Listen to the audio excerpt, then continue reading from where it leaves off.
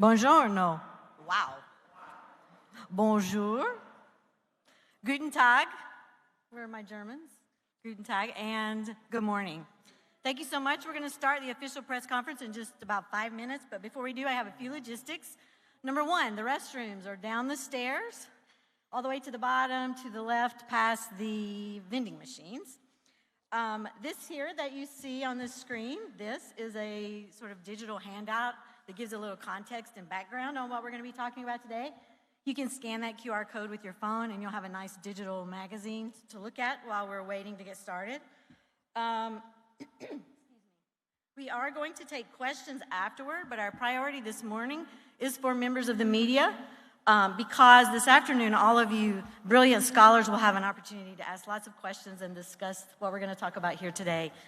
So this morning we're going to reserve those questions for the media. The speakers will be available for interviews in the room in the back here, to my right, your back, to the right. And I just want to say that for those of you in the audience who have, or in the press, who have held on to your stories and waited to file them, you are in for a real treat. Because we actually have brand new images, hot off the press, so new I haven't even seen them. And you're all going to be very excited, I think, to see what we have to show you. So in just a few moments, the director of the library, Silvia Cipioni, will come up and give us a brief welcome, and then we'll get started. Thank you. Okay, we're going to get started now. Again.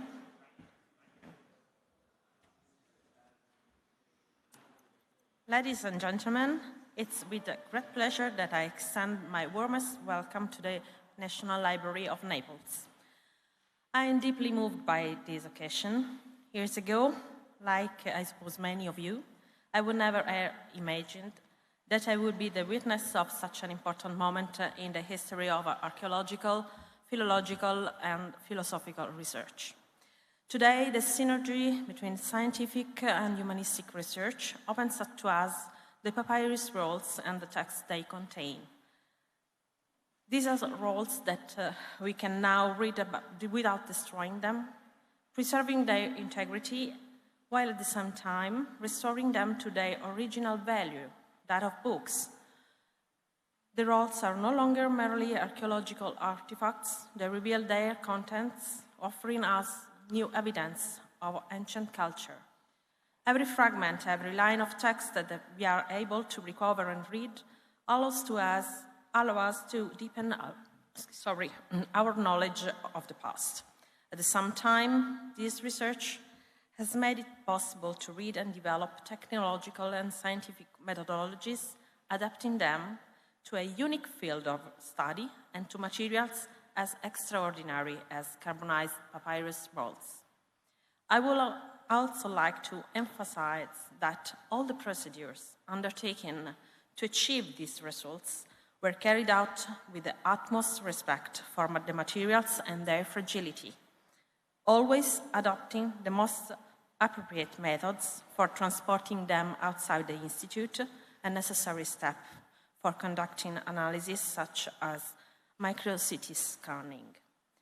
Professors and researchers have consistently shown respect for the institution, for the people who work in the library, and for the materials themselves, never objecting to the guidelines provided for the handling of the papyri. The financial support granted to the library has enabled an important conservation project to stabilize fragments resulting from previous investigations, and it will also allow us to improve the preservation systems for both the rolls and the other fragments. I would like to, therefore, to thank all the key figures of the Vesuvius Challenge, namely Nat Friedman, Brent, Christy Chapman, and their collaborators, among them George Angelotti. And I would also like to thank Professor Nicolardi for her outstanding professionalism and for demonstrating in every circumstance gracious willingness. I would like to thank all the professors, researchers, students who, through the study of the papyri, are making an exceptional contribution to the advancement and dissemination of knowledge. Finally, I want to thank you, all of you, for being here today and for sharing this moment of such great importance for the library. Thank you.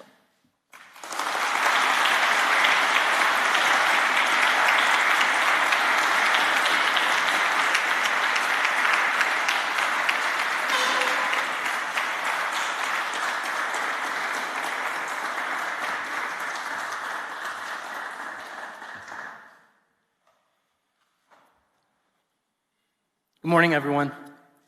Wonderful to be here. I appreciate you coming. First thing I have to do is take the very rare podium selfie. It will include all of us. Please smile.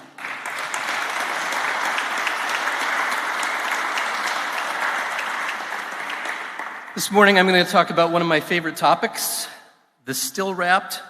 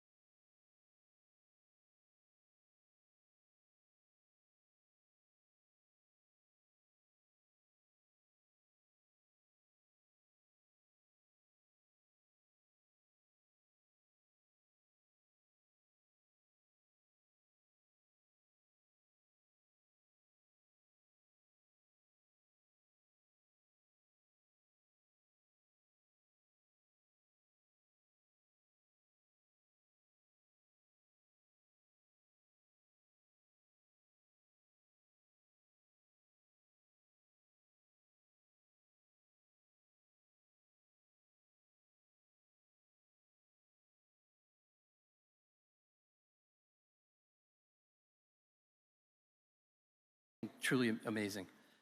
I'm not going to spoil that because my role is to frame the data and the partners so that you understand how far we've come in the last 2 decades.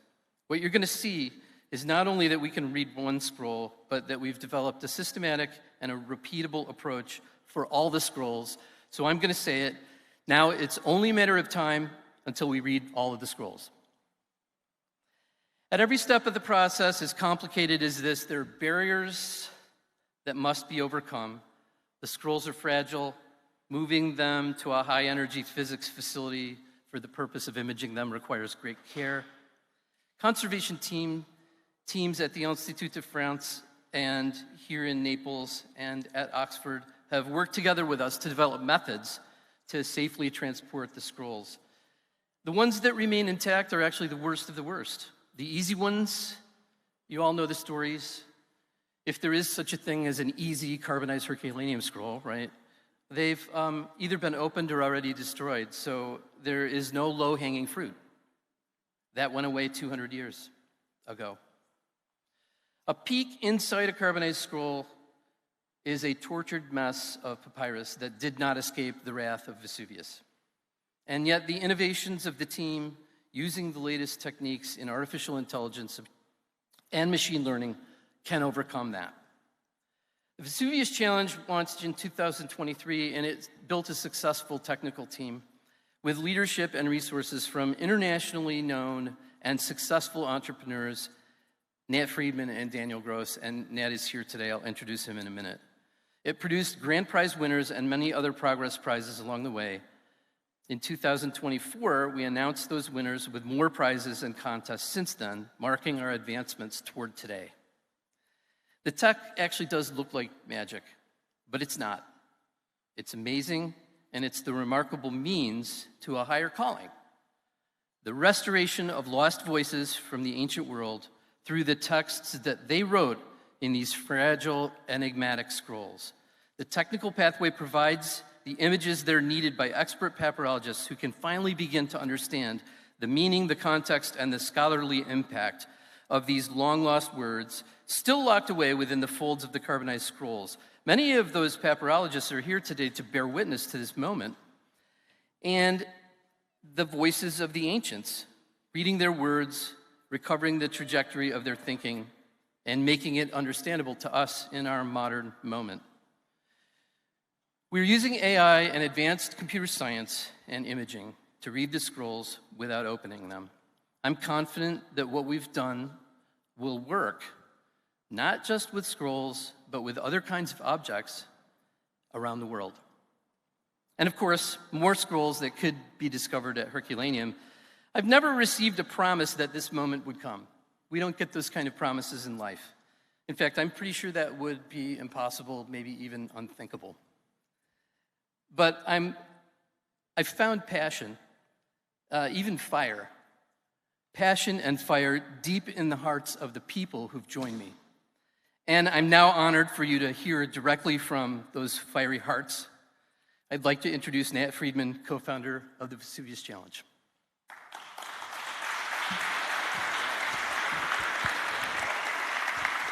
Thank you, Brent. Thanks, everyone, for making this event possible.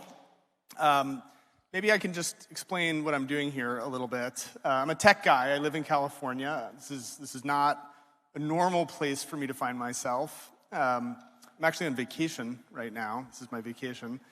But I have terrible insomnia, lifelong insomnia. My mother told me I would grow out of it, but it hasn't happened yet. My mother was right about many things, but not that.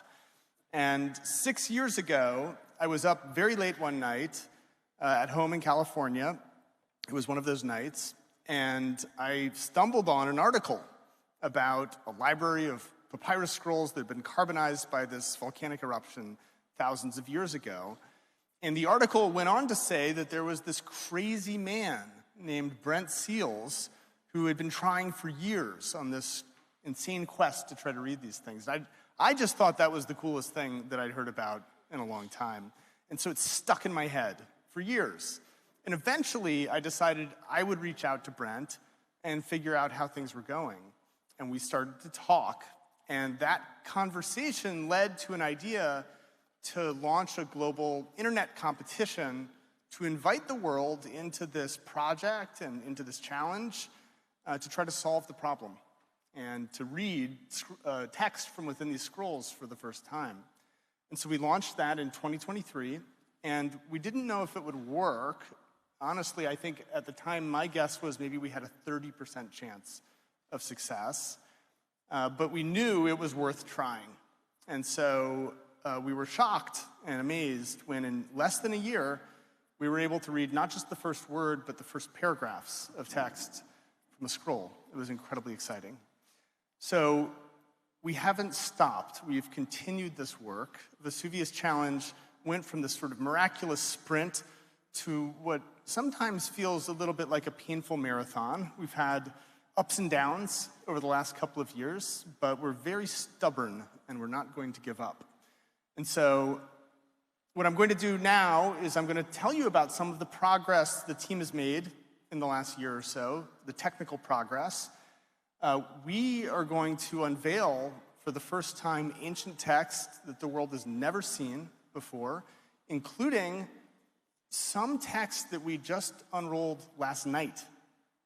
It was a huge shock, but it was 1 o'clock in the morning last night. We were on the roof of a hotel, and for the first time we saw huge piles of new text come out. And so we asked Federico if she could please read it, and she said she needed a little more time. But anyway, you'll see some of what we just saw last night today, very briefly, but it should be exciting.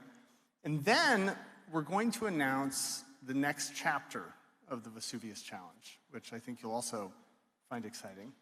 So to ground the work, I think it's useful just to take a brief moment for those not familiar to explain the problem.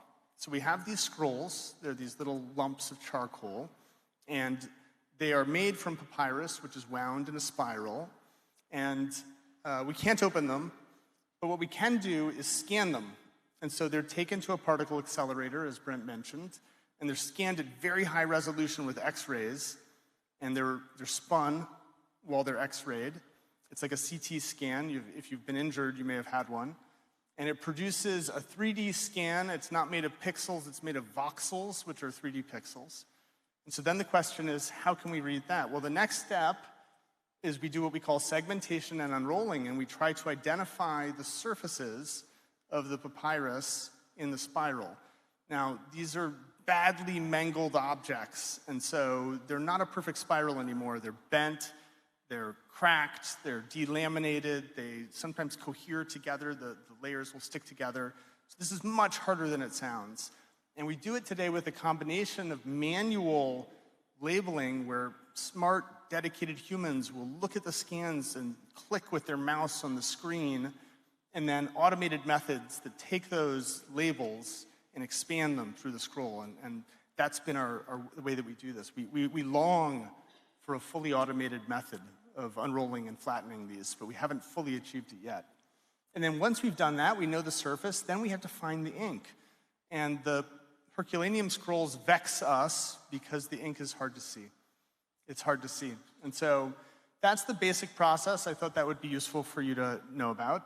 And I'll tell you what we've been doing for the last year or so. So the first thing to improve our techniques is that we've done a huge investment in this human annotation of these scrolls. And so you see here a human. This is supposed to be animating, but imagine this mouse cursor is moving and they're clicking on this. This is a cross section of the scroll.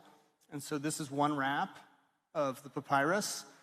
And they'd be clicking through these and labeling the surface. So when we, in 2023, let me try if I hit that again. No, I don't know. It's not working.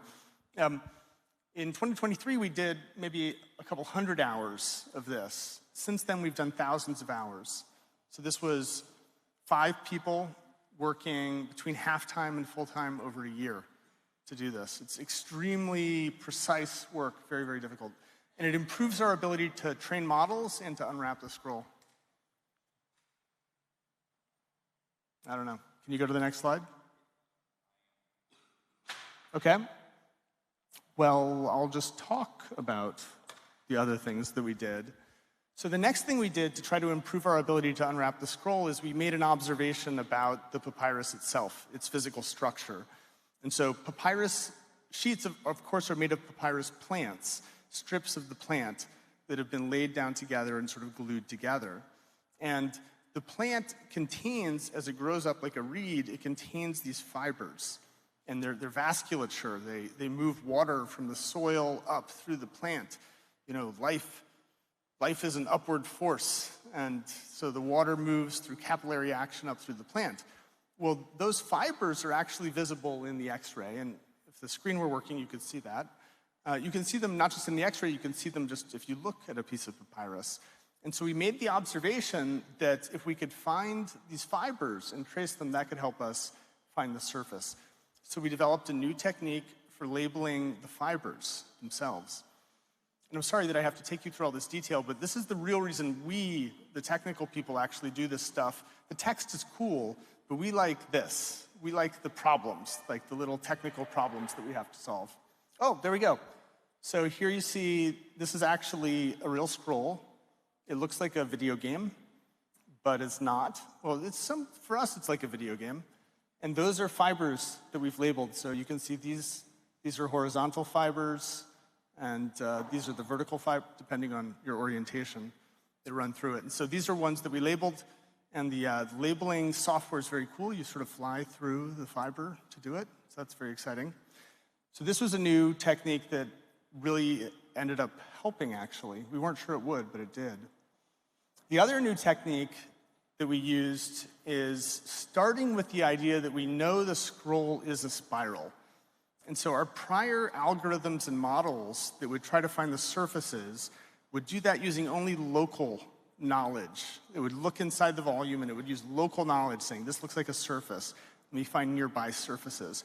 But those models had no idea that they were looking at what had once been a spiral. And so this is what we call a global prior. The prior that the model has is that it's dealing with a spiral, something that was once a spiral and has just been molested by a volcano. And this helps. This helps too. So we were able to take all of these techniques and all of this work and apply them to scans that we already had, not even the best scans we've done, and produce a new result. And so this is PHERC 172. This is a scroll from Oxford. From our prior efforts, we know it's by Philodemus, and we know it's on vices. And in order to share with you our progress, I'd like to invite the team whose work I'm representing right now up onto the stage. So come on up.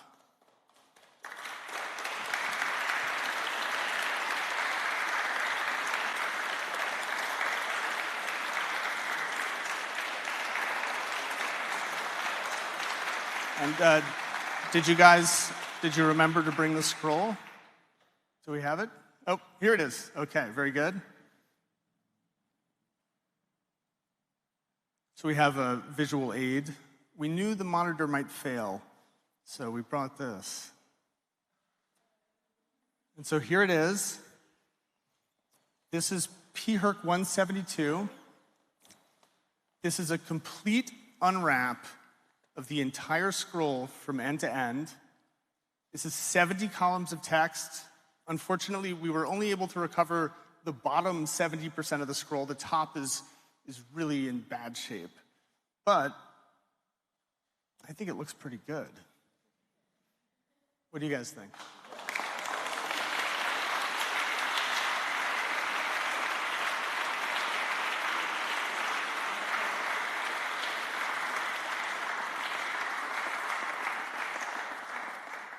So this is until last night. Sorry, can you guys lower it a little bit? Until last night, this was the biggest thing we'd ever seen, and it was very exciting. The readability is not yet perfect throughout this, but we can see the structure, we can see the columns, and we can read a fair bit of the text. But this is also a lower resolution scan than we know how to do now. And so I implore Oxford University to allow us to scan the scroll again at a higher resolution because we think we'll be able to read everything. Okay, thank you.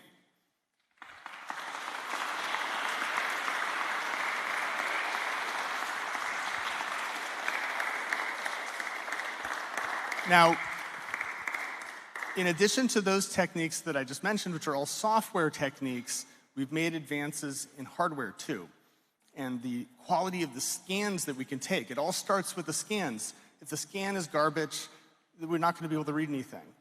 And so to talk about that work, I'll introduce you all to Giorgio, who's been project lead for Vesuvius Challenge over the last year, and who spearheaded all of the scanning work. So I'll let you take over.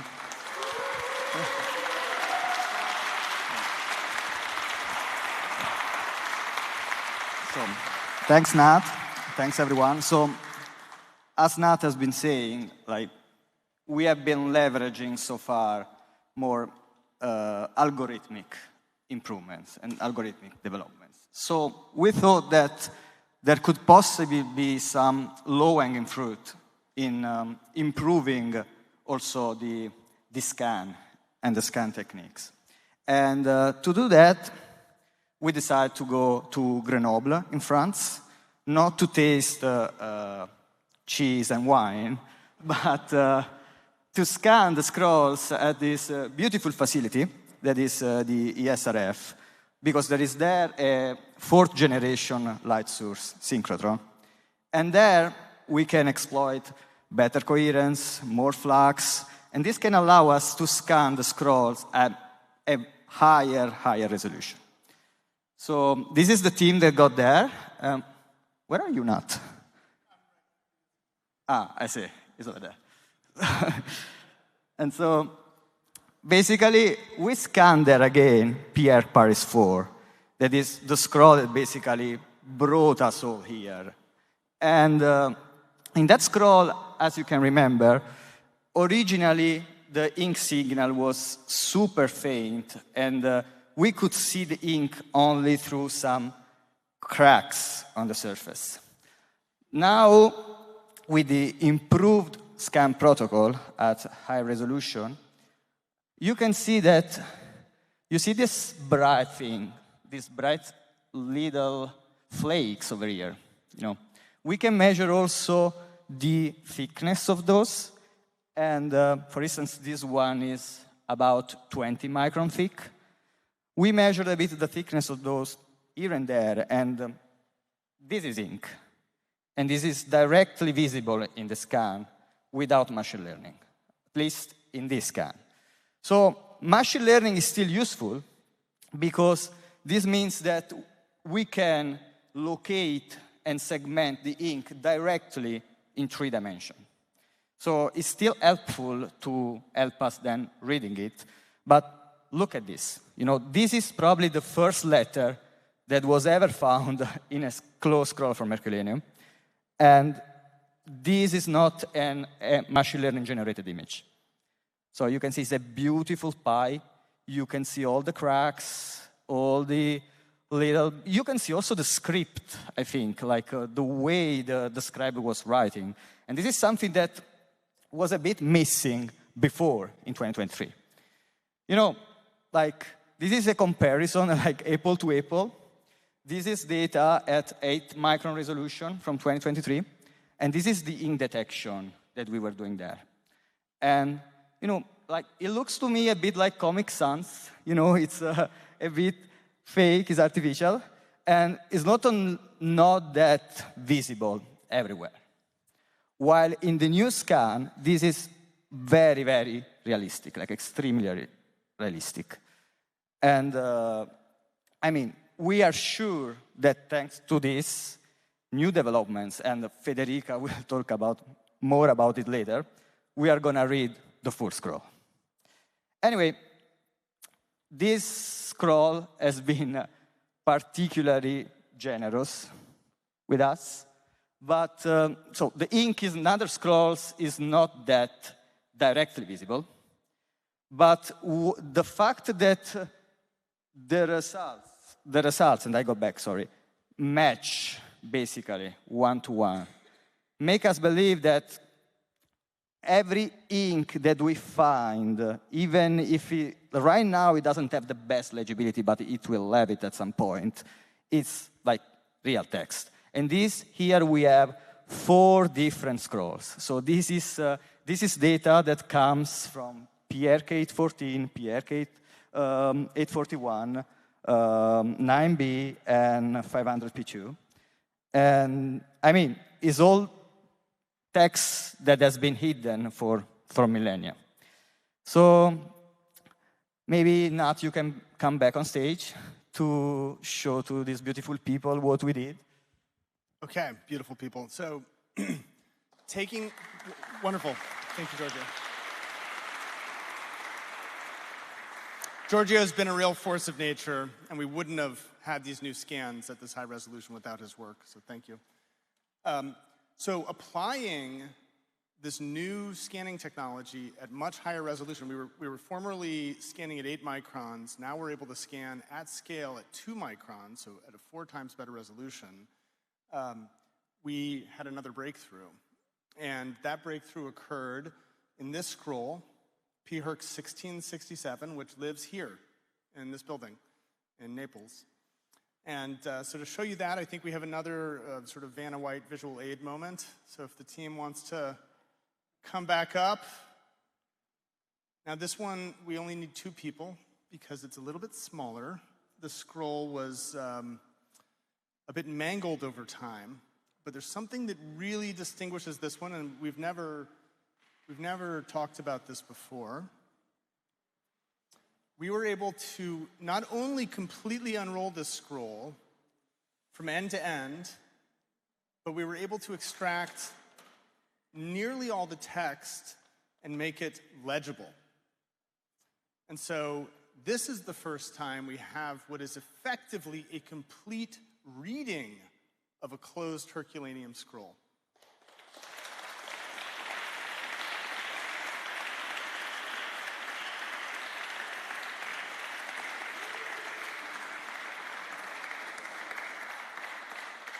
And this is a very exciting milestone for us in the project. Now, you've probably all already read it, so this may be duplicative, but to tell you more about what we discovered here, I'd like to introduce Federico Nicolardi, who is the lead papyrologist for the Vesuvius Challenge. Thank you, Nat.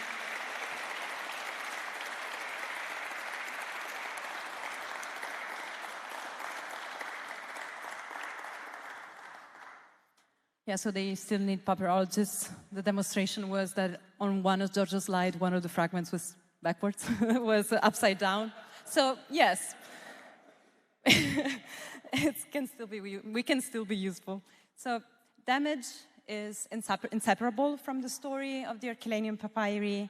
They were damaged, as you know, by the volcanic event that carbonized and saved them from natural decay, by the excavations that brought them back to life, but also in many cases by the physical attempts to open them in order to reveal them. As a result, papyrologists have long had to work with an extraordinary degree of fragmentation. I would like to show you something, if possible. No? Okay. Yes, okay, this is not what I wanted to show. Okay. Maybe I'll continue. This is what I wanted to show, talking about damage and different types of damage. Damage from disruption, damage from unwrapping. What you can see here is specifically damage from physical unwrapping. And another thing I wanted to show you was this one. What you see now in the slide is the digital reconstruction of the papyrus most recently published in the series La Scuola di Epicuro. So this papyrus was physically unwrapped. And this model reveals both the remarkable expertise of its editor and the painstaking technical effort required to piece together digitally a text from scattered remains. But it also reveals actually the limits of this traditional approach. Significant portions of the scroll are still missing, and many of them will never be recovered because they were sacrificed in the effort of making the text readable. So for centuries, this was an unavoidable compromise, even with the most accurate, even with the most successful methods available at the time to physically unwrap the scrolls. To read them, one had to damage them.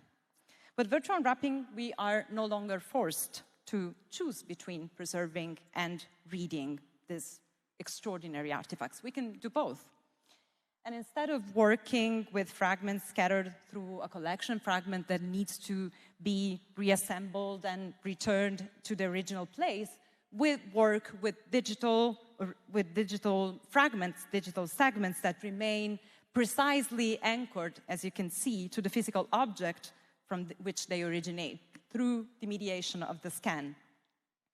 And the ultimate goal, which we have now achieved, as shown by Nat, is a continuous decipherment of an entire surviving artifact. But the results we are presenting today actually illustrate two different stages in the process of the recovery of these texts, answering two different questions. So let's start with the first question. The first question is, what book is this? And back in May 2025, we revealed the title of Pierre 172, the long scroll you've seen, preserved at the Bodleian Library in Oxford, and it reads Philodemus on Vices, Book 1. And since then, the Vesuvius Challenge team has virtually unwrapped, as you have seen, 70 columns of this work. And we continue to improve the readability of this text, but we have already been able to announce some significant readings here, including an interesting quotation in the final column, which preserves a part of the character's, the ethical work of the peripatetic philosopher Theophrastus. Let me see if I can show it to you.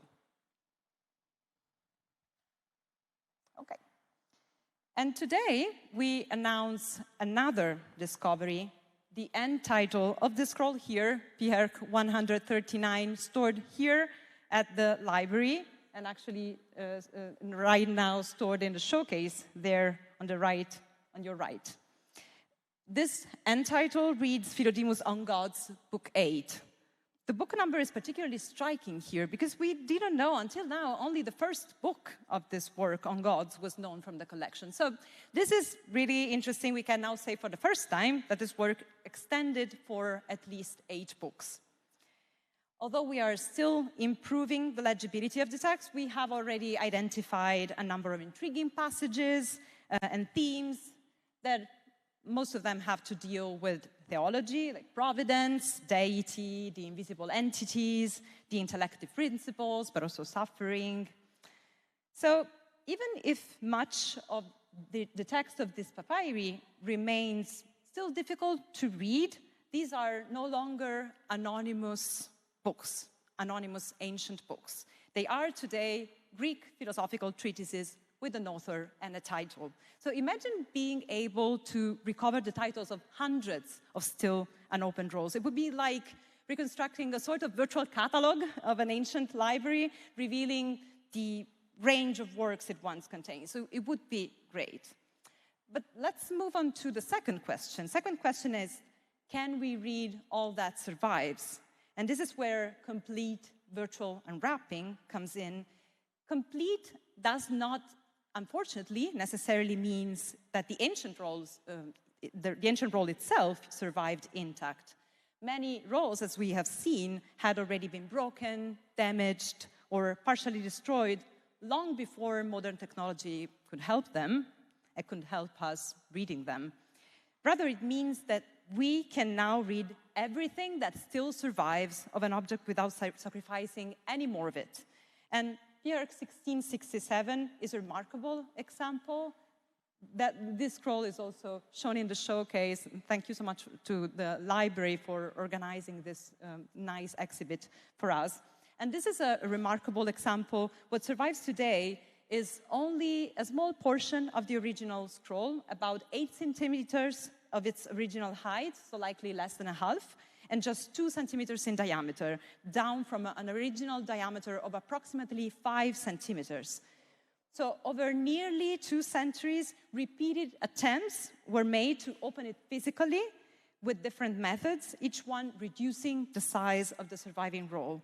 So in the 1980s, the Oslo method detached a handful of fragments, bearing isolated letters, but continuous reading remained completely impossible, and the scroll was effectively declared unreadable. So they assigned readability score 0 to this papyrus.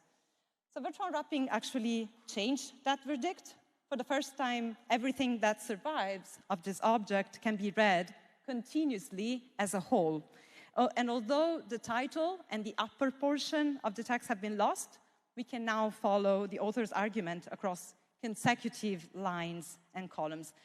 This text is very, very interesting because it appears to belong to a Stoic context and may date as early as the end of the 3rd century or more likely the 2nd century BC. There is a reference to Aristocreon. Aristocreon was the nephew and disciple of the Stoic philosopher Chrysippus, the second founder of the Stoa, who lived in the 3rd century BC. And this, together with the handwriting of the papyrus, suggests that this scroll belonged to the oldest core of the Ercolanium library. So books that were produced probably in Greece or somewhere else, and later became part of the collection preserved in the villa. And the text refers repeatedly to the Stoic concept of the impulse, the drive to act, that in human beings should be governed by reason rather than instinct, as it happens with animals. And another concept that appears central in the surviving columns is phronesis, the practical wisdom. For the Stoics, this was the highest value, enabling us to distinguish good from evil and also what is neither good nor evil. So reflecting on knowledge and inquiry, the author warns us that we cannot understand anything if we depart from our own nature. So today's announcement actually marks a clear transition from data to editions, from scans and algorithms to texts that scholars can cite and discuss, as we will do later today. This transition will also be carried forward by a newly funded European Research Council synergy project, Unlost, which complements the Vesuvius Challenge by both building on these technological advances and strengthening the papyrological work required to transform newly recovered texts into lasting scholarship. But coming back to the Vesuvius Challenge and our second question was, can we read all that survives? So now the question is, what happens when all that survives is a full scroll? We first began to answer, we tried to answer this question for Pierre Paris IV, one of the scrolls stored at the Académie des Inscriptions et Belles-Lettres in Paris.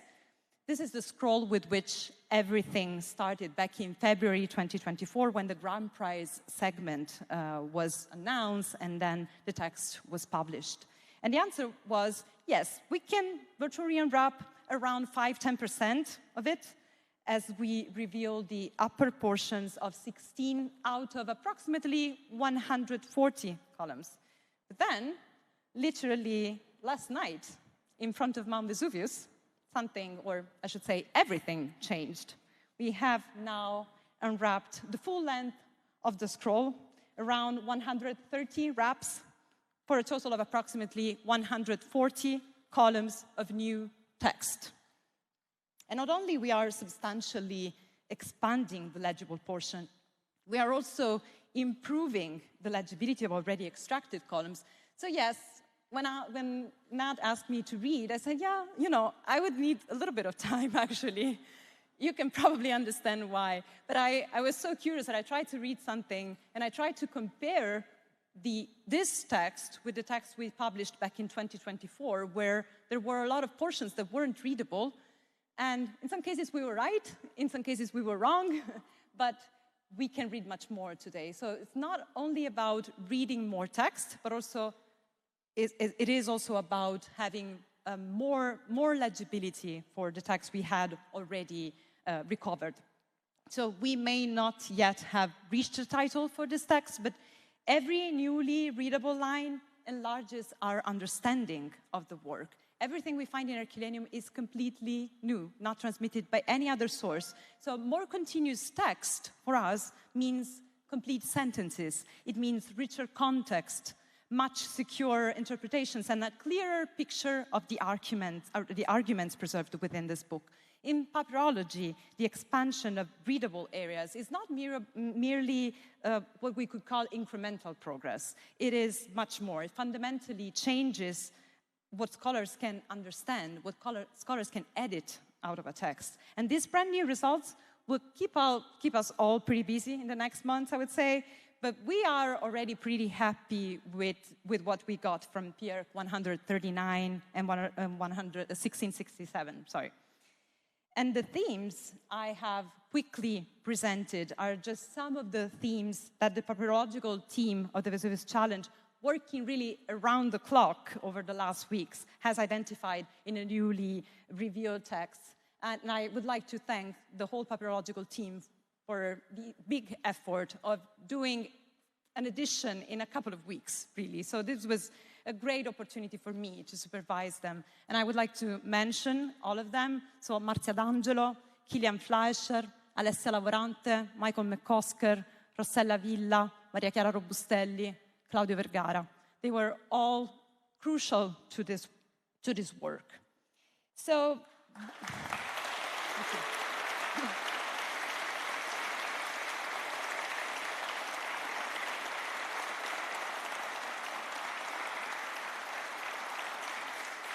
I would say, consider this as a sort of teaser trailer for this afternoon session.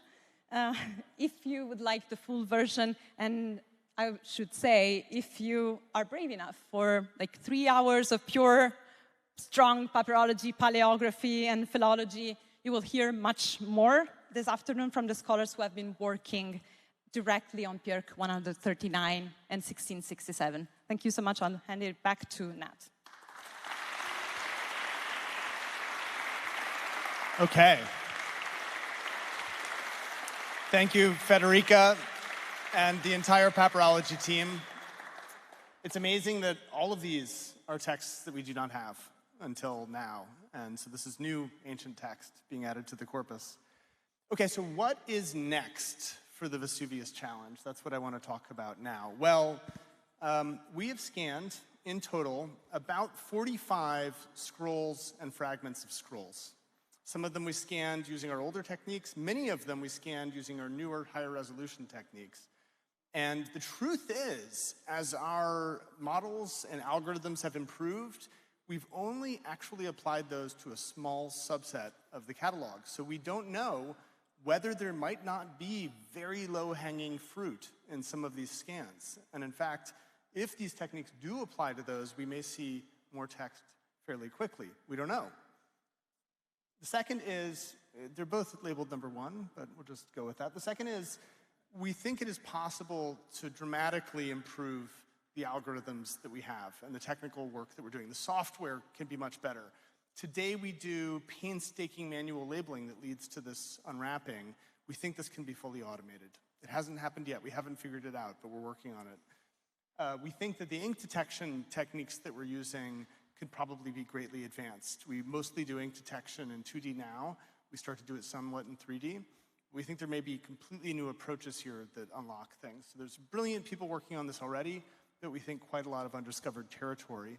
And then the third question is whether there might not be a way to get much higher resolution scans. We don't know of one right now. As Giorgio showed you, as the resolution improves, the readability jumps dramatically. It's a scaling law for legibility.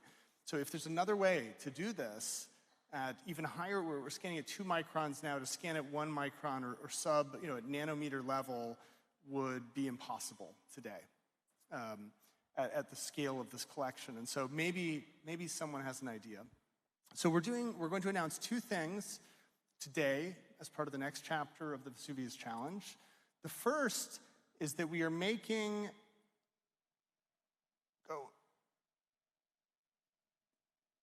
something should happen here. Well, in any case, we're making the entire collection of all of our scans, all of our data, all of our code, all of our internal models, all of it available publicly. So anyone can dive in and try to tackle some of these next problems. And maybe make a big breakthrough. So all of this will be available on the website a little bit later today.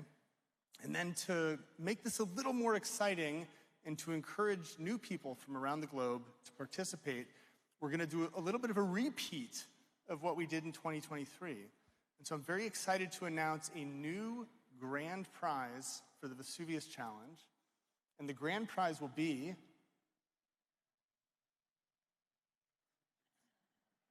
no prize, forget it. We'll just cancel the whole thing. Well, there's a really nice visual that was kind of funny, but the grand prize will be $1 million. And it'll be $1 million to the person or team who is the first to read in full any of the scrolls from this collection. And we're giving them a year to do it. So until June 25th, 2027, you have 1 year. If you can read one of these scrolls in its entirety, you get $1 million. Now, there's one rule, which is that you have to share your work. You have to show your work in public so we can see how you did it, and so we can apply these techniques to the rest of the collection, and more text will spill out. So we'll be sharing more of the details of this new contest and grand prize a little later over the next few days, but we're excited to announce this. We'll have some other new prizes that are coming too. So this is an invitation to the rest of the world to join us on this adventure. I think most people start a little bit curious, and then they get sucked in, and then they find that they've spent months or years doing this. But I can't think of a better way to lose 6 months of your life than doing this and finding ancient text that's never been seen before and getting $1 million. So we hope the world will join us. Okay, with that, I'm done. Thank you.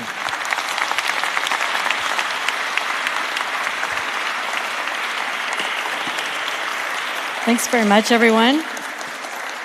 Now we're going to hear from a few of our international partners, who you have heard referred to many times throughout the morning. When I first started working on this project, my job was to help manage the relationships that we had with our external partners. Because they are, I would argue, the key actually to what you see having been accomplished here today. And actually, we're gonna start with Elizabeth Schotten from Diamond Light Source, and unfortunately one of the slides that got missed in the beginning was of Diamond Light Source, because our relationship there goes all the way back 11 years ago when one of their beamline scientists who was very interested in this project donated some of his personal allocation time to Brent and allowed us to do very early initial studies.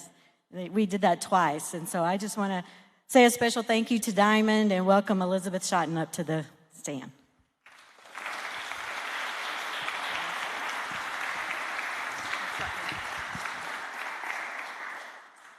Good morning. So I'm delighted to be here.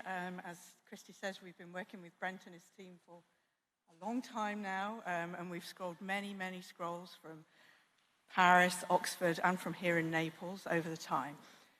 So Diamond has made a significant scientific contribution over the years to the effort to recover the text, providing advanced X-ray imaging that was needed to see inside these scrolls without physically opening them. Our role has been to overcome the barrier of being able to virtually unravel the scrolls using our world-leading imaging capabilities. Diamond is the UK's national synchrotron facility, a particle accelerator that generates very intense sources of X-rays, and we can perform imaging at a resolution level that's not possible using lab sources. Then you go to fourth generation light sources like you'll hear about afterwards that can do imaging at even higher resolution than we're able to do. So using our I-12 beamline, it's a high-energy beamline designed for imaging. We've worked in partnership with the University of Kentucky team and the librarians from the Institut de France, the Bodleian Library in Oxford, which is very close to Diamond, and the librarians here in Naples to scan their scrolls. And the scroll that you saw earlier on, the large unraveled one from Oxford, was one that was scrolled at Diamond. So the resulting X-ray data sets have played a crucial role over the years in allowing the researchers to digitally unroll the scrolls and detect the traces of ink within the carbonized layers. And this is exactly the kind of challenge that Diamond is built to address. We're revealing structures and information that cannot be accessed by conventional laboratory methods. And the achievement also highlights for us the wider value of Diamond's facilities beyond the laboratory. Although we're best known for supporting research in health, energy, engineering, and material science, this work shows how the same powerful tools can help answer important questions in archaeology and cultural heritage. Our earlier work on Herculaneum material has helped to demonstrate the potential of synchrotron imaging in this field, and the latest results underline how our beamlines can support breakthroughs far beyond our traditional scientific applications. So for Diamond, the significance of this work lies not only in the historical importance of the Herculaneum scrolls themselves, but in demonstrating what advanced national research infrastructures can make possible. For us, it's incredibly exciting to see Diamond's imaging capabilities help to unlock texts that have remained hidden for nearly 2 millennia. It shows how advanced science can open up entirely new ways of understanding our shared human past. By making the invisible visible, we've helped create the conditions for one of the most remarkable acts of rediscoveries in recent years, bringing ancient voices closer to being read again. We're thrilled to have been part of the project and very happy to be here to see the results unravel today. So thank you very much.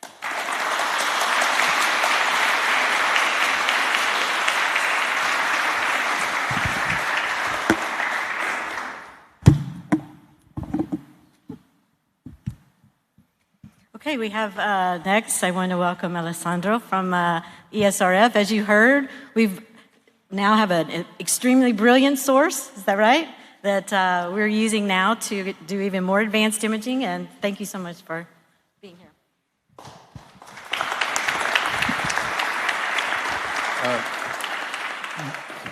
Good morning. I am delighted to be here and participate to this fantastic adventure of the human knowledge. I am Alessandro Mirone. I'm here on behalf of the ESRF, the European Synchrotron Radiation Facility, and in particular of the BM18 beamline, where the recent scan with the three-dimensional image of the scroll have been acquired. BM18 is one of the 46 beamline built around the SRF source. Each beamline is targeting a selection of scientific domain and experimental technique. So every beamline is special. What makes BM18 special is its ability to combine large volume, high spatial resolution, and high quality phase contrast imaging. This combination is essential for providing high quality input to the ink detection neural network algorithm developed by the Vesuvio Challenge team. What does this mean concretely? At BM18, we convert into three-dimensional image the slight deviation of the X-ray wavefront when it is traveling through the sample. And we don't rely only on absorption. The X-rays are merely transmitted without being absorbed, but only slightly deviated. So this allows for a careful reduction of the radiation dose. Our contribution is consists in providing the highest, the most precise, high-quality images, and the resolution, the very high resolution required for the scroll is between 1 and 2 microns. So this means that we produce a huge volume as a typical size of the recent scan is between 100 and 400 terabytes, not gigabytes, terabytes. So this is huge. And all considered, this is an enormous effort, starting globally from the SRF down to the specific case of BM18 with original solution. So the source, the instrumentation, the detector, the acquisition, the data analysis, reconstruction algorithm, so a big effort. The SRF is an international research facility supported by 19 partner countries. More than 600 people work on site and welcome every year 10,000 visiting users which come for the most disparate experiment. And personally, I am involved in the scientific data analysis and algorithmic parts, and in particular for BM18, for the reconstruction of the volume. But I'm here also on behalf of Paul Taforo, who is a scientist responsible of the BM18, and he's also the person who conceived this innovative instrument.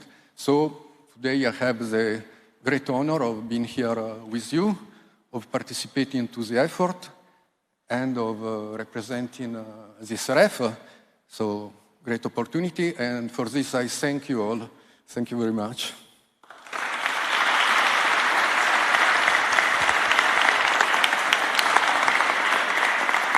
Okay, next we have Philippe Hoffman, who is here on behalf of the Académie des Inscriptions et Belles-Lettres.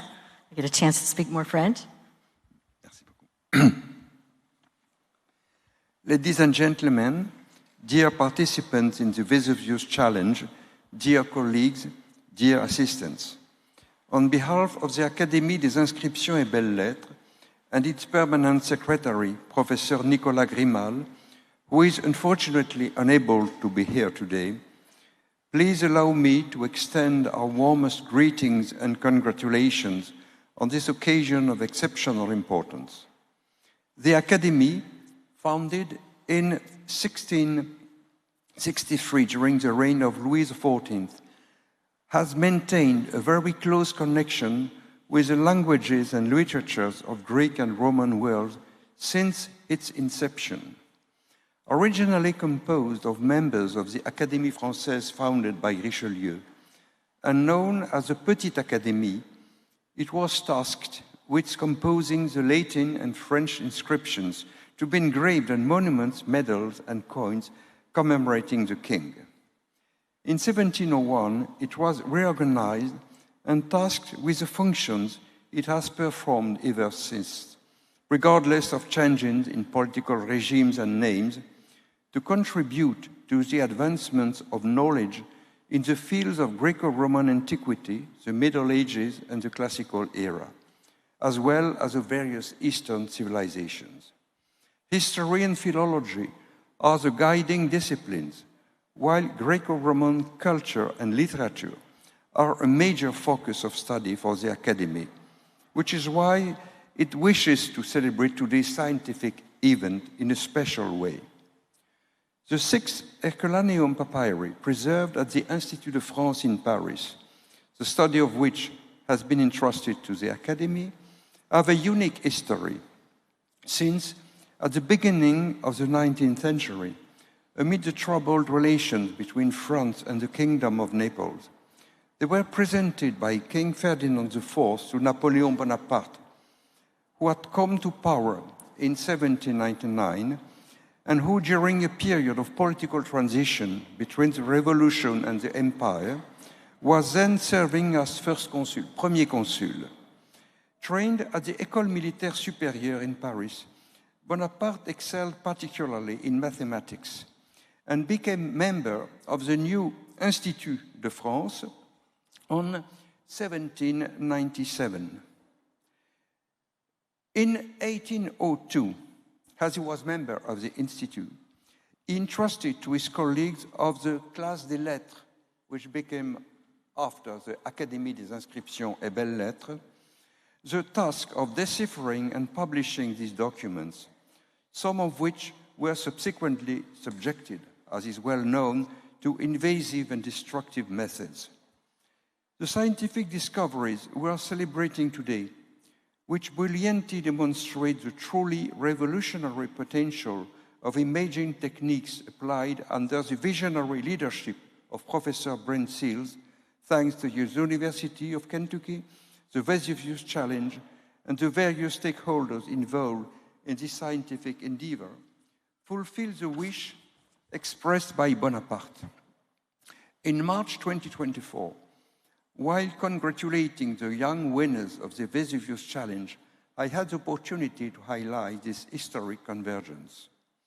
Bonaparte's intellect had grasped that the study of this papyri was of great scientific significance.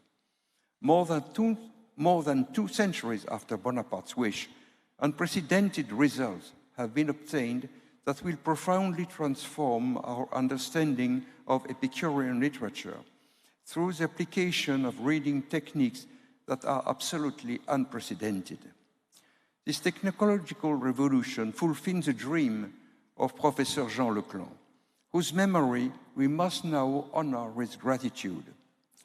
A distinguished Egyptologist and permanent secretary of the Académie des Inscriptions et Belles-Lettres from 1983 until his death in 2011, he was, by virtue of his academic specialty and his official duties, keenly aware of the importance of this papyri and convinced that the text could be deciphered. Since the early 90s, Professor Leclanc consistently encouraged and supported research on these documents and set the Academy on the path to close collaboration with Professor Brent and the University of Kentucky by entrusting Daniel Delattre, a researcher at the CNRS, National Center for Scientific Research, with overseeing and conducting the scientific analysis of this project.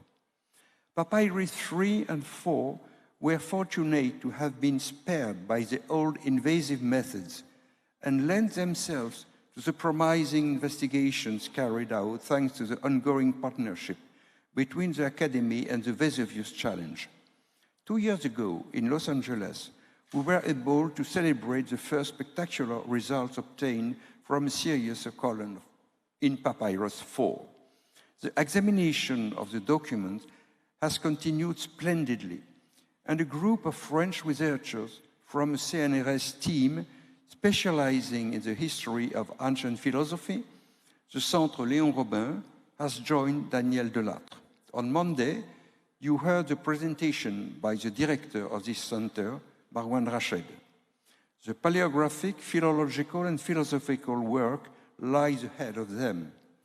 And the Academy's permanent secretary, Professor Nicolas Grimal, offers his full support to all of them. The Academy, which has already had the opportunity to hear from Daniel Delattre during its Friday sessions, as well as more recently, Professor Brent Seals and Mrs. Christine Chapman, will continue its partnership with the Vesuvius Challenge and will follow with great interest the progress that French researchers are sure to make in the study of this papyri, a topic of great interest to the international scientific community. I thank you.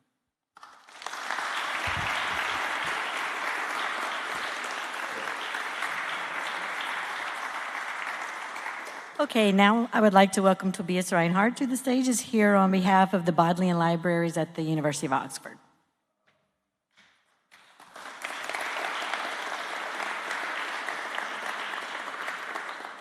Thanks very much indeed. I'm very pleased to be included here as the second representative from Oxfordshire this morning. The Bodleian, as you have heard, had a long-standing, or has a long-standing collaboration with the Vesuvius Challenge. I would like to join Nat Friedman in hoping that the scans at the Bodleian can be taken to that the scrolls at the Bodleian can be taken to Grenoble and rescanned there as well, so that we are part of this very latest revolution. Members of the press may wonder why it is that British institutions have Herculaneum scrolls. The answer is that it was broadly the same historical events which account for their presence in Paris. In the early 19th century, King Ferdinand IV of Naples and Sicily presented scrolls to the future monarch of the UK, George IV, and the story has it that in return, Ferdinand received a gift of 18 kangaroos from New South Wales, which were at the time a novelty in Europe. For a long time, the jury was out which side got the better deal, but I think we can make that determination now. In Oxford, we expect to continue our collaboration with the Vesuvius Challenge. We'll be starting a new project whose lead papyrologist is Michael McOsker, who's also here and happy to respond to interview requests.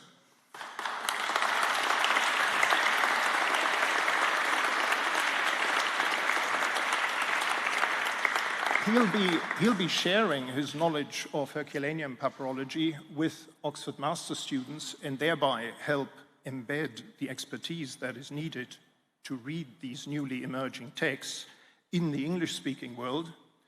And I'd like to end by thanking the main players in this whole event. I'd like to thank Nat for his generosity, for his enthusiasm, for the study of Greco-Roman antiquity. It's easy for classicists to be excited about classics. It's great for people like him to do the same. And I'd like to thank him also for the inspired idea of doing this as a competition, because the competition, combined with sharing findings at each stage, has meant that many thousands of men and woman hours have been brought to bear on the study of these texts, which were previously the domain of a tiny handful of research projects on a shoestring distributed across the world. I'd like to thank Brent for his vision and for his perseverance, and I'd like to thank Federica for her rigorous scholarship, but also for her diplomatic skill. Who said classicists have no transferable skills? Congratulations to you all.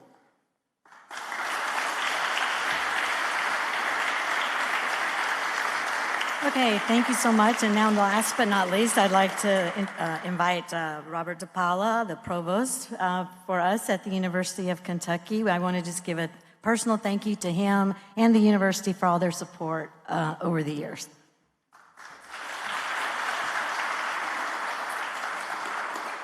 Thank you, Christy, and thank you all. Good morning. I think it's still morning or close. And certainly thank you for the opportunity to be here. On behalf of the University of Kentucky, we are honored to be here with all of you, scholars, professors, and partners.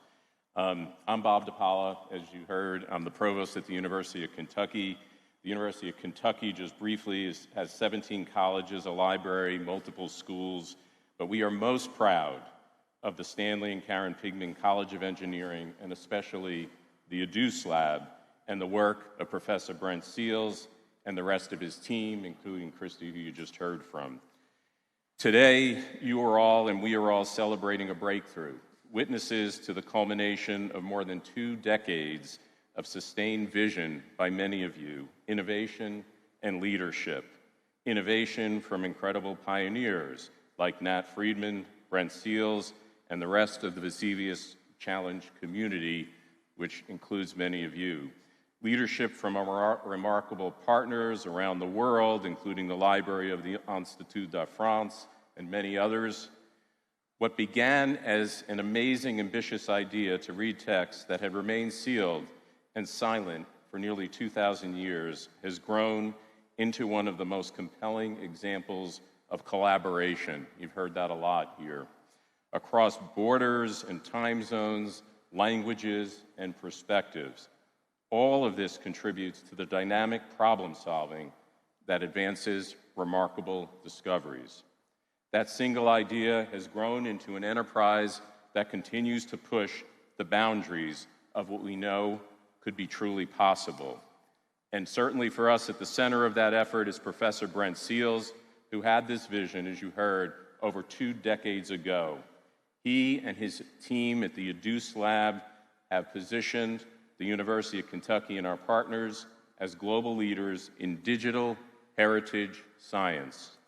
Through their tireless efforts, the University of Kentucky has become a hub for international collaboration, bringing together scholars, technologists, and institutions across continents to solve a challenge once thought, as you heard, impossible, now possible.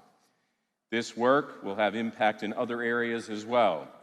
By combining advanced imaging, computer science, and artificial intelligence, this team is not only recovering ancient texts, they demonstrate how powerful partnerships can be when united for a common purpose. The beauty of these transdisciplinary collaborative teams is their ability to solve problems and create innovative solutions that have real-world impact for people and all communities. We use the term transdisciplinary very intentionally versus multidisciplinary, interdisciplinary, representing a team where the problem is the organizing principle, taking precedence over disciplinary boundaries. Dr. Seals' team is certainly a model, as is the principles around this Vesuvius challenge, with many disciplines and scholars here in the room coming together, organized around the problem or problems or questions to be posed. And the impact is truly global. These collaborative teams are restoring voices from the ancient world, expanding our understanding of history, philosophy, and culture, and building a foundation for future discoveries yet to come. At the University of Kentucky, we're deeply proud of this work and the sustained commitment of those behind it. It reflects our belief that great institutions, great universities, both generate knowledge as well as find ways to apply that to benefit the world. Through this work, we learn historical lessons while simultaneously learning how to apply it in our modern context. As we find out more about these ancient civilizations, we can see similarities with our own, and we can begin to improve. This milestone today is not an endpoint, it is the beginning, another step in the journey that all these researchers, scientists, and contributors began years ago when unraveling and reading the scrolls that seemed only a faraway dream. As Dr. Seals once said, This is what researchers do. Together, we conquer the seemingly impossible. Again, we are honored to stand alongside all of you as we continue conquering, and you continue conquering the impossible, reaching new milestones and breakthroughs for the benefit of our institutions, our communities, and our people. So for that, we thank you.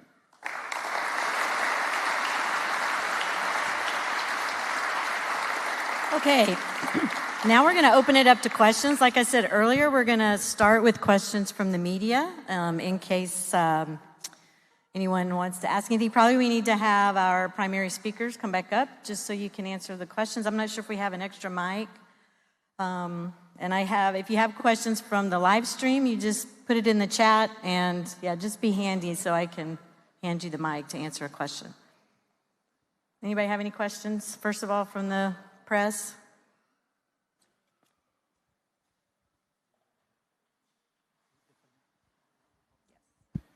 While you marshal your questions, I want to take a moment here at the end to review so that you can pass the test on the way out the door. Just a year ago, it would have been crazy for any of us to believe that there would be a complete scroll read completely non-invasively with hundreds of columns of text. And today, we showed you that that has happened. Just a year ago, it would be crazy for me to make the statement in front of you all that I believe we're going to read every single one of the scrolls in the collection. But I believe I may have convinced you that that can happen. And maybe just a few years ago, none of us, especially the classicists in the room, would think that there would be $1 million prize to work on material from Herculaneum. And yet what we heard today is that that's exactly what's happening. So I hope you feel like me that this was a momentous occasion and that we've moved into a new era, because I think that's happened. And yes, we would be happy to take questions. Thank you.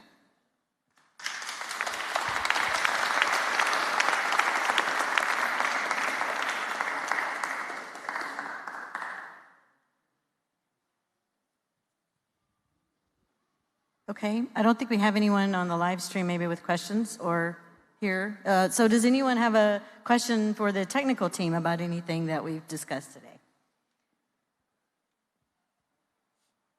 Everybody's ready to go to lunch, or coffee break is next, right? I know that you feel the heat of Vesuvius filtering through the room. So I think we should end our live stream now, and we will be around, and the conference will continue later on this afternoon, and Christy's going to close us out. Yeah, I just want to remind people that, maybe, hold on, maybe we have a question. Please stand by. Okay. Can you give some more detail about the text that has been recovered so far? Are there any particularly striking passages? Okay, so you want me to spoil the afternoon. I'm sorry about that. Okay, no, the text is actually, there are 22 columns of text. The first one's a little bit more fragmentary because of the previous attempts to physically unwrap the scroll. The rest is really well legible, especially because we had the chance to use different images that got improved gradually. So we started from a couple of columns, and what we could read were references to, in the first place, to techne, especially to the arts. And then we received different images with the whole banner, so the full 22 columns. And there we were able to try to begin to understand a little bit more what the text was about, because we were recovering more and more Stoic concepts. As I said before, and then we also received some images at 1 micron that were incredible for the legibility of the last lines of the text of the banner. As far as text is concerned, it is an ethical treatise, probably of Stoic philosophy, I would say. It could also be, in the library from Herculaneum, we know that the Greek collection is all included in a specialized collection. We only have philosophical Greek papyri. Most of them are related to Epicureanism.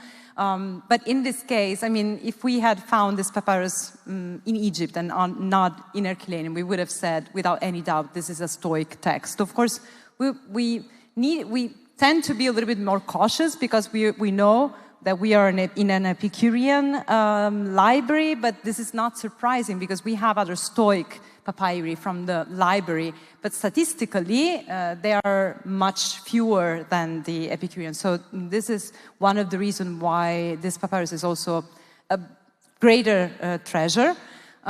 So as I was saying before, it talks about the hormai, so the impulses, and it also deals with the excess of impulse, probably a sort of impulse that is not governed by reason. And then it connects a lot the idea of techne, so art, and phronesis.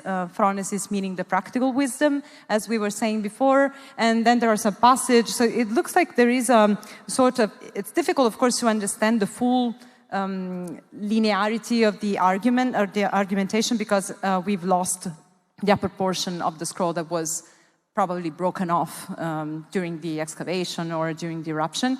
But what we can read right now seems to reveal some sort of reasoning from the author.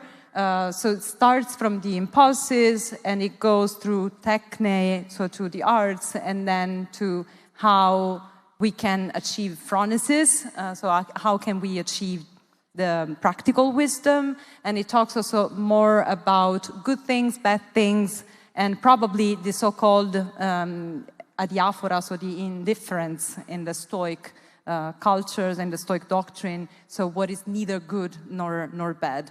And then there are some parts that are look more technical. Some of them will be discussed today because, of course, the text is completely in progress. We've been working on the transcription, but we've been working also on interpretation, but we have the opportunity to discuss this text within a big conference we're hosting here in Naples during these days. We've been hosting here. So we have many scholars that can collaborate also to the interpretation of this text, and this will happen later this afternoon. We do have one question from a member of the press about whether or not we have any complete lines of text that we can cite in news stories, and we do have a press release that has several quotes from the text in there that we can provide you. It should be available and linked from the live stream information, I believe, and we can get that to you as soon as possible. Anyone else?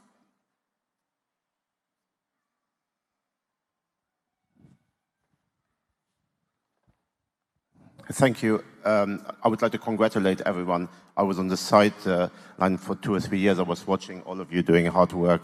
I mean, it's really great, improving scanning technology, fiber tracking, and all those things. So, I mean, now the process has been automized quite a bit. So maybe with the ink labeling, that can also be automized. And now the question is, of course, I mean, as a technical person, can we take it further? Can we, I'm saying it's slightly provocative, can we replace papyrologists with AI? Can we actually now move forward, do like letter recognition from the text that we have done, first letter recognition and then word recognition, and then maybe we have some kind of LLM that can actually read the pictures that you have produced, and then the human papyrologist, they can just check that and then also give their interpretation and putting it into the historical context, but maybe reading the letters and the words and all that. Are there also some plans and projects to also take that further? So not just enroll, but really get to the transcription where then the papyrologist can then check the work. But again, thank you. It's absolutely, I'm inspired. Fantastic work. Also, your leadership. Thank you very much. I wish I could have done the whole thing, but great. But you are maybe you can. Fantastic. There's $1 million on the table for you. I have found that the most important thing in projects like this is to figure out what the bottlenecks are and try to focus on those. And we have, in this effort, in the Vesuvius Challenge, quite a few bottlenecks that are way before papyrological interpretation. And in fact, I think the papyrologists are doing an amazing job of, they're actually hungry for more text from us. We're the slow ones right now. The papyrologists are eating up every line of text that we can produce. And so maybe someone in the world wants to work on that. I don't find it inspiring because it's something that can be done today. I think the inspiring thing is to do something that can't be done. And what can't be done is to read an unopened scroll automatically. And so that's our focus. And I think that's probably where our project starts and ends. But of course, you know, it's a free world for the moment. And so if someone else wants to work on that, they're welcome to. Anyone else? Oh.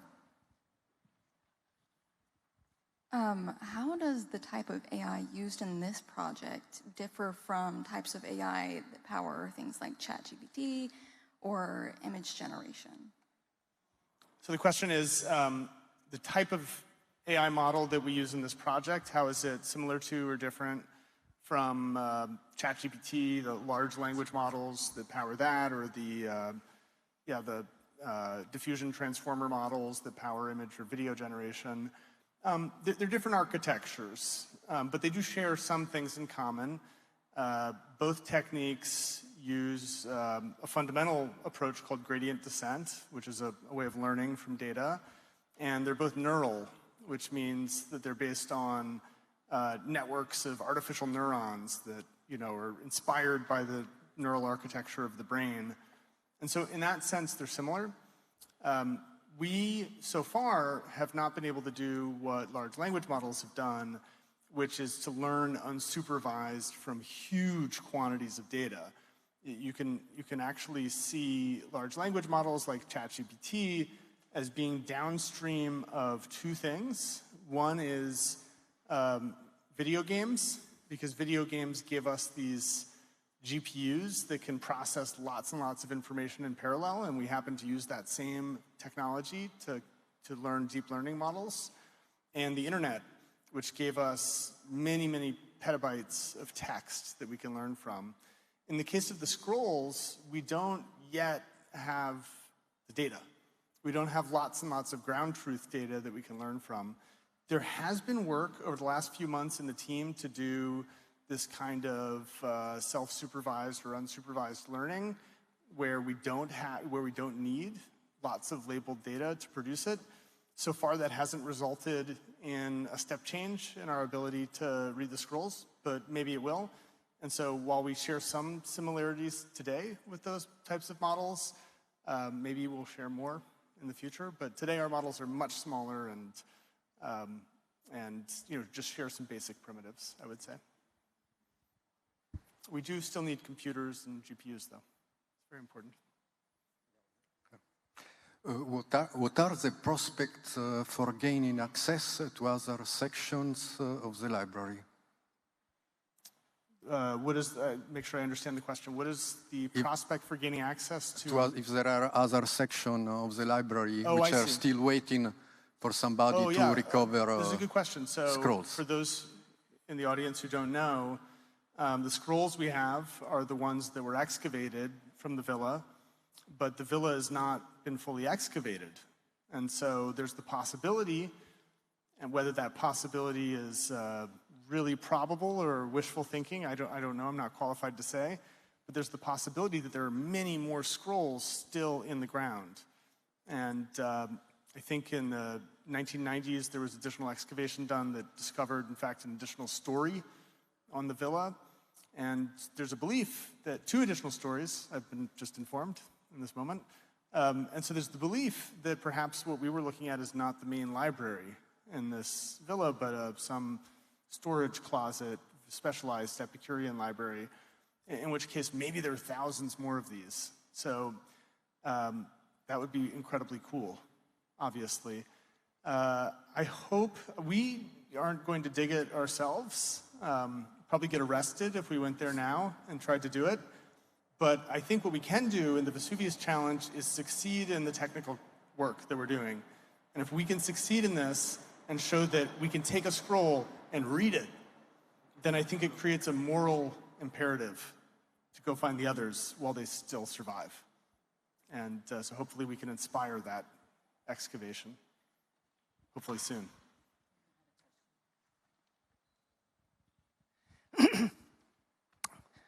Good morning to everybody. I would like to say two things. As the papyrologist in charge of the edition of Pierre Paris 4, I am not very happy because we shall have very, very heavy work to do. Second point, it's incredible your success and the success of Brent, and it is marvelous, and so it was a joke. Yeah, well, we'd like to apologize for inflicting upon all the talented papyrologists of the world more juicy new text to interpret. So please accept our apology. I think we're going to have to break for lunch right now, so I would encourage you, break for a coffee break right now, but I encourage you, if you still have questions, please be sure to talk to people at the break. We are going to take a couple quick photos of the speakers, please. So those of you, the partners, our institutional partners who I invited up to speak, hang around up here, maybe over to the left, and also our main team of speakers. The coffee break is just straight down the hallway. I believe there will be people to point you in the right direction. And thank you so much. Oh, sorry, that way, Claudio said. Go that way. Cool picture on the screen for the photos because it's kind of ugly. Yeah, we can. I think we're doing the.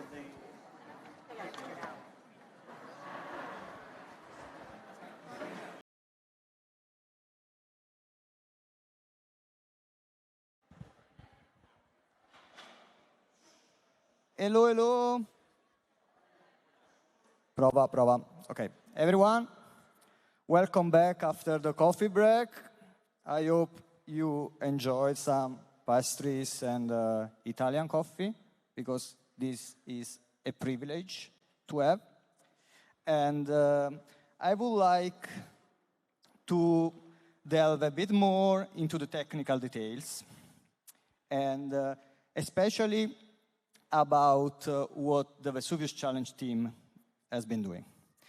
So I won't be the one speaking, because I think that actually the people that worked more closely and on this could deliver the message better than me. And so we are very happy to have here, and I'm happy to introduce to you Sean Johnson. Come here. That is a member of the Vesuvius Challenge technical team. It's a very nice story about Sean is that he was working at a gas station 2 years ago. 2 years from when I started the challenge. Exactly. It's like 4 years. Okay, good. True. And he basically became a researcher, and you could see and witness what he produced. Then we have also from the technical team, Paul Anderson, who is also a professor at Glasgow University of machine learning and geometric approaches. And I think also Elian should help you, like it's in the slides. So Elian is also another example of how global the Vesuvius Challenge effort is, because he also was a contestant like Sean and also Paul, actually, and he's from Brazil. So he was one of the runner-ups for the Grand Prize of 2023. So come here, Elian. Ah, no, you don't want to speak? Okay. Then, well, still, Elian is there. So if we have a question for him, he's over there. And the talk will be about recovering ancient text, recent advances in virtual unwrapping and dig detection. So, thank you. Thank you, Giorgio. Now let's keep it. So you heard a lot earlier today about what we have. You saw the text that we've done, the text that we've released, but I'm here to talk, and Paul is here to talk more about how we've done that.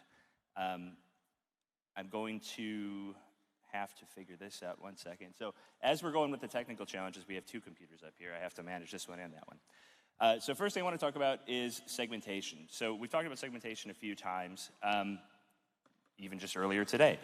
But segmentation is the process of basically taking a single wrap or a scroll, or a single piece of a scroll, in a continuous mapping of that, and being able to extract that out and flatten it to a readable thing. Segmentation, as it is, though, is traditionally very manual, very slow, very time-consuming, and it's not very fun. So ideally, we don't want to do that very much. It also has a couple of issues. Traditional segmentation just makes a mapping of this single wrap or this single area of a fragment or a scroll, and it gives no benefit afterwards, at least the way that we've traditionally done it. We've gone, segment wrap 25, and then after you finish wrap 25, you move on to wrap 26, and you start all over again.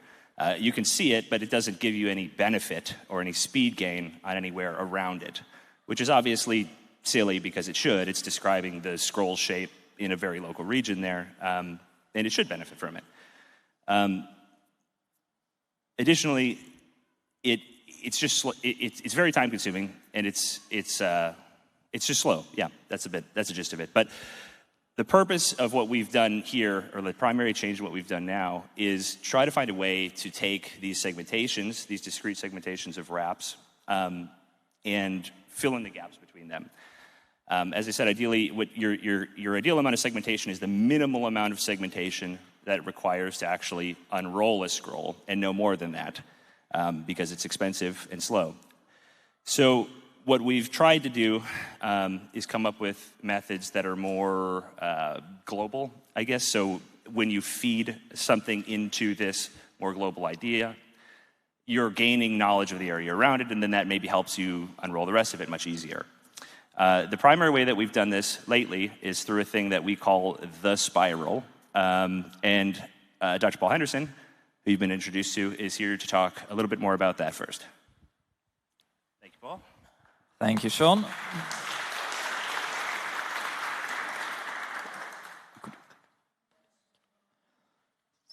So, just to first give a bit of context on why this problem of automatically tracing out the sheets within the CT scan is really hard, even when you have modern AI tools to help you. So if we train an AI system to take in one of these CT slices, or even a whole chunk of a CT volume, and tell it to predict exactly where the front surface, the recto surface of the papyrus is at every point, you get something like the red output here. So it's figuring everywhere there's a red pixel, the AI thinks that near here is some part of the recto surface of some sheet.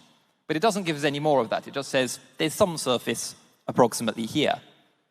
And turning these red blobs, red lines, into a continuous representation of a sheet that sits within the CT scan volume, turns out is really hard. And most of the existing techniques developed by the challenge team, have worked in a bottom-up way. They grow out bits of the segmentation progressively. So maybe we start here, there's a nice clear line, and then we figure out where can we extend to? Oh, it still extends there, it extends there, and so on. So we progressively grow out a surface mesh. And in particular, Hendrik Schilling here and Sean have done great work on VC3D, allowing us to automatically grow segmentations from the bottom up. However, there are always problems with this. Like sometimes these predictions go missing. We know the sheets have to pass through here, but the AI has missed them, it's left a gap. Or maybe we feed it more data, maybe it can solve that. But so far, we still have these gaps, these errors. And for the results we presented this morning on PHAC Paris 4, we've taken quite a different approach to creating this representation of the surface within the volume. And that is a top-down approach, an approach that uses our intuitive human knowledge about how a scroll is, how it physically exists, This is not a purely data-driven AI approach where we just feed it lots of volumes and say, go learn some stuff. But instead, we're injecting a bit of our human knowledge about the physical shape of a scroll into the system. And so, in particular, we know that, at least in some idealized sense, the scroll was a big, long rectangle, approximately, of papyrus that was then rolled up, and the papyrus fibers make a sort of grid on that long rectangle. And we know that this is how a scroll approximately started.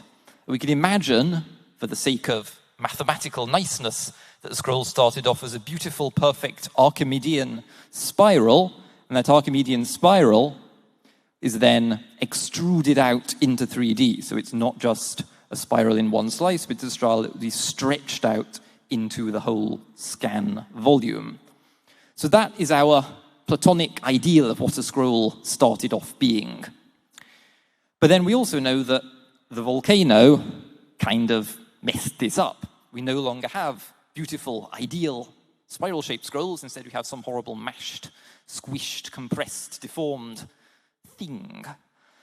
And so what we want to do, and the idea of this spiral, as we call it, method, is to try and do a very abstract mathematical model of how our idealized scroll got turned into the squashed, deformed scroll that we see today.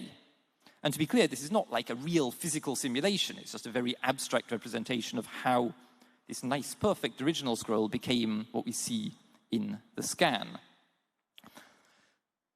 And what we do is we try to find, we ask the computer to find a combination of the original perfect shape of the scroll plus a model of the squishy deformation process that turned it into what we see today. And once we have that, a mathematical approximation of how the scroll got squashed, deformed, then the machine can also reverse that process.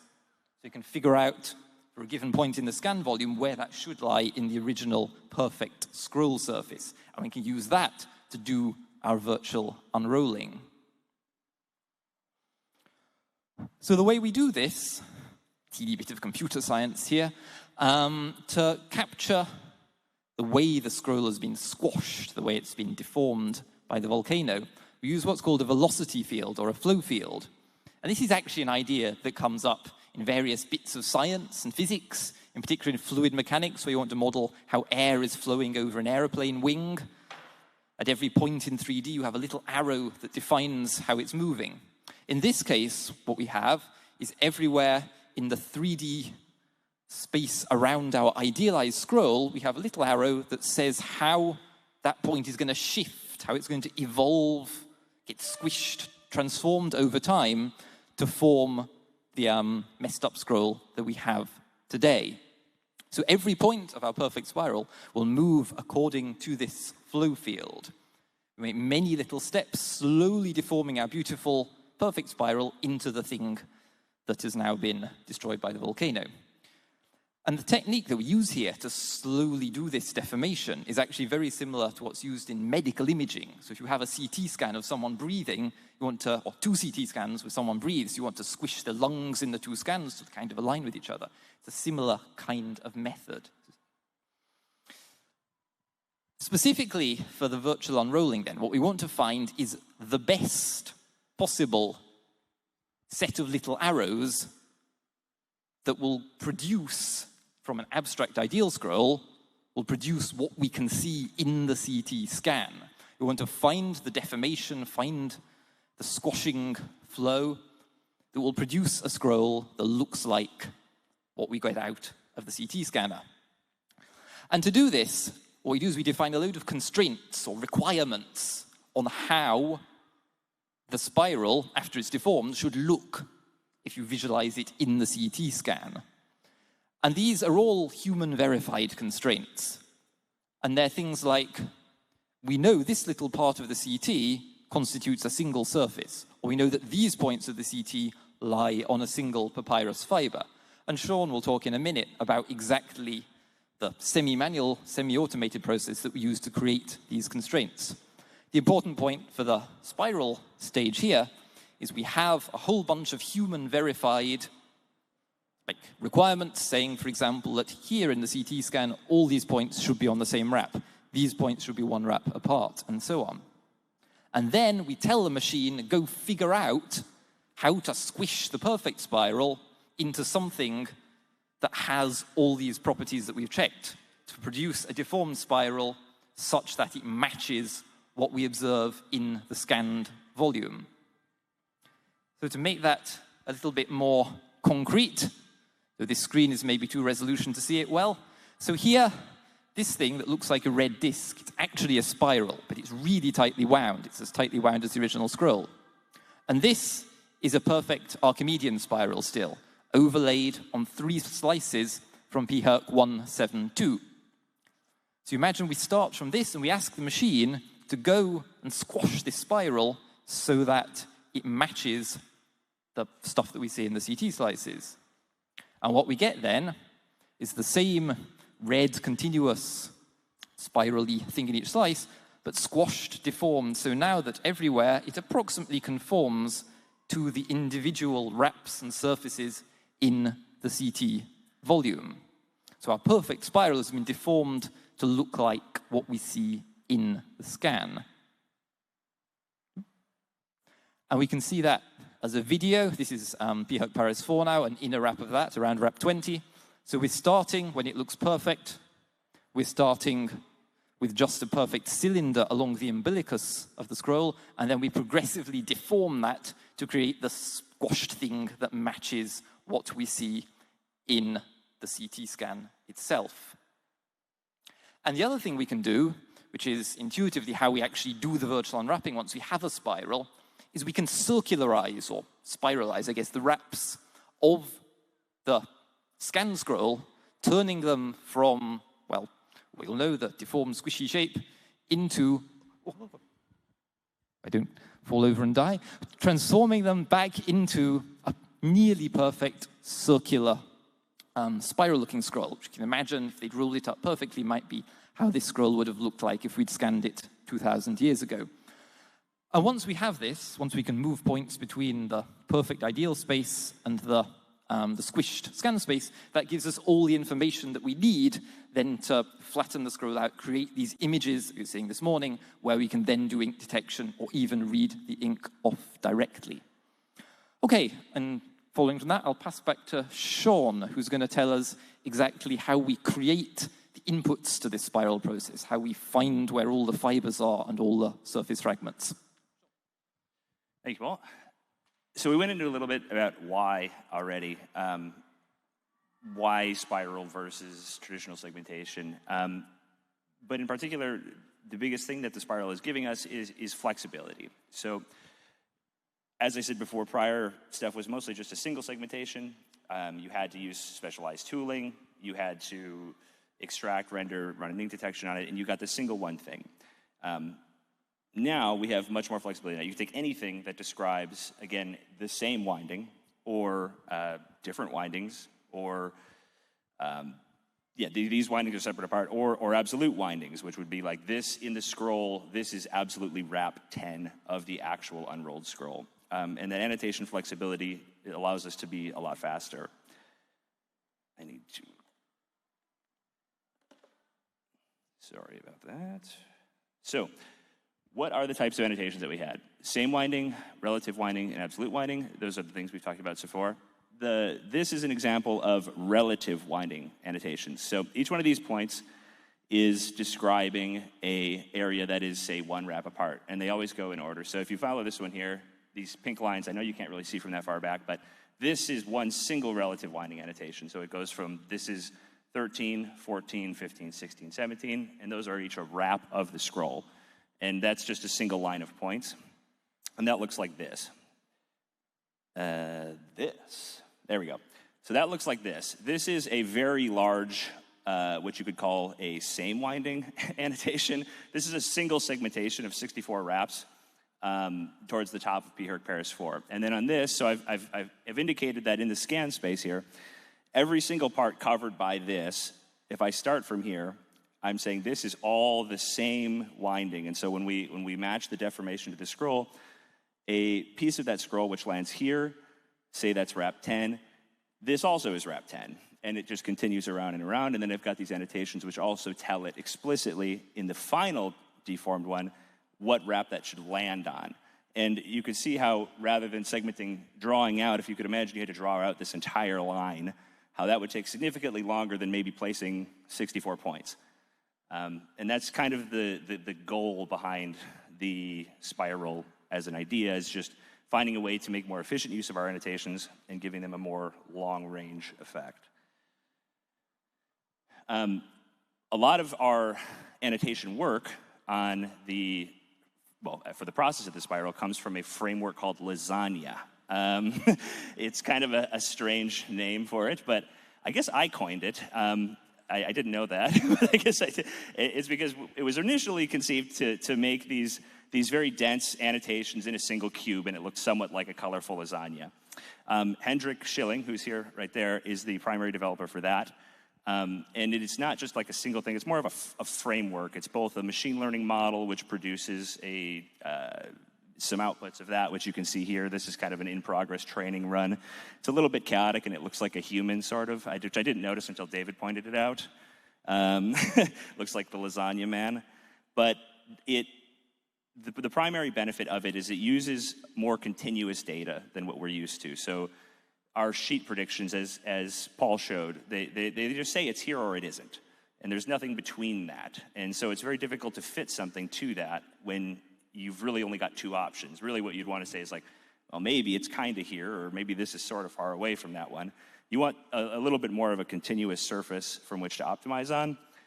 And it has all of this data built into the optimization, but then also the ability to have knowledge of the density in the area and the number of windings that it would expect in there. And so it's just a much better way to generate annotations and a much better framework than just starting from these basic binary segmentations.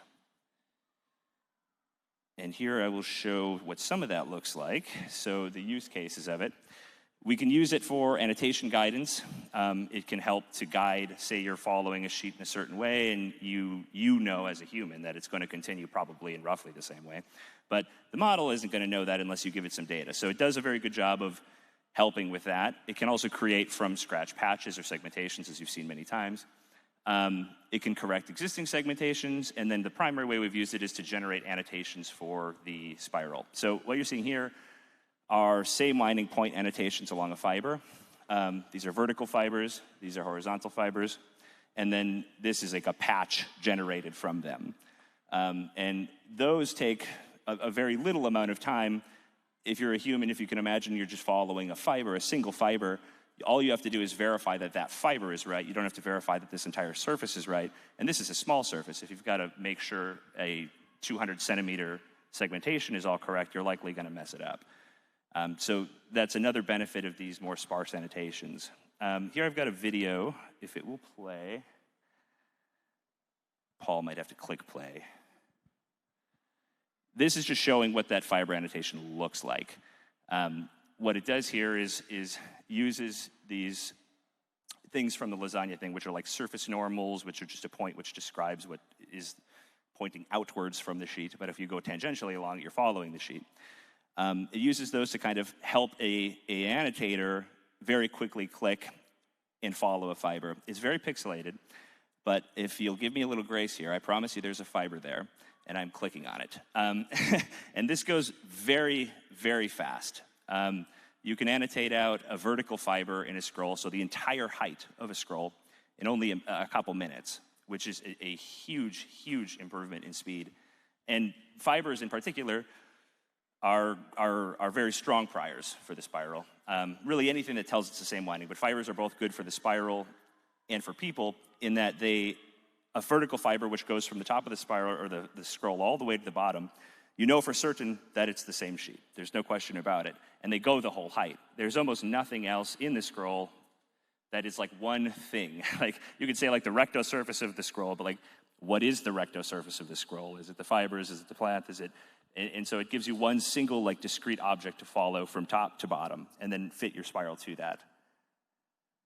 The biggest thing with this is to do any of this work, right? We've talked a lot about how maybe some of these constraints would work, but one person can't do it. I mean, we've got like 300 scrolls at least. The number's kind of in question, I guess.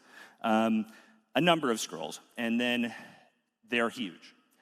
So to get the amount of annotations that are necessary right now, we have to scale that. So we've got to write software first that can be used by non-technical users. That's fast, that doesn't use a lot of compute. And then you've got to hire a team. And that's our annotation team, led by David Josie, who's here. And they've done a fantastic job to, in the last few weeks alone, generate a significant amount of fibers, which contributed to that P. Paris 4 image you saw earlier. And they also were the team that spent a huge amount of time, a significant majority of the work, on 1667 as well, and 139, which you saw today. So I just wanted to make sure that we put those guys on there because they are amazing. Yes, thank you.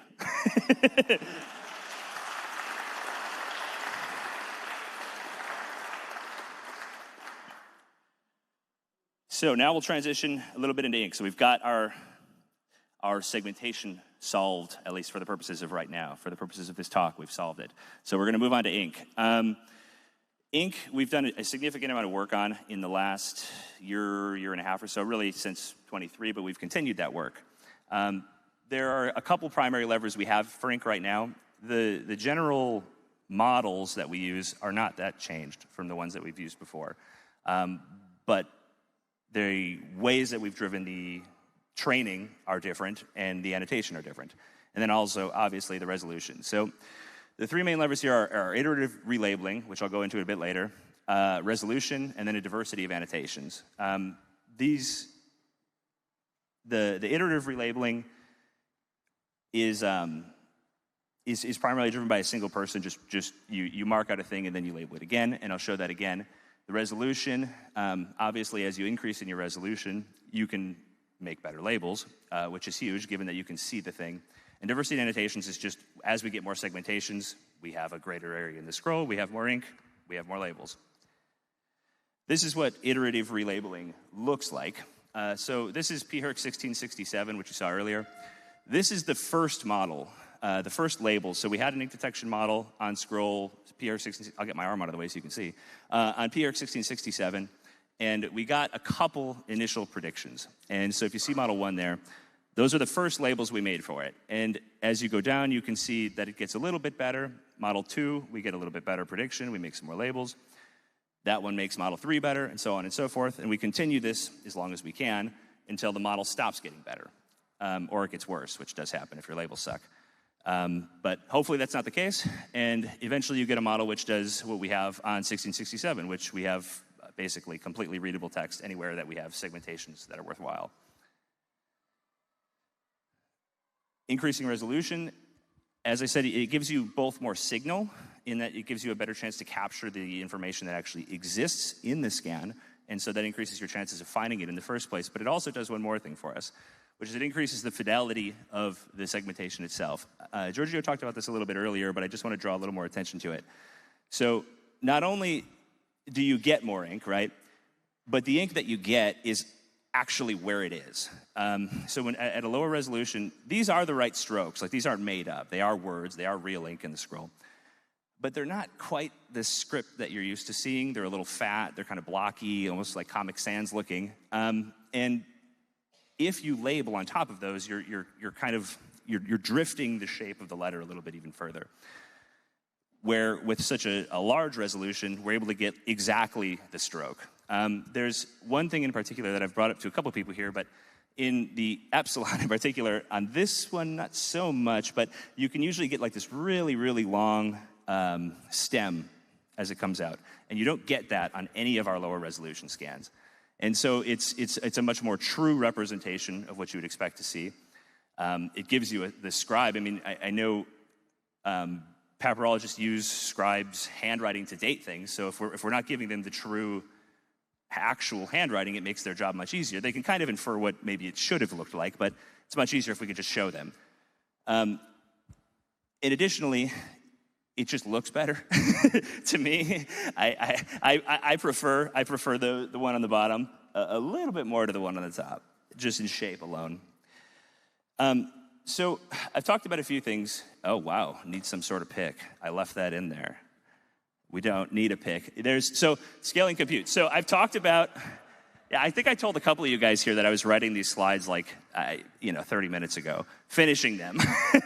So we've talked a little bit about all of these methods, right? Ink detection, segmentation, all of this stuff. All this stuff takes a huge amount of compute, and none of it is doable if you can't actually scale it. Like, there's no point in doing this stuff if it would take 500 years to do it. And so one of the biggest things that we have to do is both, first, we write horrible research-looking code, but it kind of works. And then we pass that off to Johannes Rudolph, who's a member of the Vesuvius Challenge team, and he figures out how to wrangle our crap into something which can actually be ran on large volumes. And this is a challenge because 2UM scans in particular are obscenely big. The Uint 8 volume, if I want to get a little computer sciencey here, which is a much less expressive data type, so it has less data that it stores. It's almost not quite a downsample, but it's a smaller version of the original data, is almost 30 terabytes, which is not really a tenable amount of data. What's that? Yeah, okay. And so taking that, scaling any kind of thing that way takes a significant amount of time, significant amount of work. Johannes is amazing at it. Thank you, Johannes.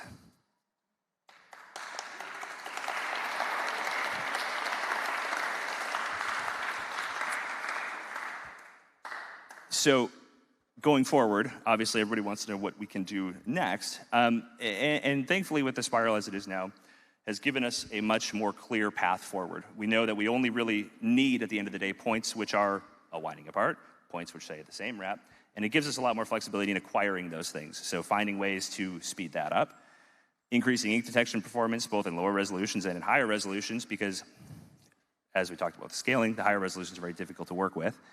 And then increasing our machine learning-based scroll representations, lasagna of which is one of them. So, distance transforms, normals, things like that. I am told that I have very little time left, and it works out just fine because I'm at the end. So thank you very much.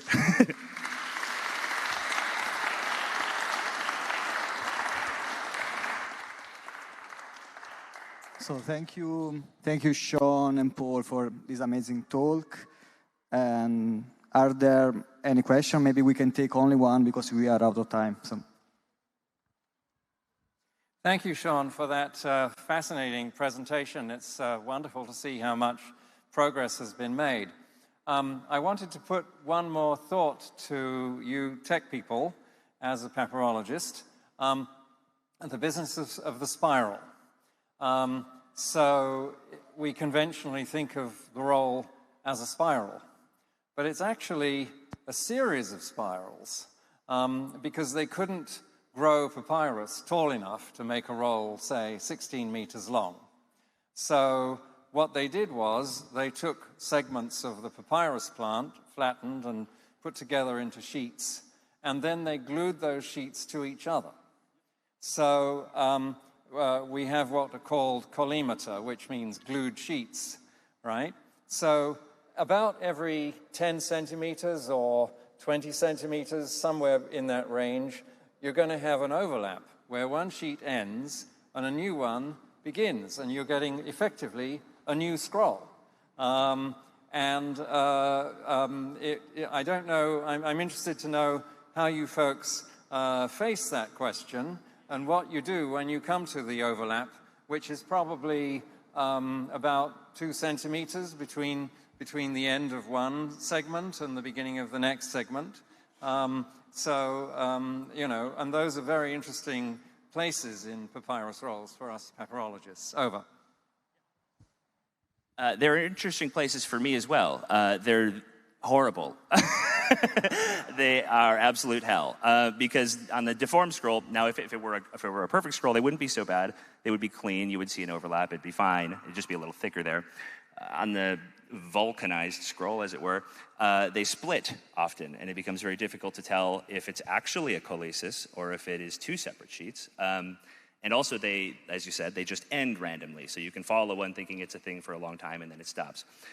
Primarily the way we deal with them is that the models that we have trained, at least for, well, all the ones we have so far, they know what the colesis is.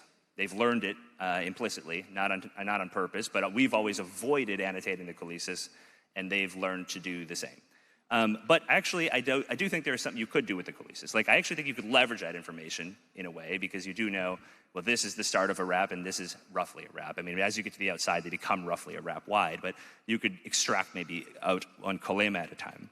So it's both information that we could use, but also they're a driver of a lot of hours of pain. So, thank you. So, thanks. Unfortunately, we had time only for one question, so maybe you can continue later if you meet Sean and ask more questions to him and Paul. Now we are stopping for the lunch, and we will meet again at 2:15 to continue the conference. Thanks.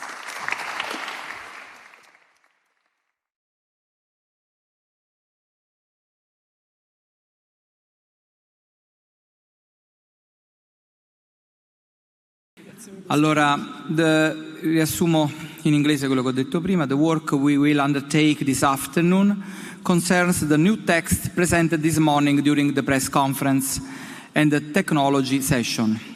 These are two important discoveries that will be discussed in two separate parts. The first part, which I will chair, is discussed with Marzia D'Angelo, Alessia Lavorante and Rossella Villa. They will focus on the technical and paleographical aspects of the two papyri.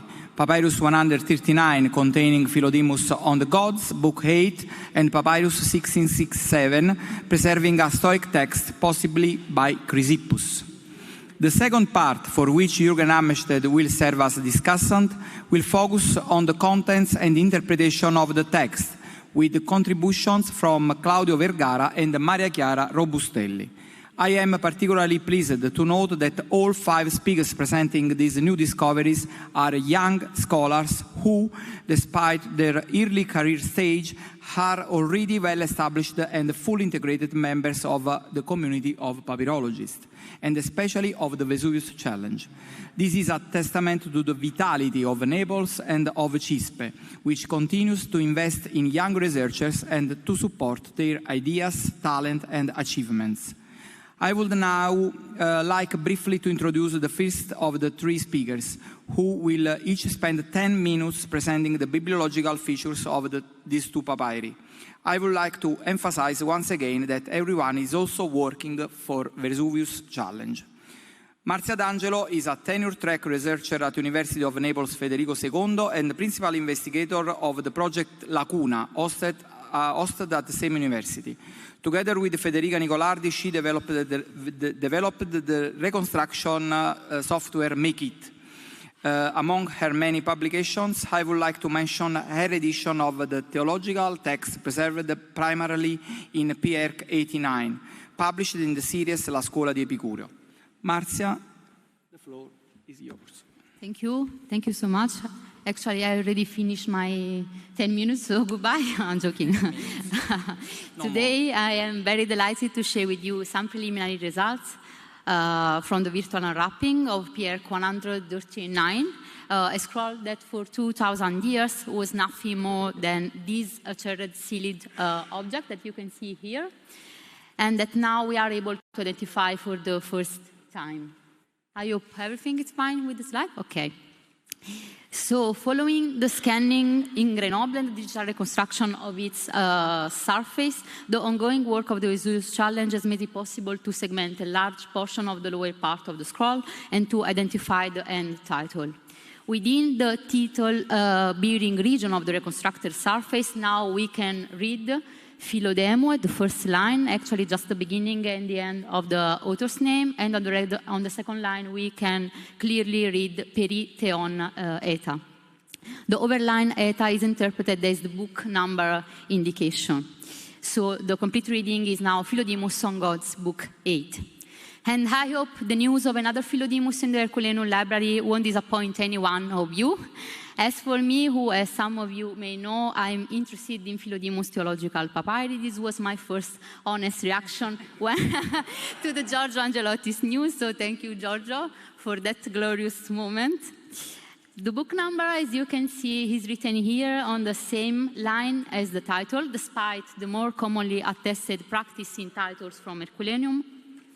where the title and the book number appear on separate lines.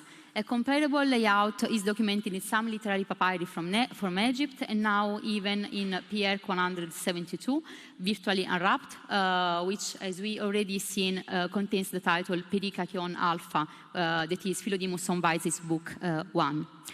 The presence of Philodemus' name, by far the most extensively attested Epicurean philosopher in the Herculaneum library, allows us to assign the scroll to the 1st century BC, 1st century AD.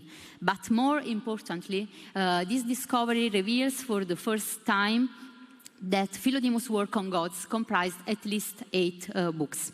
Until now, only the first book was known, transmitted by PR 26, whose hand titles reads Perikaion Alpha, that is on God's Book 1. This is a scroll I'm working on for a new edition, and it is dedicated to the comparison between fear of gods and fear of death.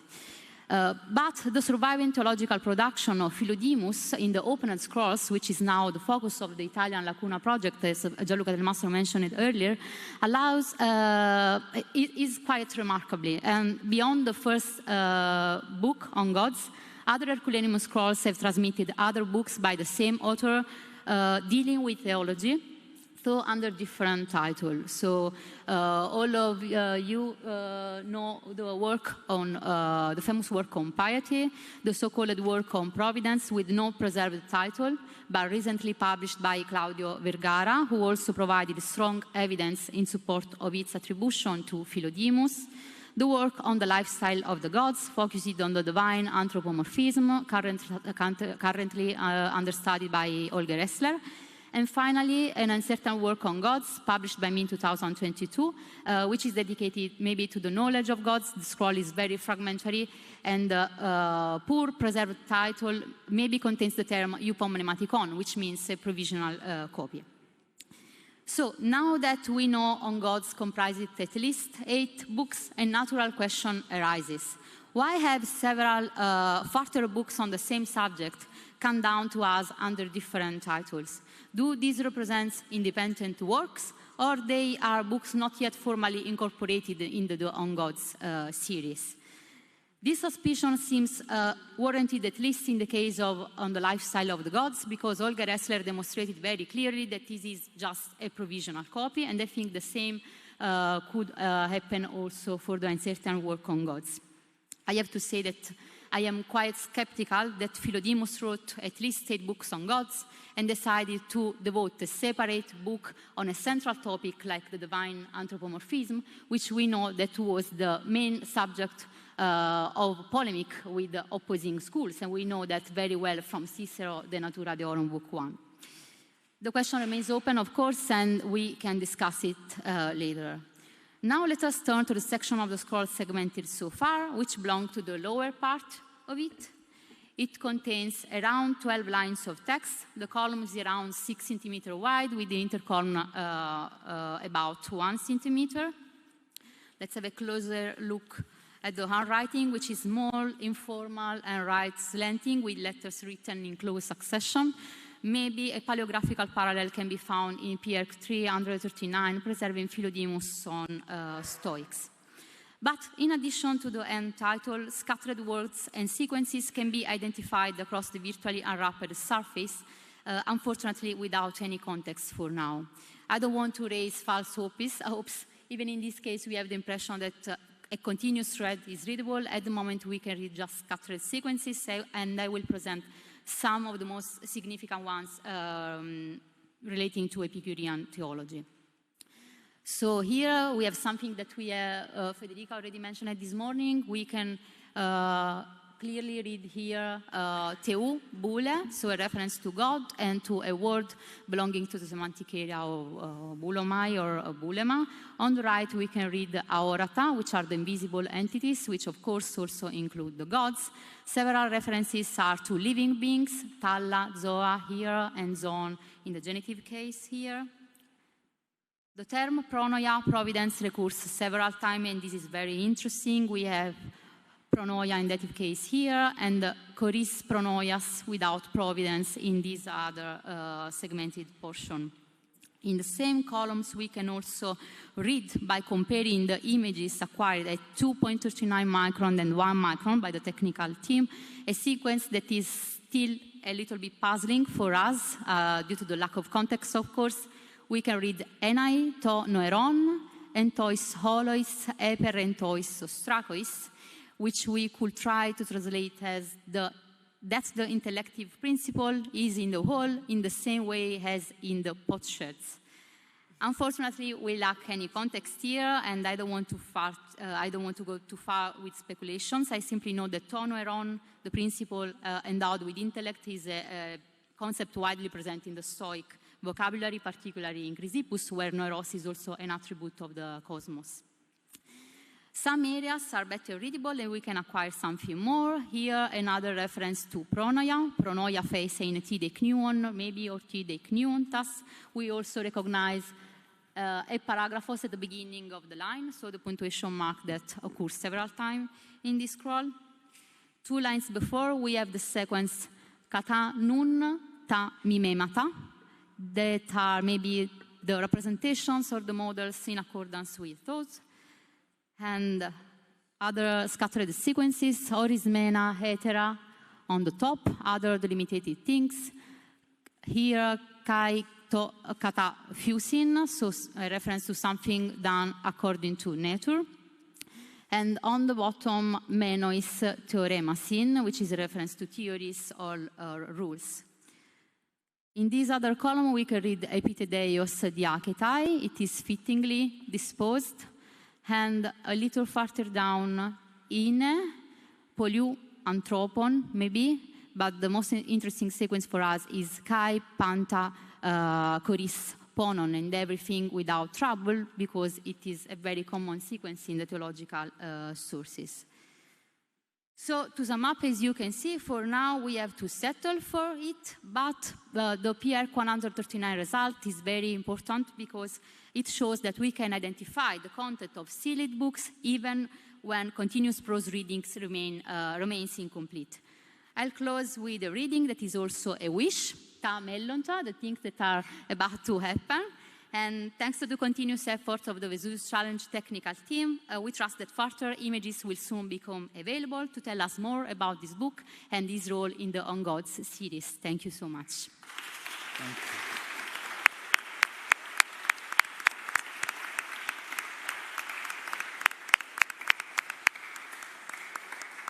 One of the most interesting aspects of the Vesuvius Challenge is the connection between papyrologists, paleographers, and physicists, and information technology. And we work all together. We discover new words, new people. Is a social aspect very, very interesting in my opinion.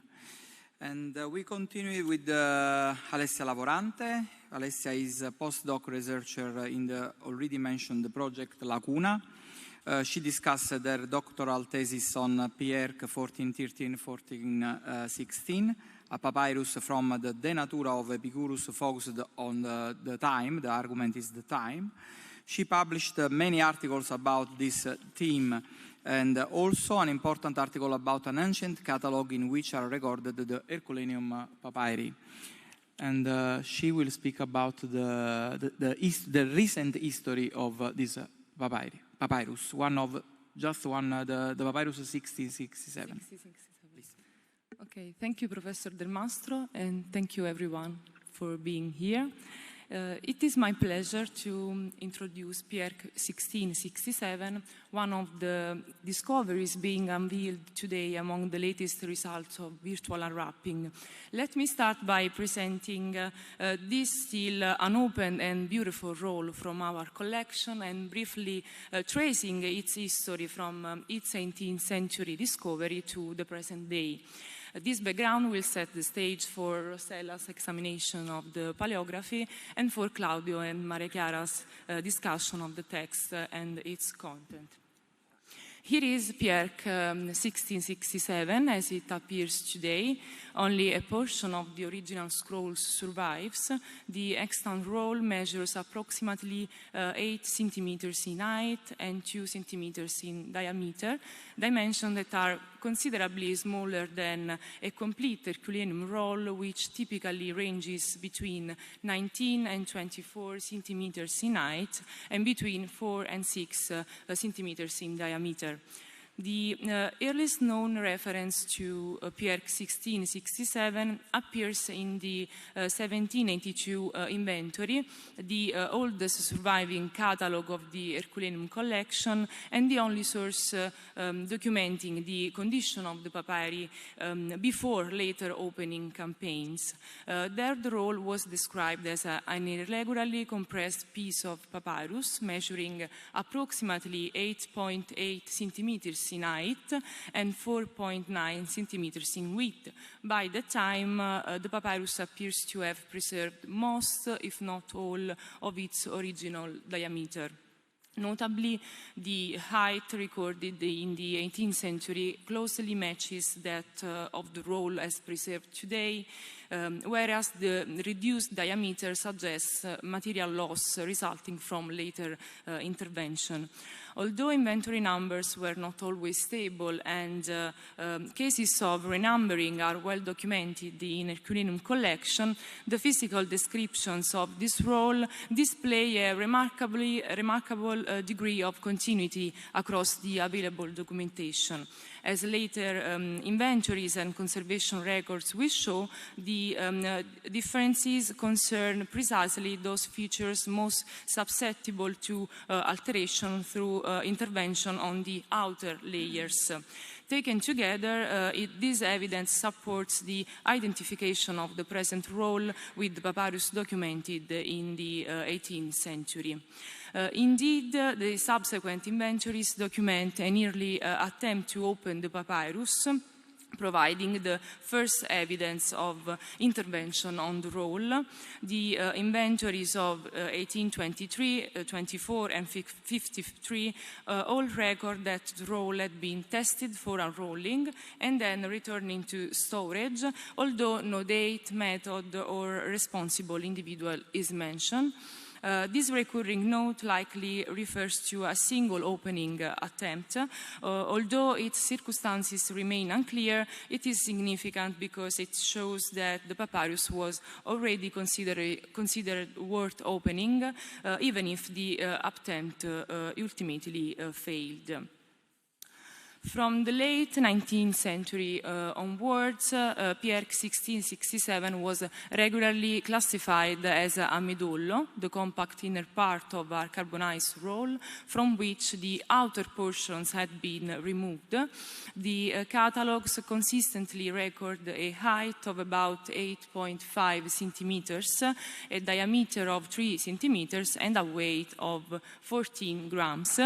The reduced diameter compared with the measurements recorded in 1782 fits well with this classification and suggests that some of the outer material had already been removed, probably during the opening attempt mentioned in the 19th century's inventories, which may have targeted the most compressed outer layers of the papyrus, generally the most difficult to separate and unroll. Another attempt to open the papyrus was made in November 1979 by the conservator Anton Fackelmann, renewed for his work on carbonized papyri, including the Derveni papyrus found near Thessaloniki.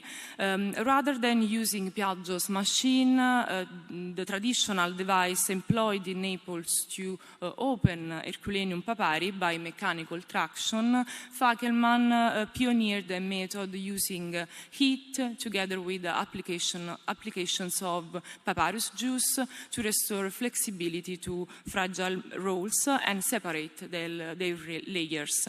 PRK 1667 was examined during a broader campaign conducted between November and December 1979. Several rolls were deemed unsuitable for further intervention because no visible traces of writing were detected, and PRK 1667 was likewise considered unpromising and was returning to storage unopened. The most substantial physical operation performed on the roll took place during the 1980s when the technicians Caprino and Fosse applied the so-called Oslo method. The procedure consisted of identifying layers suitable for detachment and applying a gelatin acetic acid solution which helped stabilize the material during layer separation. Each selected layer was photographed with a Polaroid camera before detachment to record its original position within the roll, and the detached fragments were then mounted on Japanese paper for preservation. For PRK 1667, the operation yielded 10 fragments from its outer volutes, preserved in a single frame. Although isolated letters could be identified, the outcome was disappointing. The overlapping layers obscured the writing and prevented the recovery of intelligible text. As a result, the roll received a readability score of 0, reflecting not the absence of writing but the practical impossibility of reconstructing a continuous text under the conditions available at the time. To the naked eye, most fragments display little or no visible text, except for a few isolated traces. As shown here, only modern infrared imaging has revealed textual features that were previously inaccessible, and Rossella will show you the writing in detail. The intervention also had significant material consequences. Following the removal of the material from the outer layers, the weight of the surviving roll fell from 14 grams to approximately 6 grams, while its diameter decreased by nearly 2 centimeters. Both values have remained essentially unchanged ever since. Such material loss may also account for the contrast between the earliest description of the papyrus as compresso in varie guise in 1792 and its comparatively regular appearance today. It is likely that the successive attempts to open the roll, culminating in the Oslo operation, progressively removed the most heavily compressed external portions, thereby contributing to the relatively cylindrical shape of the surviving midollo.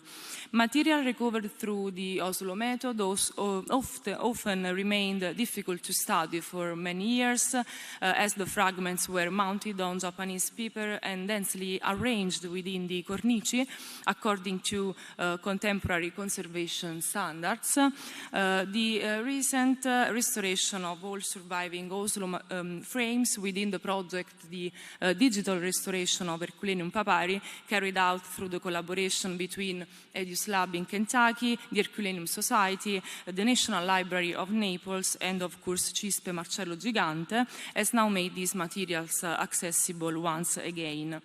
After more than 2 centuries of unsuccessful attempts, this partial scroll, of which only the lower half survives, as Federica already mentioned, has finally been completely opened virtually through the techniques developed within the Vesuvius Challenge. For the first time since its discovery, PRK 1667 has become readable without physical intervention, thanks to digital imaging, 3D reconstruction, and computational analysis, which have succeeded where traditional methods failed. Through virtual unwrapping, approximately 1.5 meters of the ancient scroll have been recovered, preserving 22 columns of writing, together with part of the final agraphon. Analysis of the recovered material further suggests that the subscriptio containing the final title has not survived, possibly because it was originally positioned higher up in the roll in a portion of the papyrus that is no longer preserved. Preservation is uneven throughout the roll. The first part of the surviving midollo is considerably more fragmentary, probably as a result of early interventions on the outer layers, whereas the second half is generally well preserved and often highly legible. apparent exception was represented by the final two columns, whose readability in 2 micron images appeared much poorer than elsewhere in the roll, as you can see from the banner on the slide. We initially attributed this to an unusual fiber pattern, possibly associated with a damaged or otherwise distinct sheet, a feature also visible in 3D scans, as you can see. More recent 1 micron images acquired experimentally for only a restricted portion of the roll have revealed ink traces in the final section of the penultimate column, previously thought to be unreadable. In the corresponding region of the last column, however, virtually no text can be identified, even at this higher resolution. The faint line-like features observed in 2 micron images are not present in this data because they occur above the area included in the 1 micron scan. The contrast between the continued visibility of the penultimate column and the absence of any comparable traces to its right is consistent with the hypothesis that the final column was shorter and had already come to an end. And the discussion of the text with Claudio and Maria Chiara will shed more light on these issues. Even so, the recovered text offers enough evidence to suggest some tentative interpretations, but rather than anticipate what follows, however, I will gladly leave the floor to my colleagues and friends. Thank you so much.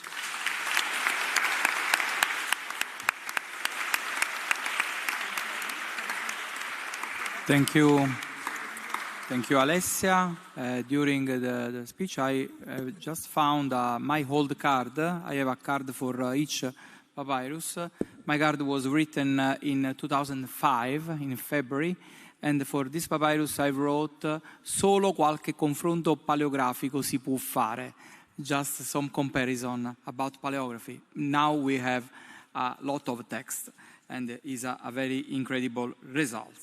Third intervention is by Rossella Villa. She is a postdoc researcher at University of Salerno under the guide of Professor Lucio Del Corso. I would like to mention her edition of an important book on the relationship between writing, media and communication. His edition of a Greek Herculaneum papyrus, Papyrus 353, and a recent seminal work on the oldest Herculaneum and writings dating from the 3rd century BC. Thank you. Thank you, Professor Del Mastro. Okay. As is often the case, new discoveries also raise new intriguing challenges that, in the case of the Herculaneum scrolls recovered through virtual unwrapping, concern not only the reading and decipherment of the texts themselves, but also the virtual analysis of their formal and material aspects, and above all, the examination of the script and identification of the ends responsible for the transcription. Guglielmo Cavallo has properly noted that skepticism towards any paleographical evaluation essentially depends on the confidence one places in paleography as a scientific method. Today we have the extraordinary opportunity to apply paleographical analysis to a virtual enrolled scroll. The case of Pierk 1667 is exceptional from multiple perspectives, including the paleographical one, allowing to better appreciate how the study of the graphic and material features of Herculaneum papyri can benefit from new results achieved by the Vesuvius Challenge. First, it's important to note that in dating this scroll we can rely on an interesting hexagraphic element, which provides an essential chronological terminus. The final column of the work contains a reference to Aristocreon, nephew and disciple of the Stoic philosopher Chrysippus, who is also mentioned by Philodemus in Stoicorum Historia, preserved in Pierk 1018. It is likely that Aristocreon's floruit should be set at the end of the 3rd century BC, around 2010. This information provides a reliable chronological term to date this scroll, which should be assigned to this period or later. Some paleographical observations allow to narrow the chronological range and refine the dating. In this specific case, as Alessia has already mentioned, in addition to the virtually unwrapped portion, we also have 10 surviving fragments opened through Oslo methods. On their surface, despite the poor state of preservation, several isolated letters can be detected. This provides a unique opportunity to establish a comparison between the characteristics of the handwriting in the physically opened pieces and that revealed through virtual unwrapping. As you can notice looking at the different images, the shape and the way letters are traced by the scribe in the extant unrolled pieces appear to be identical to those observed in the virtually opened portions. Let's look, for instance, at the shape of alpha with the first diagonal stroke and the middle bar, which can form an acute angle or sometimes can be linked together by a small loop. Delta shows the second oblique stroke often curved. Epsilon is oval-shaped, with the middle bar sometimes extending beyond the curve. Eta, with the central bar often raised towards the upper notional line, the second vertical stroke bends outward. The long vertical stroke of kappa usually extends beyond the upper and lower notional lines. Mi is quite large, the middle stroke are merged into a very flat curve. Ni, with the right hand upright often curved. Omicron small. The vertical stroke of rho breaks bilinearity descending below the baseline. Sigma is small and often oval-shaped. Tau with downstroke starting at or near the right end of the bar. The upright sometimes is curved. The oblique strokes of upsilon join at an angle. The vertical stroke is sometimes curved at the bottom. Thus, the flattened images from the inside of PIERC 1667 are extremely trustworthy since they exactly reproduce the shape and the execution of each single letters. Compared with the spectral image of the cornice, the most evident difference concerns the thickness of the strokes, which seem to be slightly thicker and more pronounced in the virtually unwrapped part than in the opened fragments. This specific feature may be related to the fact that the algorithm responsible of ink detection enhances even the weakest ink signals. However, the issue requires further analysis and investigation in collaboration with the technical team. Apart from this small difference, the images of the portion revealed through virtual unwrapping allow to better evaluate the general aspect of the script, providing an overall view of a continuous section of the scroll, while in the Oslo fragments, the presence of multiple overlapping layers make it possible to distinguish only a few scattered letters. Thanks to the images produced by the Vesuvius Challenge, it is now possible to better observe one of the most distinctive features of the handwriting, which is not so clearly visible in the pieces stored in the cornice. This handwriting is characterized by a marked contrast between broad letters such as eta, mi, ni, pi, tau, omega, and narrow ones, for example, epsilon, theta, omicron, and sigma. Moreover, most letters appear to be aligned to the upper notional line. Look, for instance, at the right diagonal stroke of alpha and lambda, which is often curved and raised above the baseline. Also, the middle bar of eta and the shallow curve of mi are often raised toward the upper notional line, which seems to be emphasized also by the long horizontal stroke of gamma and tau. Omicron and omega are occasionally aligned to the upper line as well. All these elements recall a well-known writing style characterized by contrast between broad letters and narrow ones, which is widely attested by both documentary and literary papyri from Egypt dating back to the 3rd century BC. Comparable features can be found also in several Herculaneum scrolls referred to the 3rd and 2nd century BC that document an evolution of the style over the centuries, which finds no parallels in the contemporary Egyptian witnesses. More specifically, the handwriting of PIERC 1667 finds its closest parallels in some papyri from the villa that can be reasonably attributed to the 2nd century BC. In particular, strong similarities can be found with the hands responsible for the PIERC 9191 and 1113. Look, for instance, at alpha with the first diagonal and the middle bar linked together. The second diagonal stroke is curved at the bottom. Epsilon oval-shaped like theta with the central bar extended beyond the curve. Eta with the right hand vertical stroke curved outwards. Kappa with the vertical extended beyond the upper and lower line. Mi with a shallow cap. Ni with the second upright curved at the top, omicron small and sometimes raised towards the upper line. The second upright of P is often shorter than the first one and curved at the bottom. The vertical stroke of rho descends below the baseline. The bar of tau is always extended to the left and sometimes traced in one movement with the vertical stroke. The oblique stroke of upsilon forming an acute angle. The second curve of omega is sometimes wider and raised towards the upper notional line. Moreover, when compared with other hands assigned to the second half of the century, especially those responsible for the transcription of several works by Dimitrios Leko, you can see some examples in the slide, the handwriting of Pierre 1667 shows a less pronounced contrast between broad and narrow letters and a more rigid overall appearance. These elements seem to suggest a slightly earlier date for the scroll. Thus, both paleographical and textual evidence suggest referring Pierre 1667 most likely to the 2nd century BC, perhaps to the first half of the century, although the very end of the 3rd century cannot be completely excluded. This implies that the roll probably belonged to the oldest core of the library, formed by books produced outside Italy and then incorporated in the collection of the villa.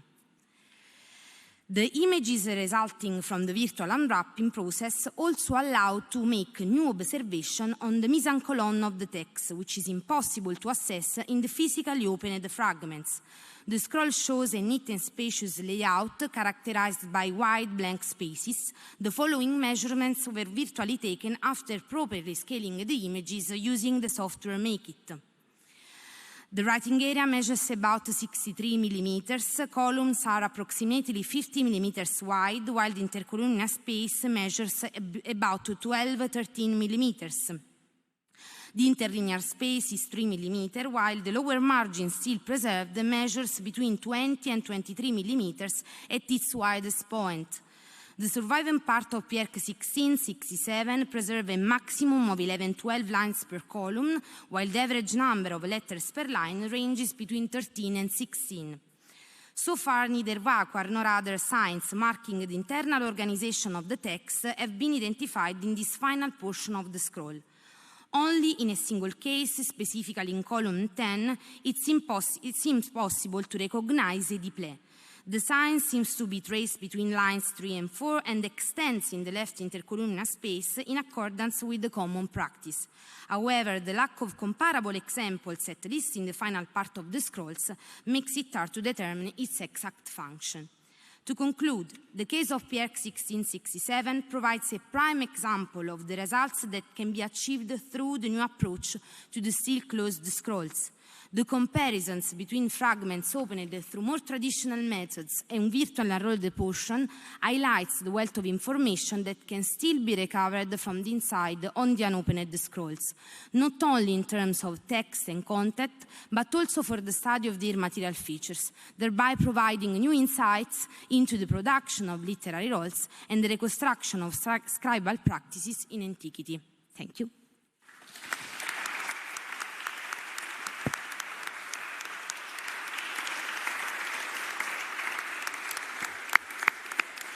Thank you, Rossella. I just would like to offer a very brief remarks on 3 papers presented.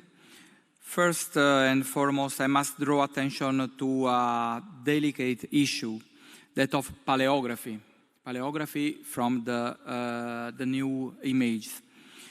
We need to ask ourselves whether, in what form, the results of micro-CT segmentation ink detection can yield assessment of a paleographical nature.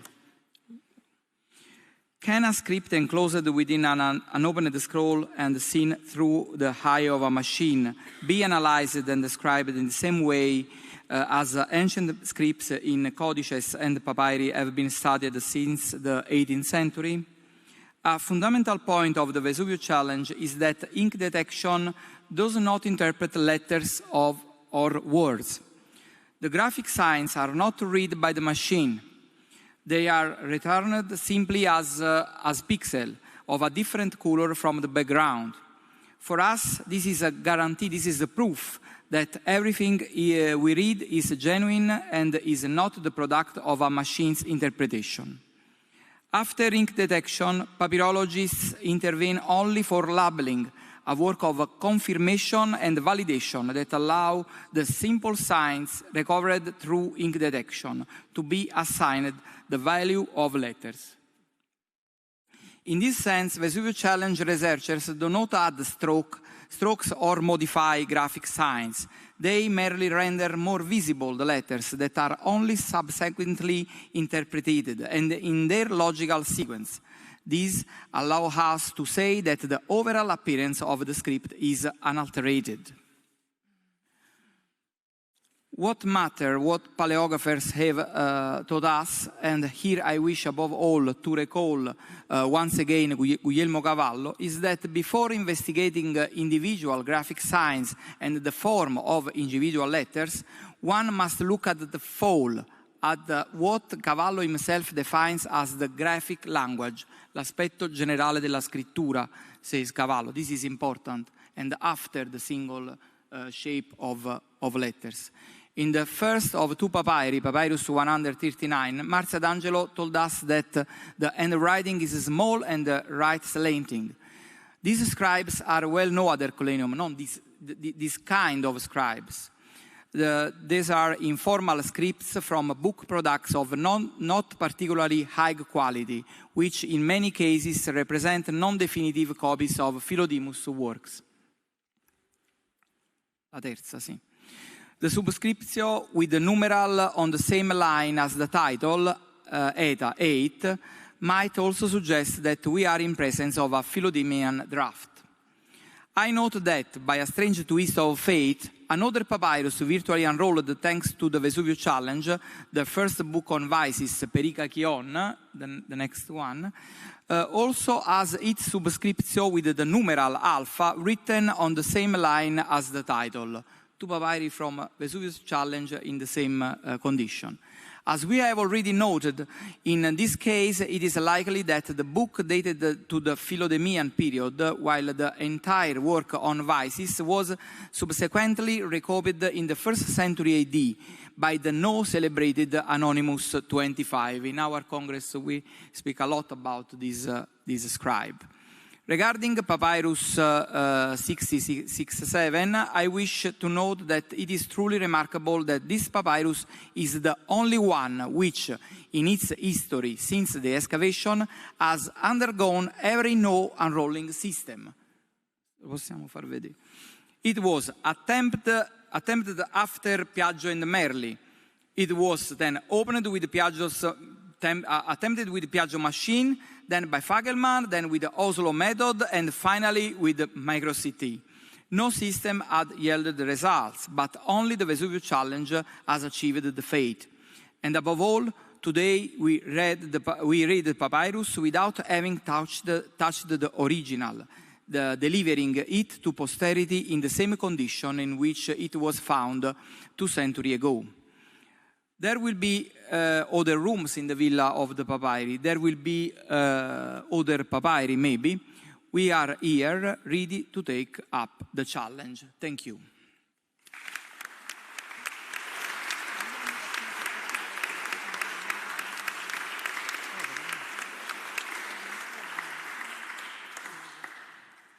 Thank you to Alessia, Rossella, and Marzia, and I would like to call Jürgen and Claudio and Maria Chiara for the next part of this afternoon.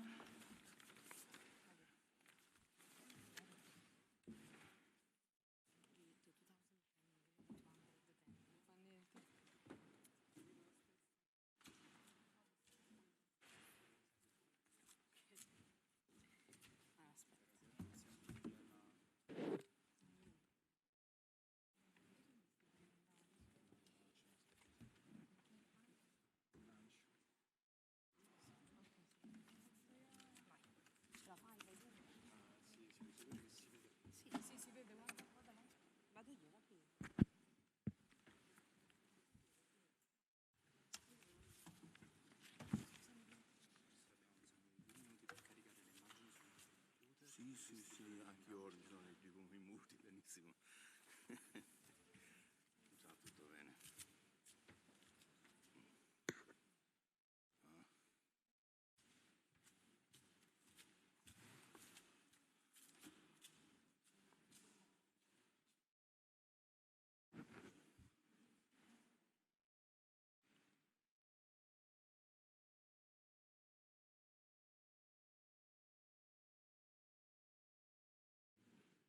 Ecco, così qualcosa di effervescente.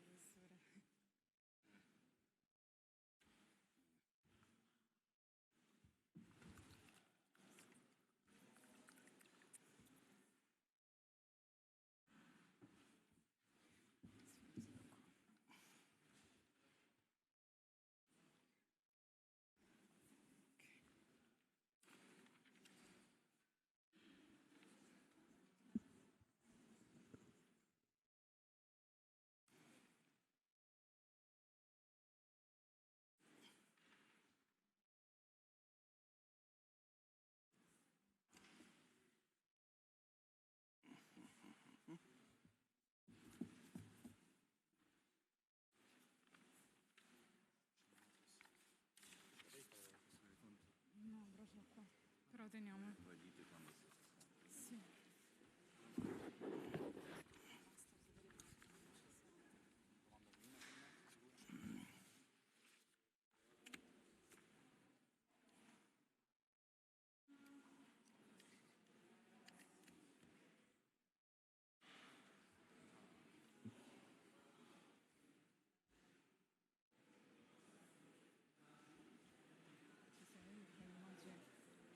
Ci sei con l'immagine, facciamo questo video quando siamo pronti.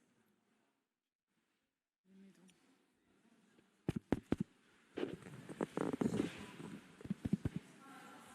Vado. Se ce ne sono di meno, Silvio, se ce ne sono di meno dite che condividono. Non ancora, devo un attimo verificare che... Dobbiamo vedere se le immagini partono. Me lo dite quando aspettiamo anche un secondo che finiscano di... Sì, sì.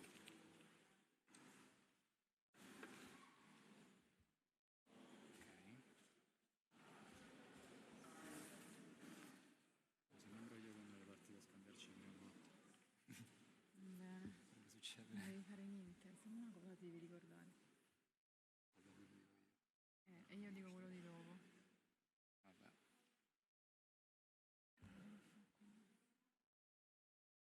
Allora, quindi 1, 2, 3, questo non mi serve più.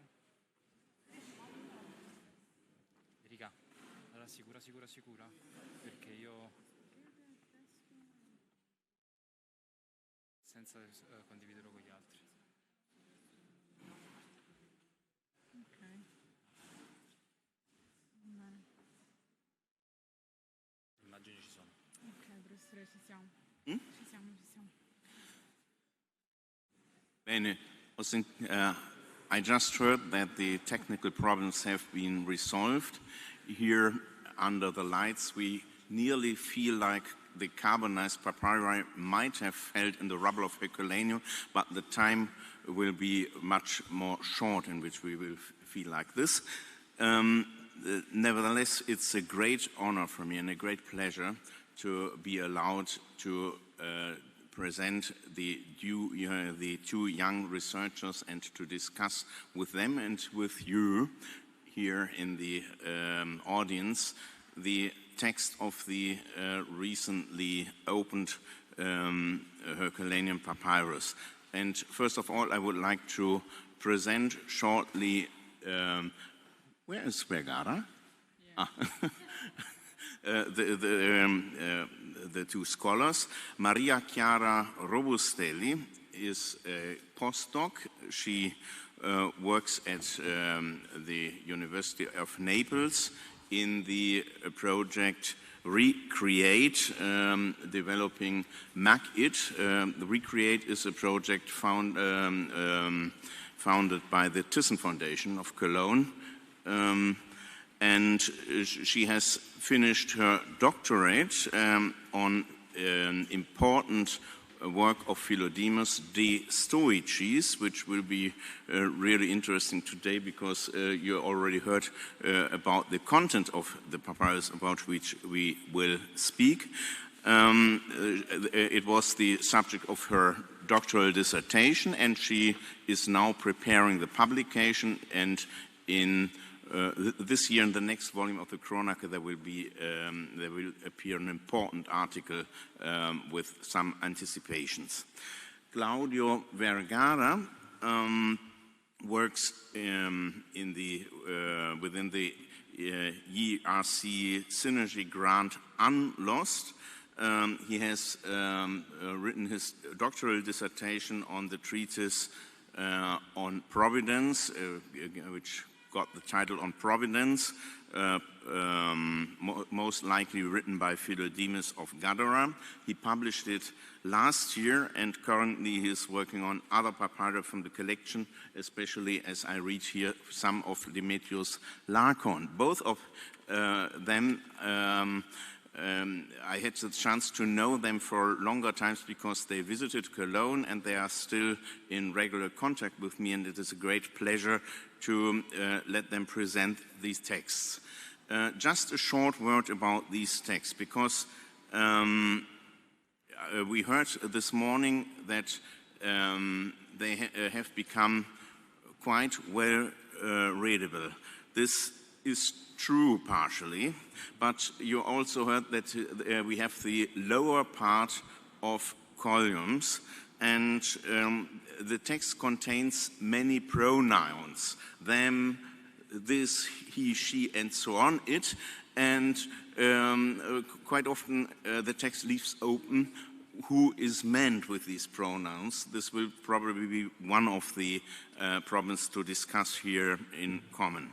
Then many letters in the upper part of the column, which have not been rescanned with a better method, are rather an object of interpretation, and when I first saw the photographs, I could not help but to admire the efforts of the two scholars, together with wholly young other scholars, and Federica Nicoladi and Gianluca del Mastro, who offered and prepared the text which will be now presented here. So if you will find a text which we had only been studying for quite limited time, you will find still matters which will have to be discussed, and we are really glad that we have the occasion of such a learned audience to propose these texts to your to such a discussion. So please start presenting the text. Later on we will see how we work. Just an information, this afternoon there is not a real coffee break with beverage and foods, but there are some refreshments starting from 4 o'clock in the same room where we had lunch. Thank you. Sorry. So you can always decide whether you find this interesting or less. Please go ahead. Thank you very much. Can you hear me? I guess so, yeah. And thank you all. Thank you, Professor Hammerstaedt, for the presentation. Well, Maria Chiara and I, on behalf of the whole papyrology team of the Vesuvius Challenge, are very happy to share with you for the first time the results we've managed to get from this papyrus, the one you see on the screen. We would really like to use this chance to talk about the constitution of the text, its themes, and the tough and unclear parts together. We hope that today we will start having a dialogue and a discussion among all participants that will lead to clearer and more sound conclusions. As you already know from this morning and afternoon as well, this is a treatise where the author and title are unknown because the subscriptio at the end of the scroll is missing. As you also know, there is nothing left to be unwrapped. So it looks like we won't be able to recover the subscription in the future either. The teams strongly suggest, at least to us, a Stoic background for the discussions, and that the main concern of the author is ethics. Of course, if we will all agree on the Stoic inspiration of the text and the ethical theme of the columns we are going to read together, this will not mean that the text is Stoic and concerning ethics as a whole. We should always keep in mind that the scroll only preserves the lower parts of 20 columns, and also that the columns are all located in the same section of the scroll, namely the final one. So our view of the treatise is still very limited, but as a general but maybe unnecessary warning, but just this was off the top of my head. I must say we can completely rule out the possibility that we're reading someone who's mostly summarizing or rephrasing Stoic thought. Anyway, basing on what we have, it is undeniable that some clues support the idea that this could actually be a Stoic text. Like the presence in the very last column, we have heard this morning and also this afternoon, of the name of Aristokreon, the pupil of Chrysippus. So this is a really strong, element to consider the Stoic inspiration and, context of this text. So, yeah. And before we go to the text, an important caveat to make is that this work is still in progress. The text we are sharing today came from a process that only started a few weeks ago.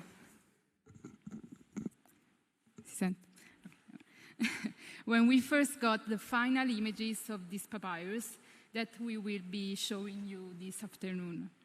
At the beginning, the ink wasn't as clear as it is now, and the readable sections were much smaller. Over these past weeks, we've been getting clearer images over time, so the situation improved gradually.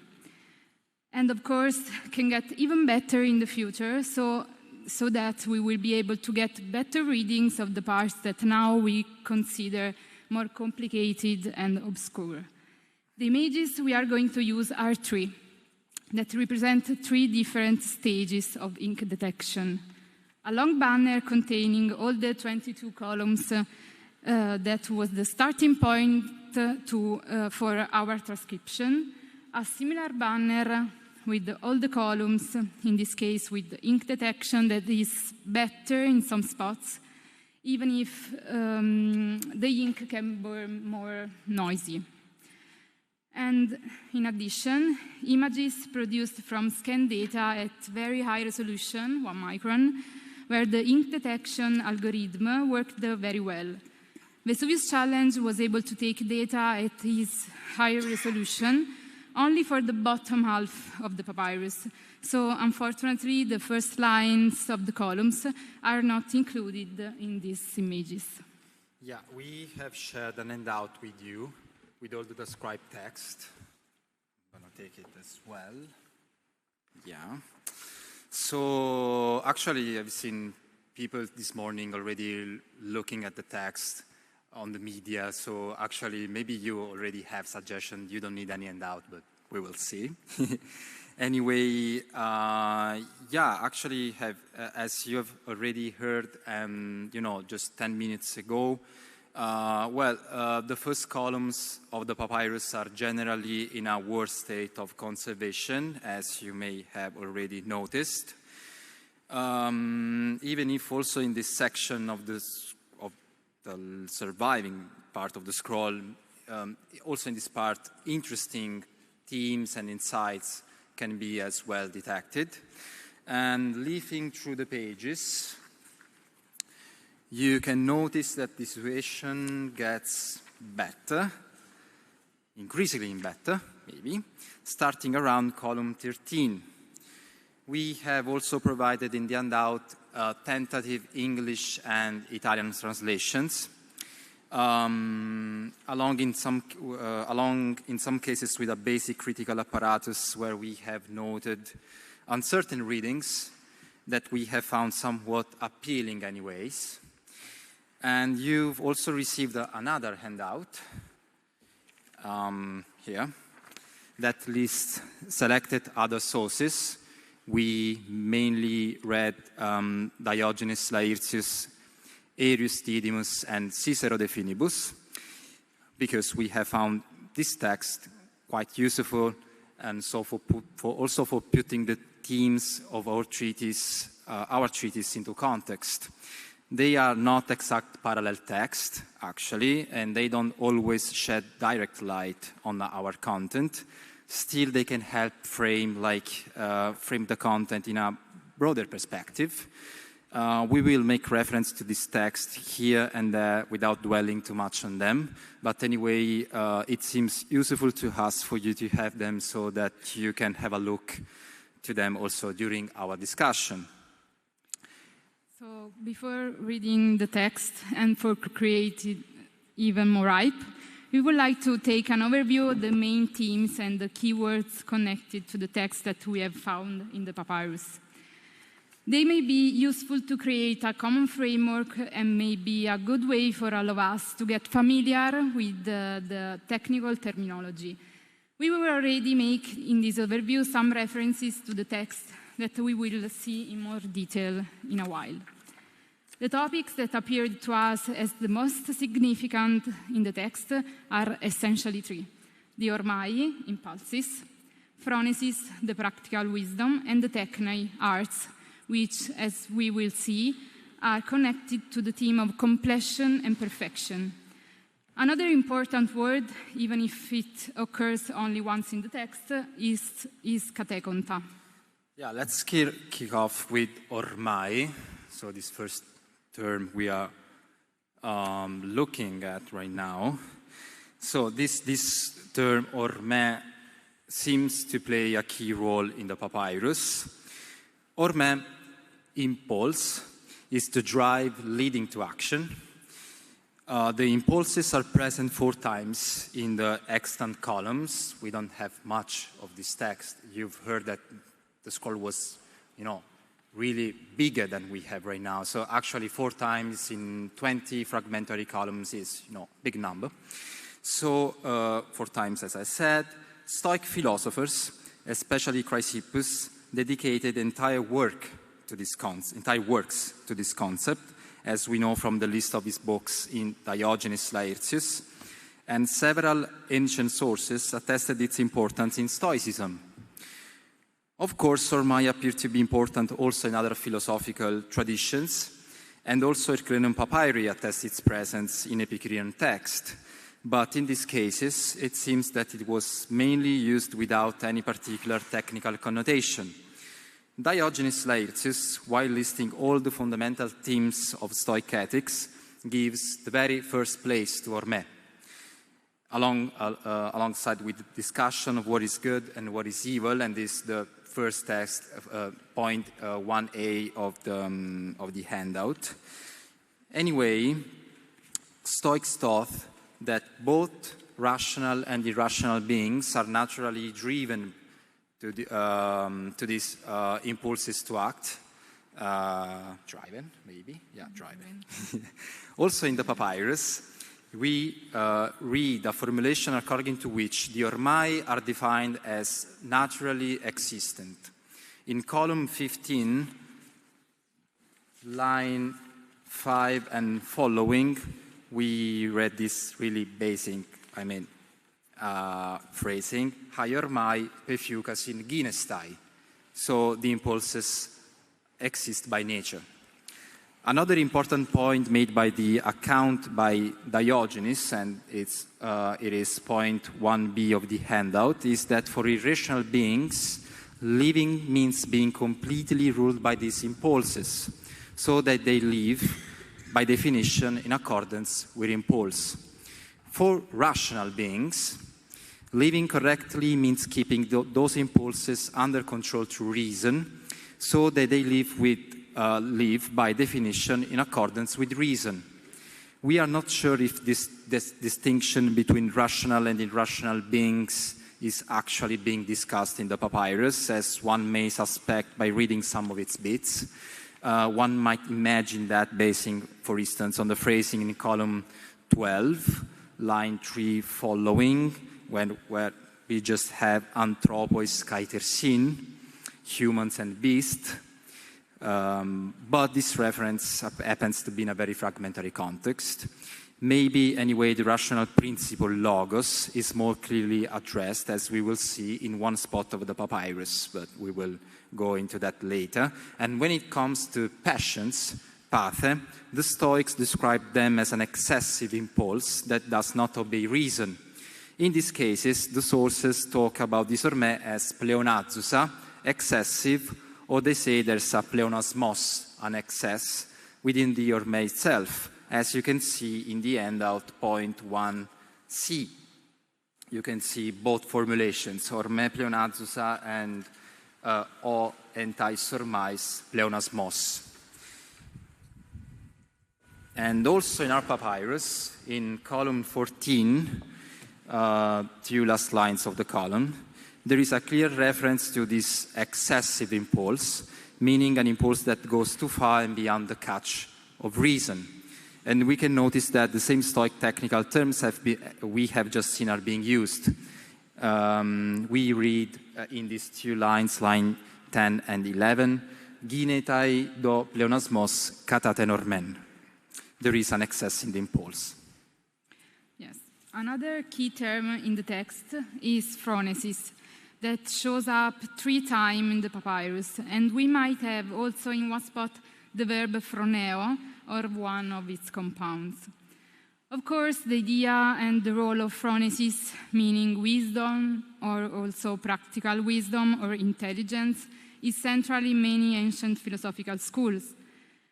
And it is, of course, the main topic of the 6th book of Aristotle's Nicomachean Ethics. Since we are all here connected by Ercolanian papyri, it is impossible not to mention an Epicurean text, and especially the famous passage from the letter to Meneceus, where Epicurus says that phronesis is the origin of all and biggest good, and is more worthy than philosophy itself. As for the Stoics, phronesis is one of the 4 cardinal virtues a sage must possess. It's the first and apparently the most important in the list we find in Stoic sources. In Diogenes Laertius, phronesis is defined as we can see in the handout, point 2a, episteme kakon kai agaton kai udeteron, knowledge of what is bad, good, or neither. Phronesis may also be defined as, still in the handout, point 2a, in the second text, episteme on poieteon kai u poieteon kai udeteron, knowledge of what things must be done and what must not be done, and of what are neither. Phronesis thus represents the guiding principle of ethical life, since it is a rational compass that suggests which things must be chosen and which avoided, and how to distinguish moral values concerning good and evil. Also in our text, phronesis might be connected to the concept of good and evil, agatha and kaka. We find them in column 20, where the author may be drawing conclusion relating to the entire discussion, right after making reference to possession of phronesis in the preceding column.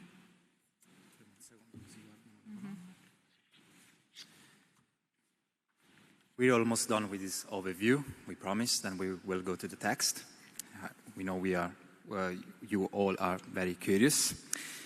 But first, let's also say something about technai, that you've heard is another central theme of this papyrus, at least of these columns that are left of the papyrus. They are present in 3 consecutive columns, so column 16, 17, and 18, where they seem to have a central position in the discussion. the author seems to focus the attention also on specific kinds of technai, since he makes reference to high loipai technai, suggesting that some particular arts were under discussions, and later he mentioned also technai banausoi, meaning mechanical or manual arts, handicrafts. Stoics compared technai to virtues and wondered if they can lead to wisdom and happiness. According to them, the arts have no position as high as phronesis on a scale of value in view of achieving the telos of life. In other words, technai alone are not enough to achieve wisdom and happiness, and if anything, they can give a contribution, as we read in some sources that you can find in the handout, point 3, especially, I think, 3b. Yeah. Perhaps discussion pertaining to this general topic, so the role of technai, can be found in column 17 of the papyrus. Here, the author states that technai may be said to be perfect in one respect, lines 6 to 9. Anreiteisan ailoipai technai katatimen teleiaenai, but deficient in another. Maybe deficient of phronesis itself, but maybe deficient in general in some aspect, lines 10 and following, katatiden and leipein. I would also like to point your attention to terminology for perfection and deficiency in this column, since we will find also elsewhere in our text words and phrasings like syunteleia, syunteleio, and teleiosseinai for the perfection terminology, let's say, and the semantic area of leipo for the deficiency terminology.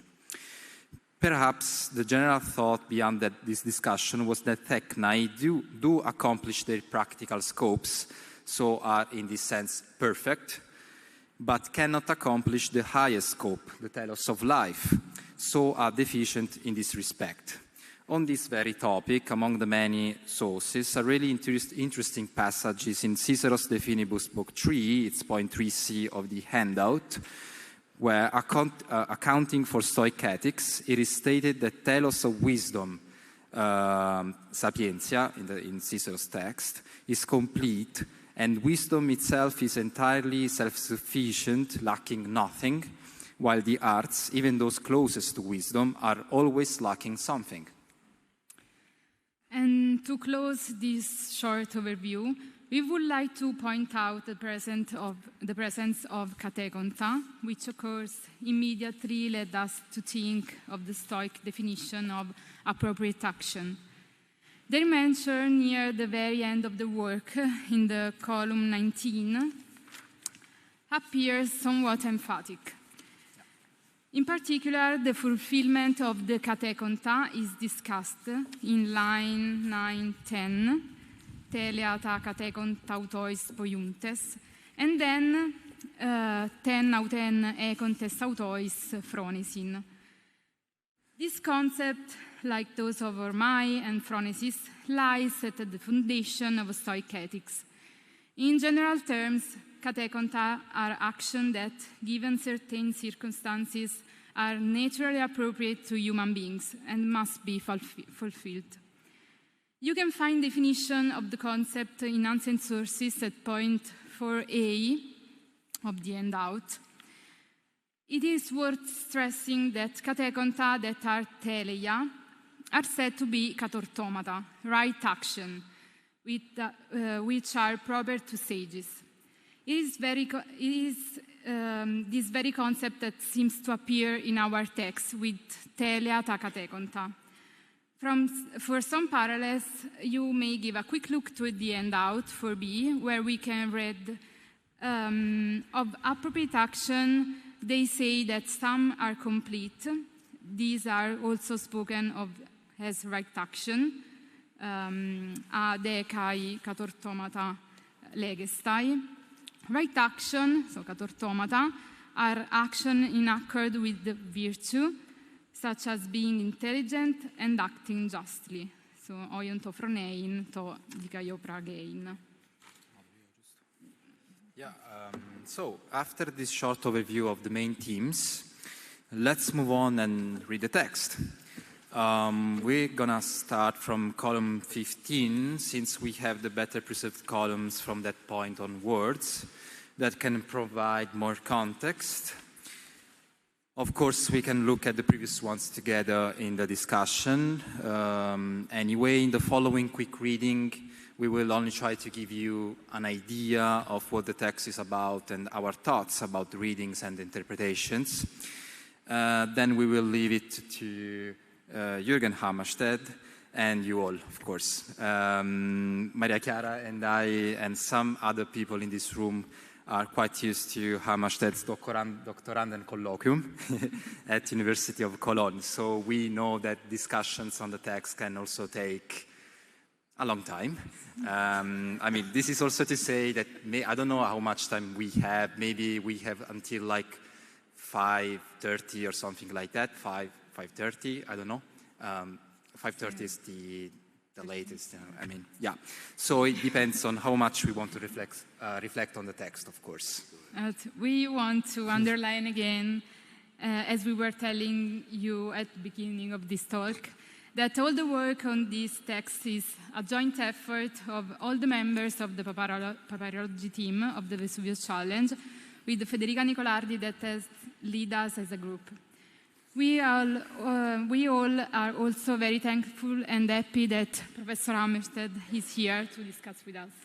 So let's go. Yeah, we will move through the images. We will take this as our main, let's say, starting image, but we can move on them during the presentation and then during the discussion.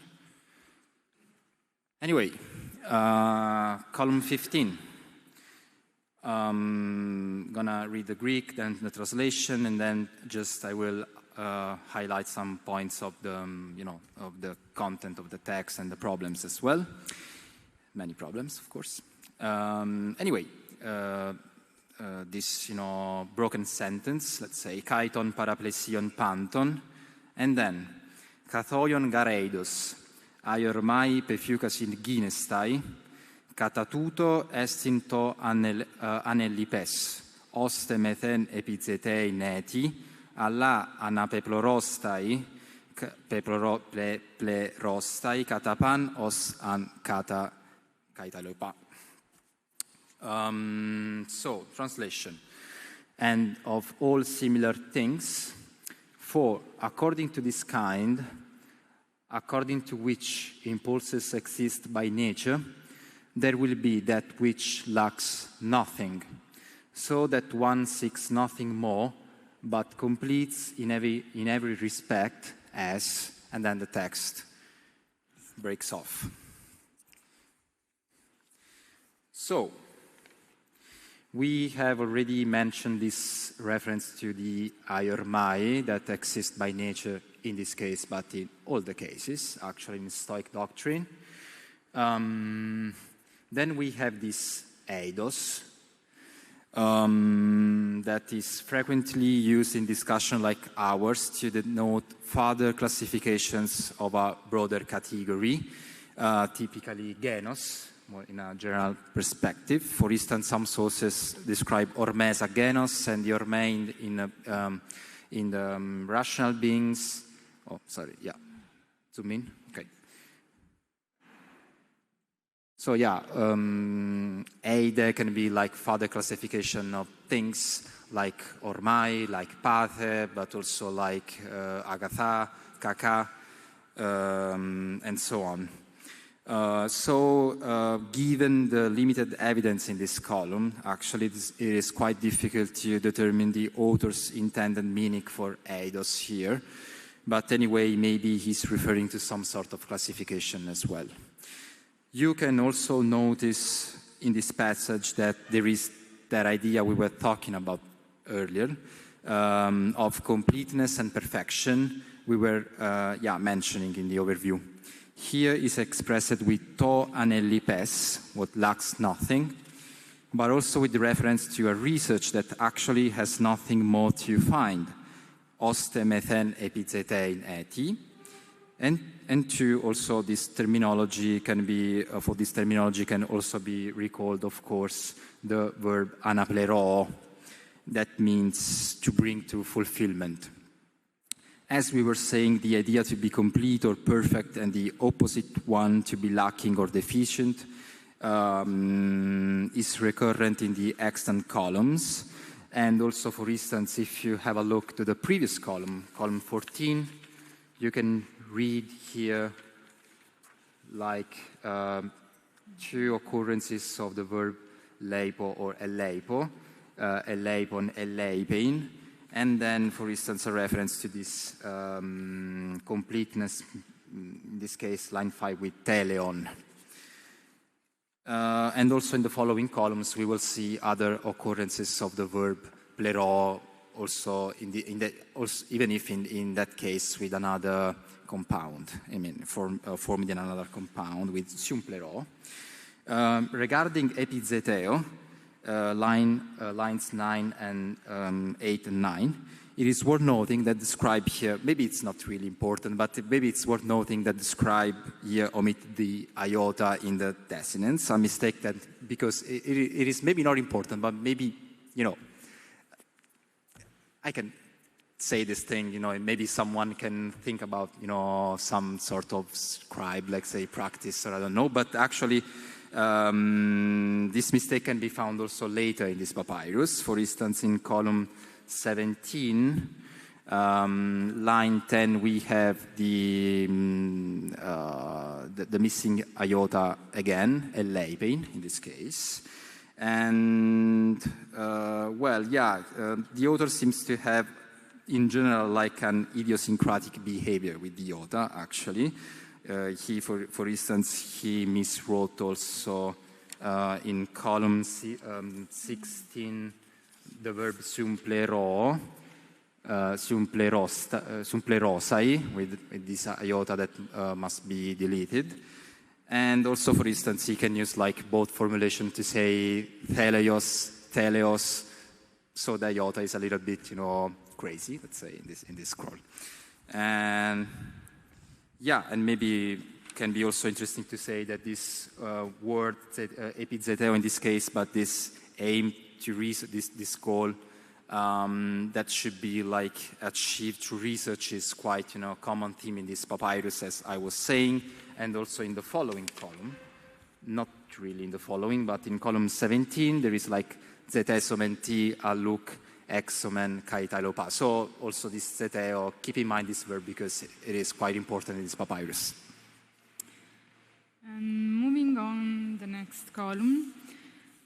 Diaten phronesin egizusi tessiunt eleias.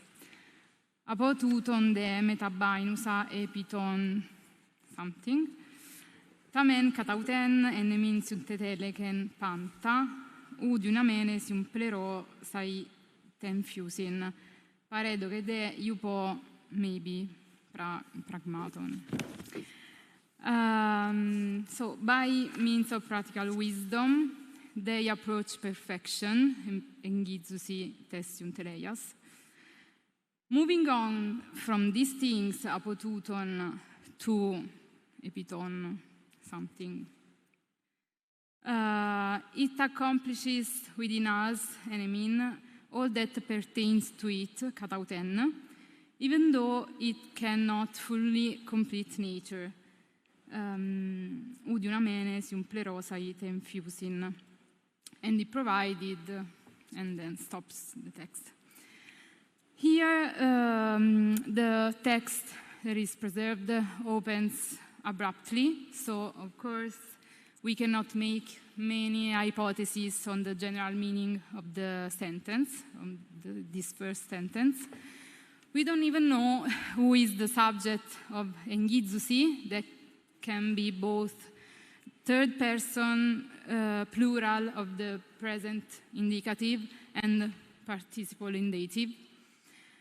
If we consider diatem phronesin, maybe the subjects could be some Stoics that by the means of phronesis, get closer to the fulfillment of their nature.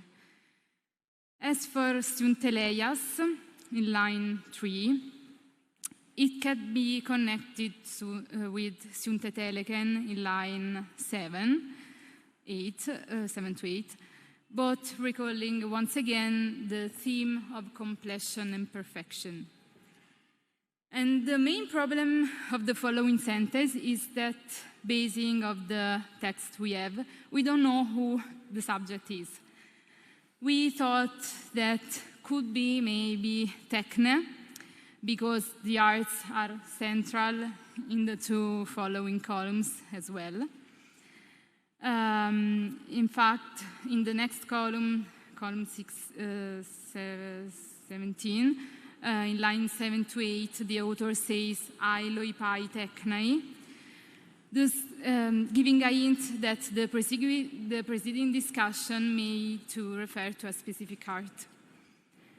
And for the general meaning, it may be fitting for an art to be said that accomplishes its aim, its scope, even though it cannot fulfill nature.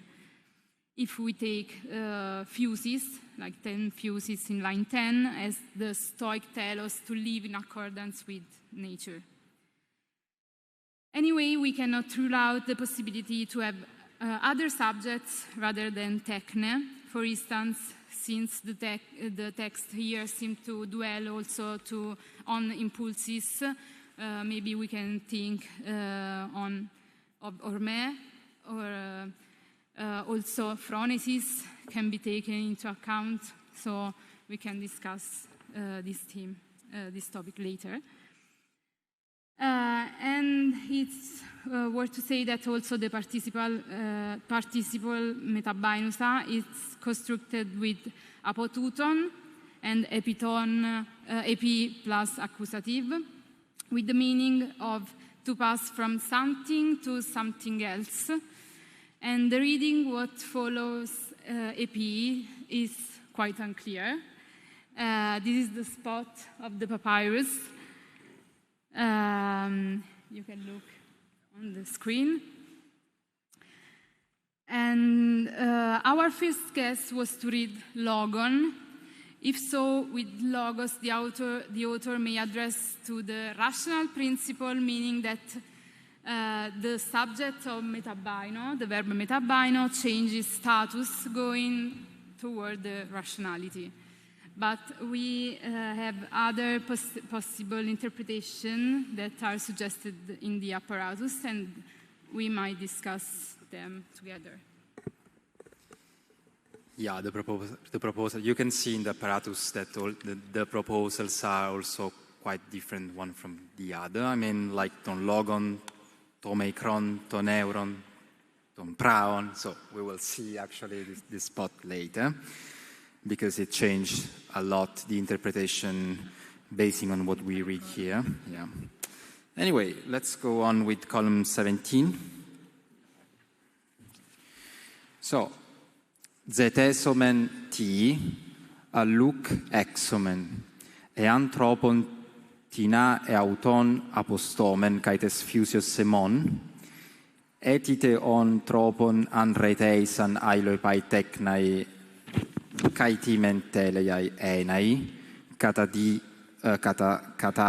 di ti de en leipin, des phronesios, and then. We will inquire into something, but we will not grasp it, zetesomen ti alluc exomen, if in some way we depart from ourselves and from our own nature, and besides, in the same way as the remaining arts, ailoi pai teknai, may be said to be perfect in one respect, katatimen teleia enai, but to be deficient in another respect, katati de enleipin, of practical wisdom, or maybe being practical wisdom, and then we don't know. Anyway, as I was saying to you before, this text starts with this reference to zeteo. Actually, at the beginning, this text seems to have like general breadth, let's say, quite abstract and theoretical, let's say, if we consider the indefinite pronoun T. So it's like the author is generalizing, and also what follow has like this theoretical breadth, let's say, that we fail if in some way we depart from ourselves and from our own natures. Sounds like a general assessment that can be referred to many kinds of situations, of course. Even though at first glance the conditional clause seems not that unclear or difficult, the author is simply suggesting to stick to our nature. Actually, the deeper meaning escapes full comprehension. Perhaps if we take a physis semon to be heton anthropon physis, the nature of human beings, the author might be referring to the human rationality and human spontaneous inclination toward good as guiding principles for achieving wisdom and happiness. In the following lines, starting from line 6, there is somewhat a change of scenario. The arts are back again, so we pass from what seems like a more general and theoretical reasoning to a more practical discussion. We have already said that to say ailopai technai makes us think that a particular art was previously under examination, and that it is fitting their nature to be perfect in some regards and deficient in some others. Even in this case, though, the author appears to seek some sort of generalization, since he is talking of many arts, all the remaining arts. We could translate ailopai technai, and also to be perfect or deficient is said to be katati, so generally speaking, and without any further classification. Anyway, well, quite interesting also this maybe isolated reference to phronesis, because of course we can also take test phronesius to be governed by a leipein, so be lacking of phronesis, but actually it seems better to read a leipein in absolute sense, and then test phronesius like it is standing apart, like in a genitive absolute or another clause that continued in the last portion of the text. Okay, let's go with the next column. Peri ekeinen ten phronesin usan, kai peri auten einai. Tuton de peritas banausos onta teknas apoleleiftai poliu tuto iutu, kai osper colon, to technikon ekein kai endelimenon to iuto ti moido kei, kai epiton. Periekeinen ten phronesis usan, being practical wisdom about that. Kai periauten einai is also about it. Tuton de this aspect concerning the mechanical arts, banausus technas, seems to me, timoidokei, to be very distant from such a conception, maybe, and to have the technical fulfillment, to technikon, there is, so to speak, lame, osper colon, and something of such type lacking, and in regard to the something. So, we can say that in the first two lines of the column, there is obviously a reference to phronesis, where the author appears to define some of its characteristic or maybe application with this ekeinen ten phronesin usan, per ekeinen ten phronesin usan, but there may also be a reference to phronesis that has to do with a particular things, with periauten einai, with phronesis as object. And for the other sentence, the following pronoun tuton lacks a clear reference in the surviving text. It is linked to teknai banausoi, but its meaning remains uncertain to us. So the tentative and generic translation we have proposed is aspect, but we may reflect about it. And teknai banausoi, as we said, refers to mechanical art or handicraft, and its contextualization is unclear because the author may have put emphasis on banausoi, since the objects produced by these arts are fully complete rather than theoretical, like can be an object from an art like geometry. And yet they are more than others deficient in relation to virtue and phronesis. So the author may state that the aim of teknai banausoi are very distant. So in the line 6 to 7, apolei leiftai poliu, from the conception under examination, toiuto, sorry, or more broadly from the telos. And then in line 9, we have translated to technikon as technical fulfillment. The context may be similar to the one in column 16, where an art perhaps is said to be perfect in the fulfillment of his own object, but cannot fulfill nature. And this might be the reason why the technikon is, so to speak, lame, and it does not extend beyond its own specific aim. Okay, Yeah. we can go to the other column. Few columns to go. Hang on there. Almost done. Anyway, column 19. Ec ponetenton mento ie mondi ates zetesios etes matesios, catuten eti leftesometa auton homoios teleatakatekont autois poiuntes, caiten auten econtes autois phronesin. Yeah, that's it.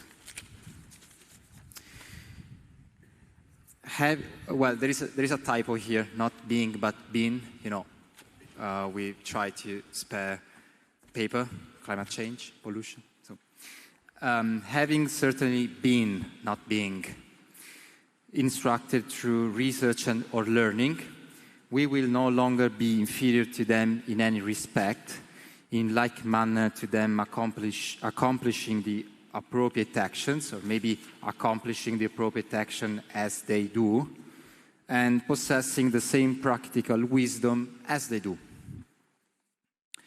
So, first, it's interesting, maybe this,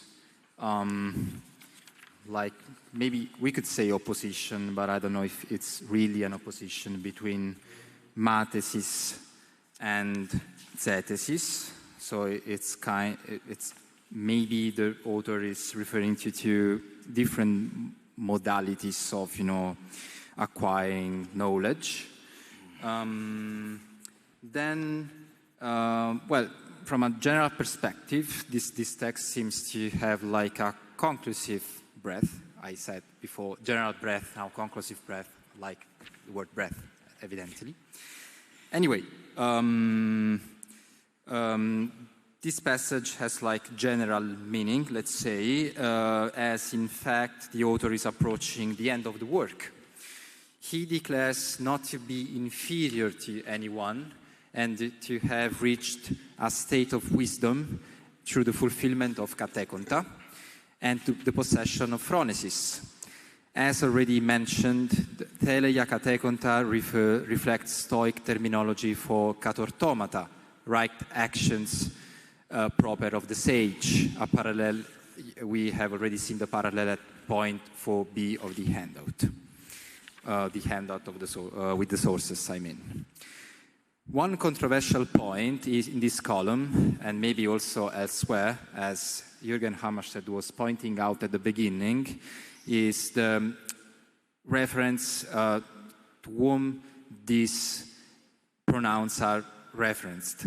I mean, we have auton, autois, autois 3 times. And it is quite unclear who we should think of. Many hypotheses can be made. Maybe if we take them as persons, as it seems to be this case, and as we did, in fact, maybe they are models to be emulated like other sages or philosophers of the same schools who already achieved the telos. Maybe another hypothesis that can be made is they are like authoritative opponents whose values should be matched. Yeah, please. Okay, let's go to column 20. To siuntiunkani, to juton de ton agaton on ton nemin, kai ek tonen antion ton kakon, ute agaton tiestai, ute kalonde, ute kakon, ukaiskron, ute to eudamenein. And the first siuntiunkani is to happen. And then toyuton ton agaton on ton nemin, such being the goods for us, even from the things that are posed to evil, ek tonen antion ton kakon, there will be neither anything good, let alone beautiful, ukalon, ute kakon, nor anything bad, let alone ugly, ukaiskron, nor happiness, and then something we can imagine, like will be increased or diminished. And through the genitive absolute, toyuton de ton agaton on ton nemin, maybe here the author identifies the good possessed by wise people, distinguished from what is opposite to evils, ton and antion ton kakon, that here may probably refers to adiaphora, the indifferent. And according to Stoics, indifferent are those things that lie between good and evil and contribute neither to happiness nor to unhappiness, because they have no moral value in themselves and do not provide the achievement of virtue. And among the indifferent, Stoic distinguishes between adiaphora, pregmena, indifferent, preferable, that are related to natural needs and that may be preferred, although they do not contribute to virtue, and adiaphora apoproegmena, the indifferent that are non-preferable. So maybe in the text the meaning is that from indifferent things nothing can arise that is agaton, nor even kalon, nor anything kakon, or indeed aiskron. Unfortunately, the sentence remains unfinished at iute to eudamonein, line 11 to 10. And we may suppose that the author is stating here that even happiness cannot depend on those indifferent things. That's why we might expect something like increase or diminished that we put in the translation. And that's it. Yeah. Well, maybe I should, just some spare words here, but maybe I should also take, the 1 micron image of this column. It's a little bit better.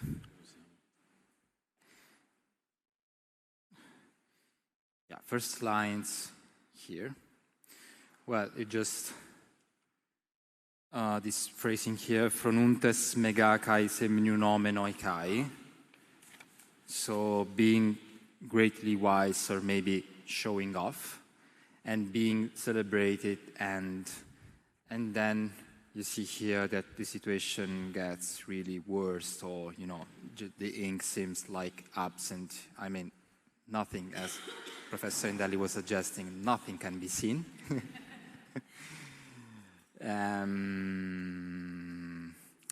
Here is a little bit more.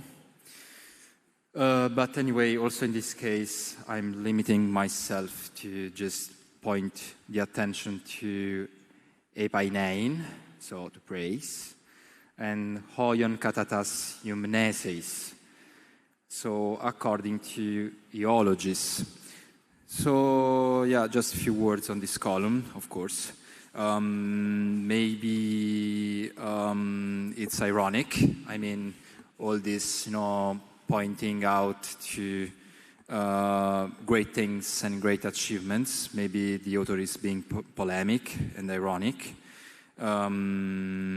Yeah, maybe also it could be useful to say that for Fronuntes, of course, also other supplements can be taken into consideration, like Catafronuntes, Hyperfronuntes, Sofronuntes, but actually in Stoic text we have some parallels that have both phroneo and semnuno, as in our text. So yeah, that's it. Okay. So the column 22. This is the very last column of the work, and the text is in a very poor state of conservation, but we are fairly certain that corresponds to the last 3 or 4 lines of the text, since even the ink detection of the images at 1 micron did not reveal any traces of script below. So we have in the first line non eiseti, and then siuna in a fragmentary state. And in the second line we can read the aristocreon and then tas, some letters. Banner. Quella con sfondo nero. No, non l'ho messa sul computer qua. Posso recuperarla nel frattempo però. And then in the third line we have tois ekomenois. So following the adverb eiseti, in the first... Yeah, just to point out, there is a better image of this passage. That's why you are not able, it's not because of your eyes, but because of the image, of course. And so we will recover that image, just once we finished, yeah. We can assure you that it is possible to read eiseti and then the sequence siunag or siunap. We've mentioned in the apparatus, and that is maybe a form of siunago or siunato. If we think at siunago, that can be also meaning to collect, like discussion or book. This would be, generally speaking, appropriate to the ending of the treatise. And then we have the name of the Stoic Aristocreon. You know about him already. And what we know about Aristocreon is very little, because he was the nephew and the pupil of Chrysippus, and it is mentioned also in the Philodemus Index Stoicorum, in a list of Chrysippus students. And the two, Chrysippus and Aristocreon, were quite closer to each other, because Aristocreon was the dedicatee of many of Chrysippus' treatises, especially logical and perhaps more important to us, ethical work, such as Peritu Kalu Kaites Dones Prost Aristocreonta in 10 books, and Peri Technes Kaya Technias Prost Aristocreon ta in 4 books.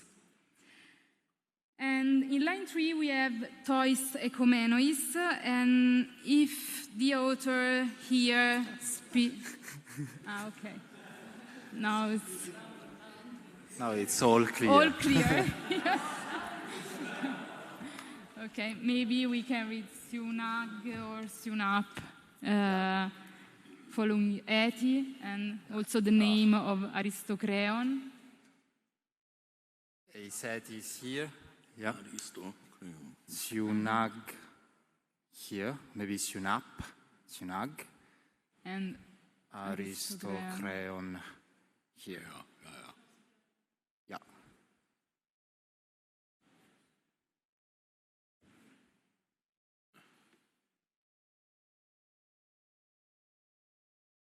Okay. Better one. And also tois ecumenois here. Yeah. And if the author here speaks about collection of books or discussion, maybe his own, maybe. Ecomai here is in the meaning of to come next to follow. So it might pre-announce philosophical inquiries that will follow this discussion.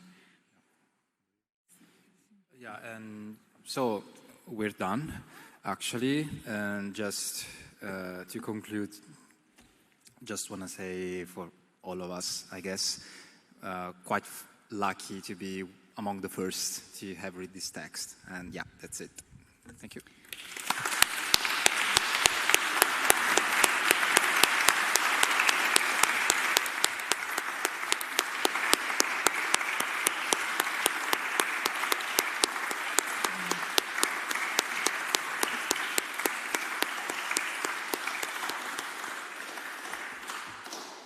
Thank you very much.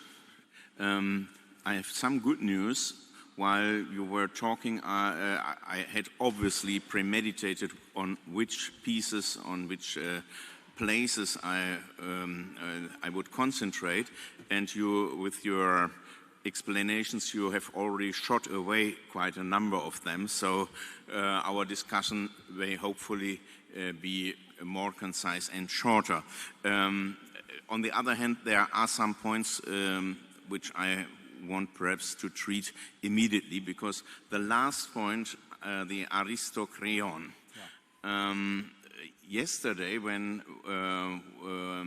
well, I'm discussant, and I have been discussant also the whole week, not only today, of course, and I took much profit from your explanations. But yesterday there was still Aristocreon with Omicron and Aristocreon ta. Now, unaware of the fact that in the new handout we have only Aristocreon, and believing that Aristocreon with the Omicron, with a small O, seems to be a possible reading, I wonder, since he is obviously the dedicacy of this writing, whether he is in the vocative here, Aristocreon, and then we could, this tas, which follows of Aristocreon, could be perhaps connected with the verb which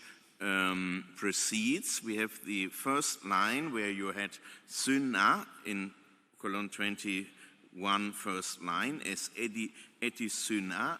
You showed that p tau is possible, or at least p, and I think also tau and omicron. So we would have connecting synhaptontes, the participle, and you see still not here, but on the other image, the rest of the sigma.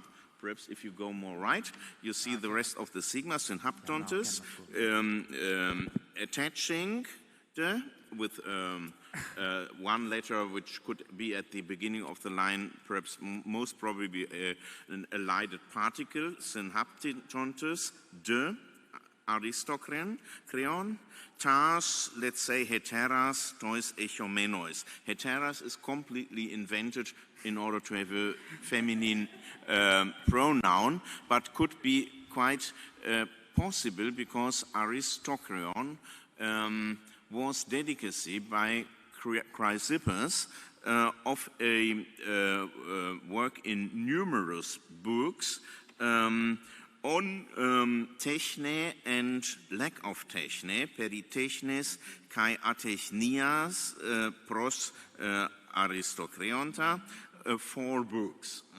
And if heterae, the others are other kinds of techne, and here is perhaps discussed techne as phronesis, this could be a possibility. I don't want to monopolize here the discussion, and normally I'm used to stop at certain points and to expect immediate answers if someone wants. I just want to, for the organization, to tell that in the first step, certainly the Vesuvius team should answer because they can explain what they think about it after long considerations. And then in a second moment, everyone is open at every point, at any point, to intervene. And you can do it, most of you will have realized that our language is here English, but if you want, you can also do it in Italian or any other human language. So that's my question goes first to you and the Vesuvius team, the philological team. Yeah, I was thinking at Synaptontes d'Aristokreon. We considered the possibility to have here a vocative and not a nominative. Since we're in the very closing section, of course, of the treatise.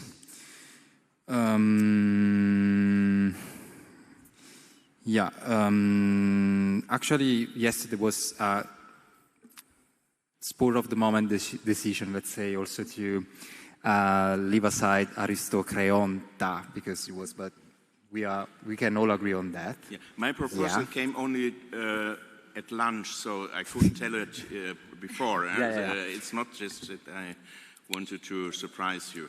So to take him as a dedicatee works for us, I guess, since, as you were saying, many works by Chrysippus are dedicated to him.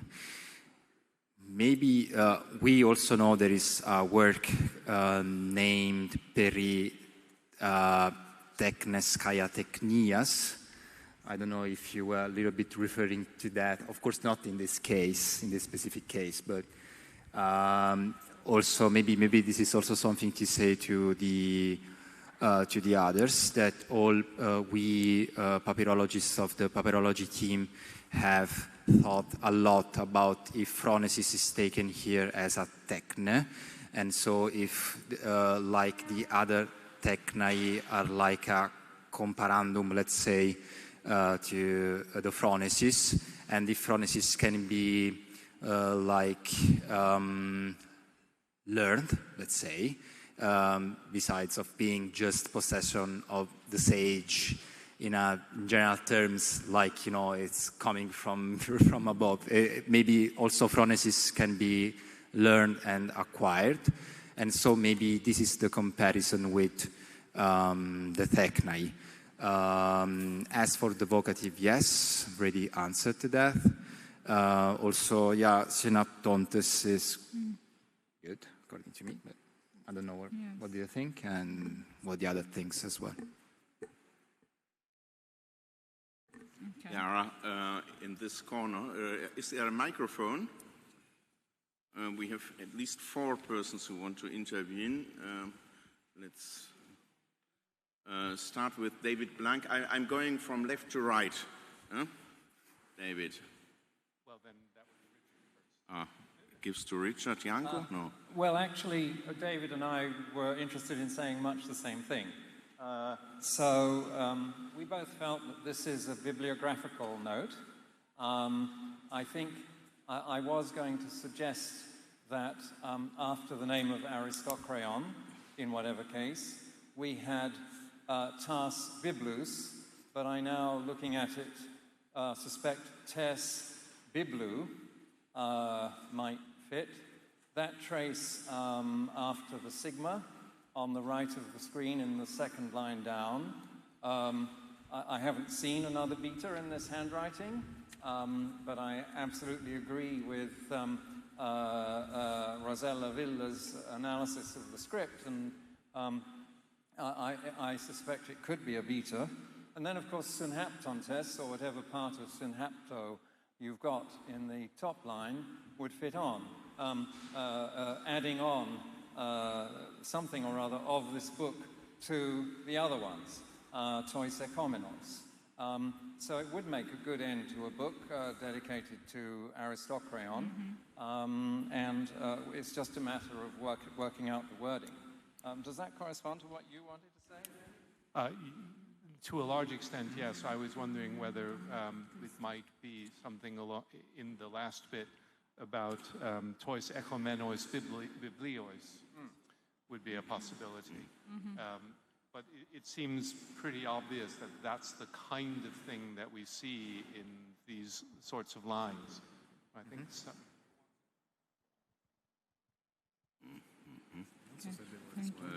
Here, Daniel Delatre was the next, and then we have Fleischer.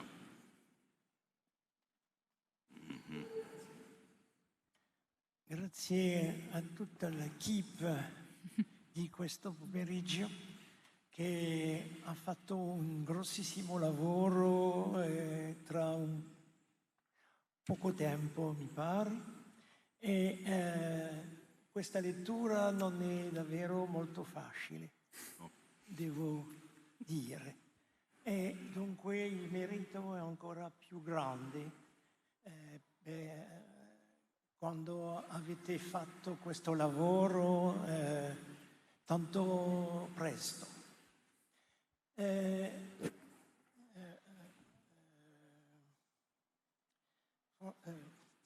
Per il testo mi sono accorto della presenza di due moi, o prima persone singolare. E la mia conoscenza del modo di scrivere di Crisipo non è tanto largo, ma mi pare che un'abitudine di Crisipo di parlare alla prima persona e se abbiamo un vocativo alla fine con il nome di Aristocreon, che come a proposito Jürgen, mi pare una possibilità abbastanza credibile. Ok. Grazie. Fleischer.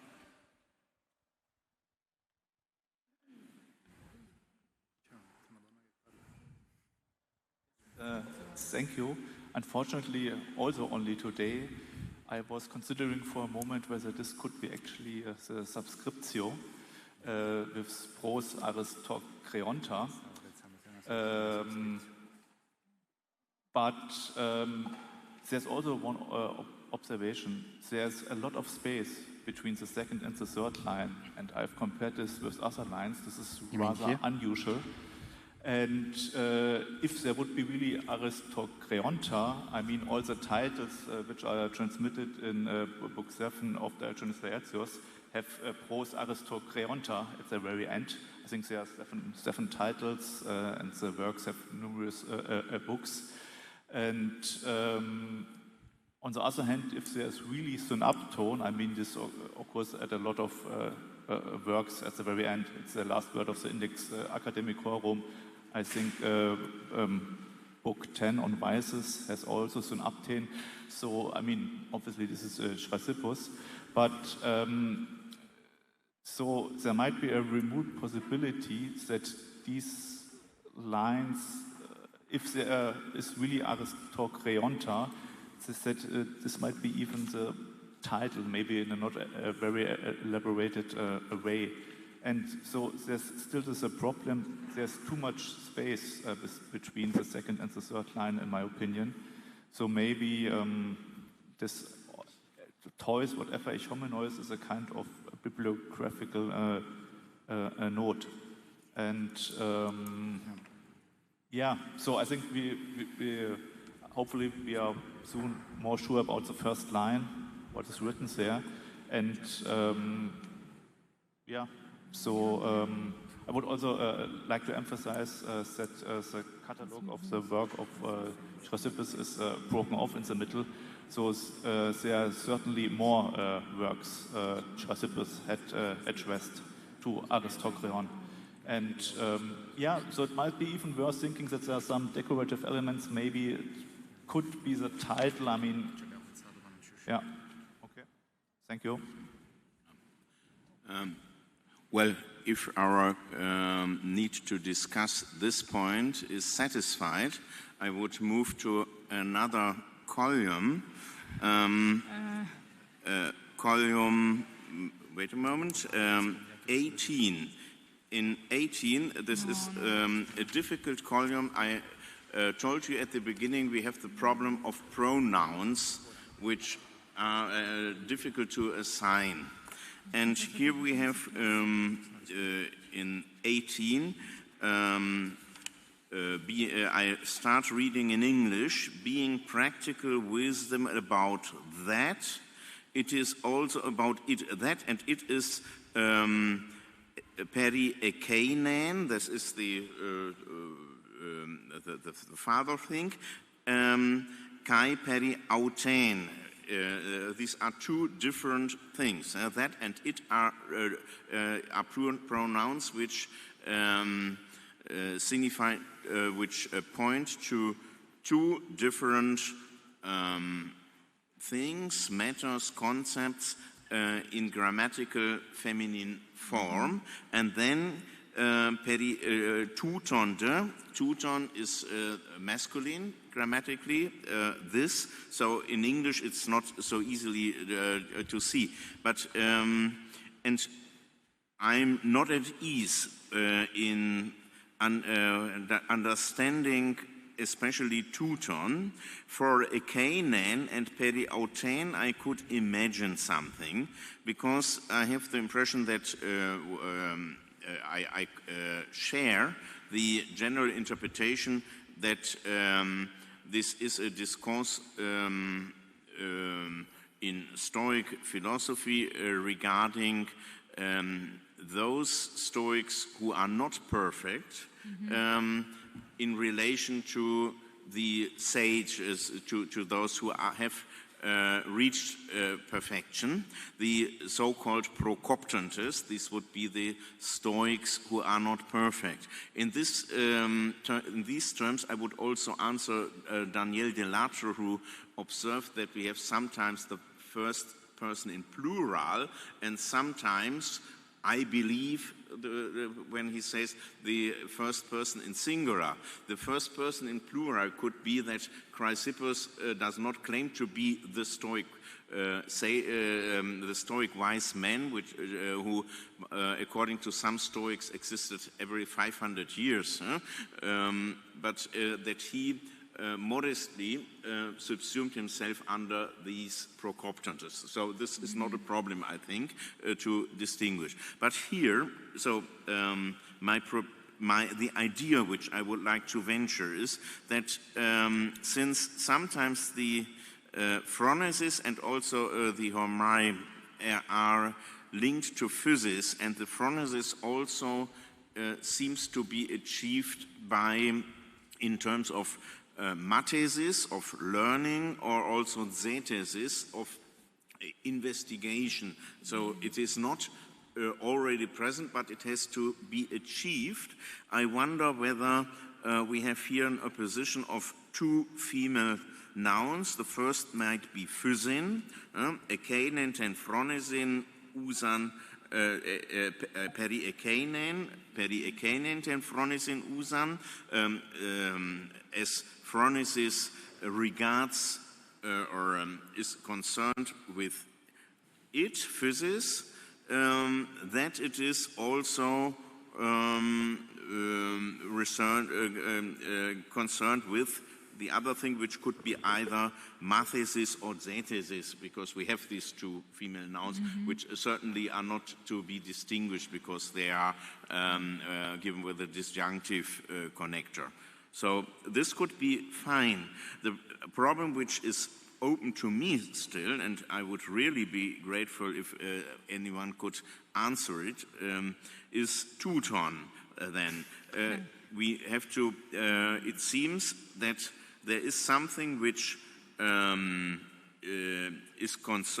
which belongs also to technai, to professions, to artistic professions which have to do with handicraft, and I'm not sure what it is. It couldn't be logos, I think, because this could be only a very reduced form of logos. Here are so many people who have discussed the different aspects of technai in the Epicurean and anti-Stoic and or discussions of Epicureans with other Epicureans. Is there anything which one could imagine that a noun which characterized or goes with technai? This is a question not for $1 million, but it could perhaps help to understand this text more closely. Has anyone an idea? Monsieur Rached, with the microphone, please. Thank you very much. No, I don't know really, but I mean, why wouldn't it be about, I mean, this man? I mean, we have spoken of some kind of person before, and he would just, I mean, allude again to this person. Of course, we don't know who he is, but I mean, it could be a real masculine, so to say. It's a person. And the fact that he would be, I think that it would be possible to speak of someone being around some technai. So, I mean, specialists for them or dealing with them or anything of the like. So I would just suggest, and so he would be inferior somehow to the other one, to you two. I mean, it seems at least possible. And of course, we don't know, we don't have enough context, but I mean, and Ekeine and Ote, I mean, I don't know because I haven't read your fragments before, and so, I mean, I don't have any idea about, I mean, the exact meaning of phronesis here. But, I mean, we could imagine that also there is some kind of phronesis about episteme, and then if you have it about episteme, then a fortiori you have it about technai. Yeah. And so, because, I mean, there are many kinds of technai, and of course, I mean, you have technai which are not banos, I think. Federica Nicolardi. Thank you, Marwan. I really like the idea that this is a person. We actually discussed that among the several possibilities, a person or logos or something else. But I was just rethinking about it now after we did some work on the text. And if this is a person, I think the idea of technikon, to technikon, might be a little bit easier to understand, because the way, so we were we were translating to technikon as the technical fulfillment, but it's probably more likely something like the technical competence. So if this is a person, it could be the expert in mechanical, so the person who is expert in the mechanical arts seems to me to be very distant from such a don't know what, and to have his technical competence that is, so to speak, lame. and something of such type lacking, and blah, blah, blah. I think it's not impossible that it is about a person here, because Technicon might be a little bit easier to understand. Very interesting. I just, there is one point which I would like to bring to the attention. With this parallelism of construction, if we have peri ekeinein and the abstract ten phronesin usain, kai peri auten, again the phronesis, and now we have peritas banausus technas. Can we really accept that there is this passage from an abstract phronesis to a real person? That's I think we should not discuss this now. My colloquium normally goes till 6 and 6:30, but we should perhaps not try to imitate it. But that's just a reasoning which perhaps should be just an argument which perhaps should be taken into consideration. Or did you want to say something? I wonder, with a microphone more close. Maybe a question for Rashed. What do you think about Toyutu in line 8? In your opinion, what is Toyutu? Like another person opposed to the tuton there? Okay, in line 4. Okay. I was just told that David Blank has already... Not the microphone. Yeah, the microphone. So use the microphone, please. Right.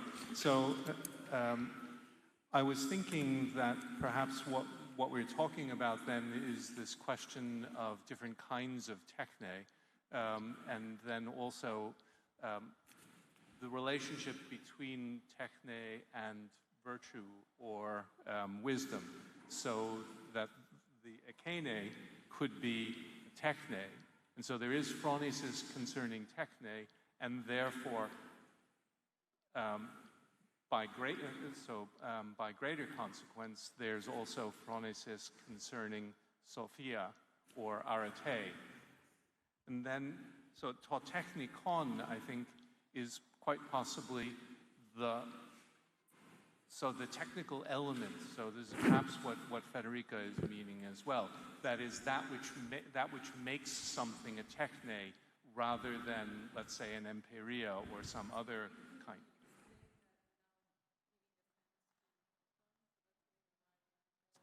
A microphone, always with microphone, please.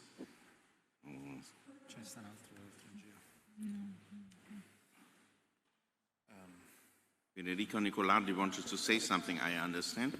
Sorry, I was just saying that this is the reason. So we wanted it to be intended as that, meant in that way, but it was difficult without understanding Teuton. So it was not an ideal translation, the Technikon, as we intended in the text. We knew about that, so I think it's might be better to, if we can find a way to translate it as technical competence or something like that, technicity.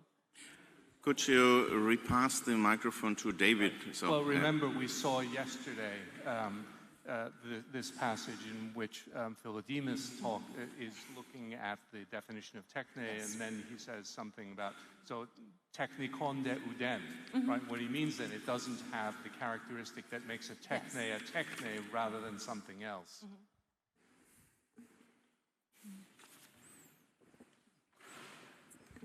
Se dico qualcosa più generale. C'è qualcuno? I have... Richard wants to add. I think what something. David is getting at is that this is a passage contrasting the techne of the cobbler, let's say, the shoemaker, with the techne of the sage, the sophos. And that's what is going on here. And we've got these two people, the Teuton, the Banauzos, versus the sophos, or something like that. Is that right, David? That's right, yes. Quite so.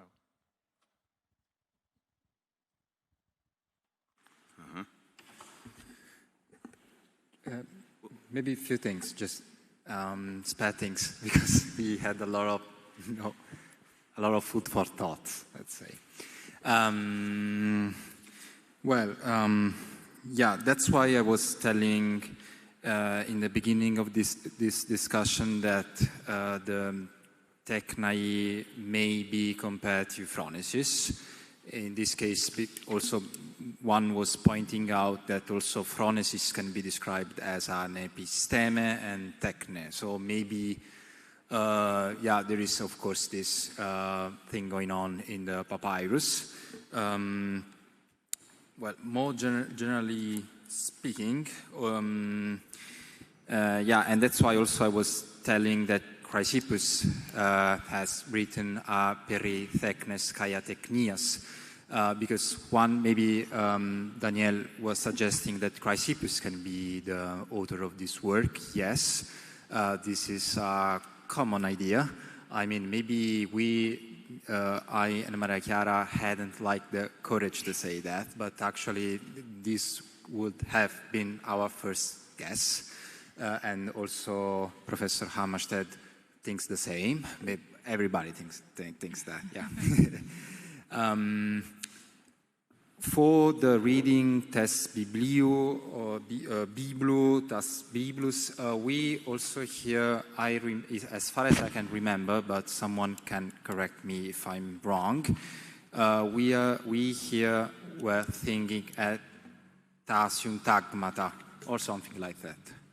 So always referring to this context, of course, just to say. And about, yeah, the subscriptio, the idea that this is a subscriptio. Yeah, we would really love to have a subscriptio here. And so we tried a lot to figure out the sense, but actually every time it seemed like that the comprehension of these lines as a subscriptio was escaping us fully. I mean, of course we could try, but anyway, we were never really satisfied with the, integration of lines. And in this case, you can see that the ink detection for these two columns is worst. So it can be the case that actually the line here in between maybe is a little bit narrow, but anyway, it could be that the ink detection here is not really working yet. So yeah, just to say, just I'm thinking aloud. Yeah. Well, I see Mr. Corsi, Mr. Vassallo, and Mr. Jenko in this series. Regarding the relation between phronesis and techne, there's a passage in Sextus Empiricus 11:170 which defines phronesis as techne peritombion. And if there's a possibility that the book was the one about peri tu kalu kai peri tesseretes, perhaps there might be polemical references to hedone in the book, and the technai banausoi might be described as those to which hedone can arrive. I mean, these are speculative suggestions, but I believe also Plato does something like that. Yeah. So the orme pleonazzusa and the indifferent might all be references to pleasure. Okay, thank you. Christian. Thank you so much. Thank you for this great discovery. I think that if this is a Chrysippine text, and suggestion by Kilian probably pros Aristocreonta could confirm this hypothesis. I think that is in the field of Hellenistic philosophy, and in particular of Stoic philosophy, is the most important discovery after the Hieroglyphs papyrus published in 1906 by Hans von Arnim, because it could be the first direct testimony, namely grounded on the ipsissima verba of Chrysippus, on the concept of oikeiosis, even if oikeiosis is not directly mentioned in this text, but there are a lot of terms which more or less directly are connected to this important fundamental conception, which was reformulated by Chrysippus in a pivotal rule in comparison to Zeno. And I also totally agree with Jürgen when he points out the importance of the concept of prokope, which is not directly mentioned here, but there are a lot of verbs directly connected with the Stoic concept of progress. And in particular, column 16 is very important under this point of view.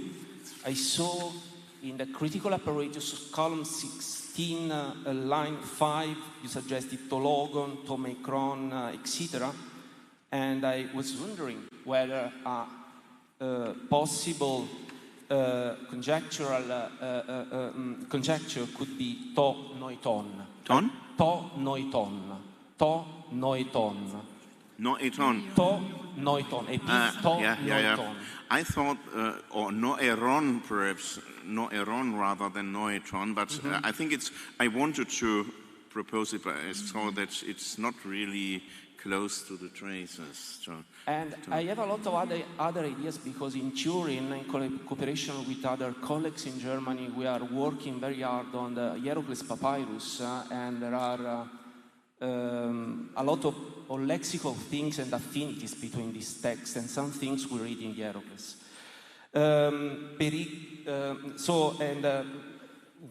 If the hypothesis of a Chrysipian work and the idea that the addressee of this text is Aristocreon, probably in column 15, first line could be a conjecture Kalu kai Kaku, even if I realize that as far as Kalu is concerned, probably this is Spatio Brevius, but you know, this is just an exchange of ideas.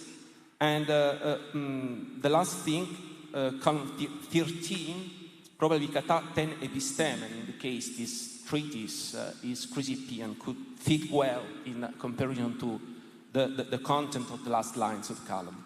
Sorry, could you repeat? I was just writing down what you proposed in lines 1 and 2. The first... Yes, kalu kai kaku ontos, huh? Yes, and the second one, I missed it then. I don't know, so kalu kai kaku, then some letters are missing, I don't know, it's just an hypothesis, and last but not least, line 3 of column 13, probably kata ten epistemen, but probably it fits... Which line? We are at the end. Line 3. It could be obviously other things. We should compare the ink traces at a point, but you know, I don't have the image. Yeah. As far as I remember, Richard Janko wanted to. No, Federica Nicoladi.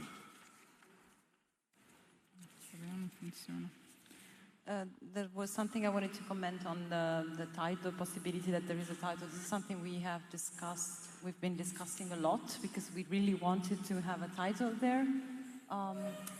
Unfortunately, Claudio, could you show the image we were looking at before with the Aristocreon? Because it looks to me like we cannot see an Omicron really there. It looks like an Omega to me. So Aristocreonta is really difficult, and so it doesn't. If this is a nominative, I don't think we don't have a chance to think of a title in here. So would be a bit complicated probably. But this is, yes, but we compared the two, but also if you look at the other one, even if the traces are less legible, you see that the space is probably too wide for an Omicron. So. But this would be too nice. It's something we have been discussing a lot, to have the pros Aristocrean. That would have been nice, but it looks like the images, for now, does exclude it. So,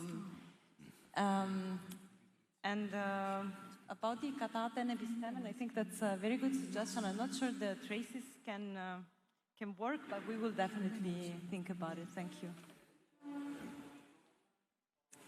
Tono e ton. Can you show the image? I'm not sure about the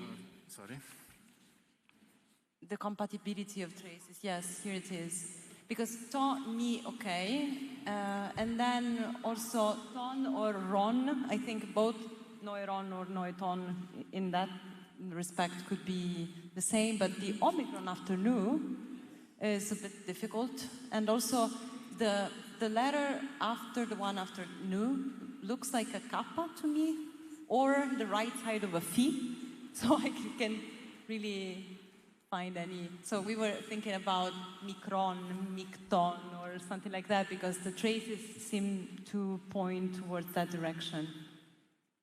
So, yeah, unfortunately, the 1 micron scan doesn't get to this point. So we don't have this line in the better images, as usual. Yeah, no, that's true. Sorry, always speak into the microphone, otherwise the rest of the audience here in the room and even more those who I hope are following from outside cannot listen. Last time Nina told me that there are 1,000 people connected. So we will perhaps get a lot of ideas also from the rest of the world. I see Richard with a microphone, and I say after that I will just come to a last point from my side, but this in order to make you hopeful. Can we just go back to Aristocreon? Since the omega seems to be certain, another possibility is this is what I wrote down calling a bibliographical note. That is a note describing the history of this book. So it might be that it said that Aristocreon attaches this book to the previous ones, telling us something about the editorial history of the multiple set of volumina of which this was part.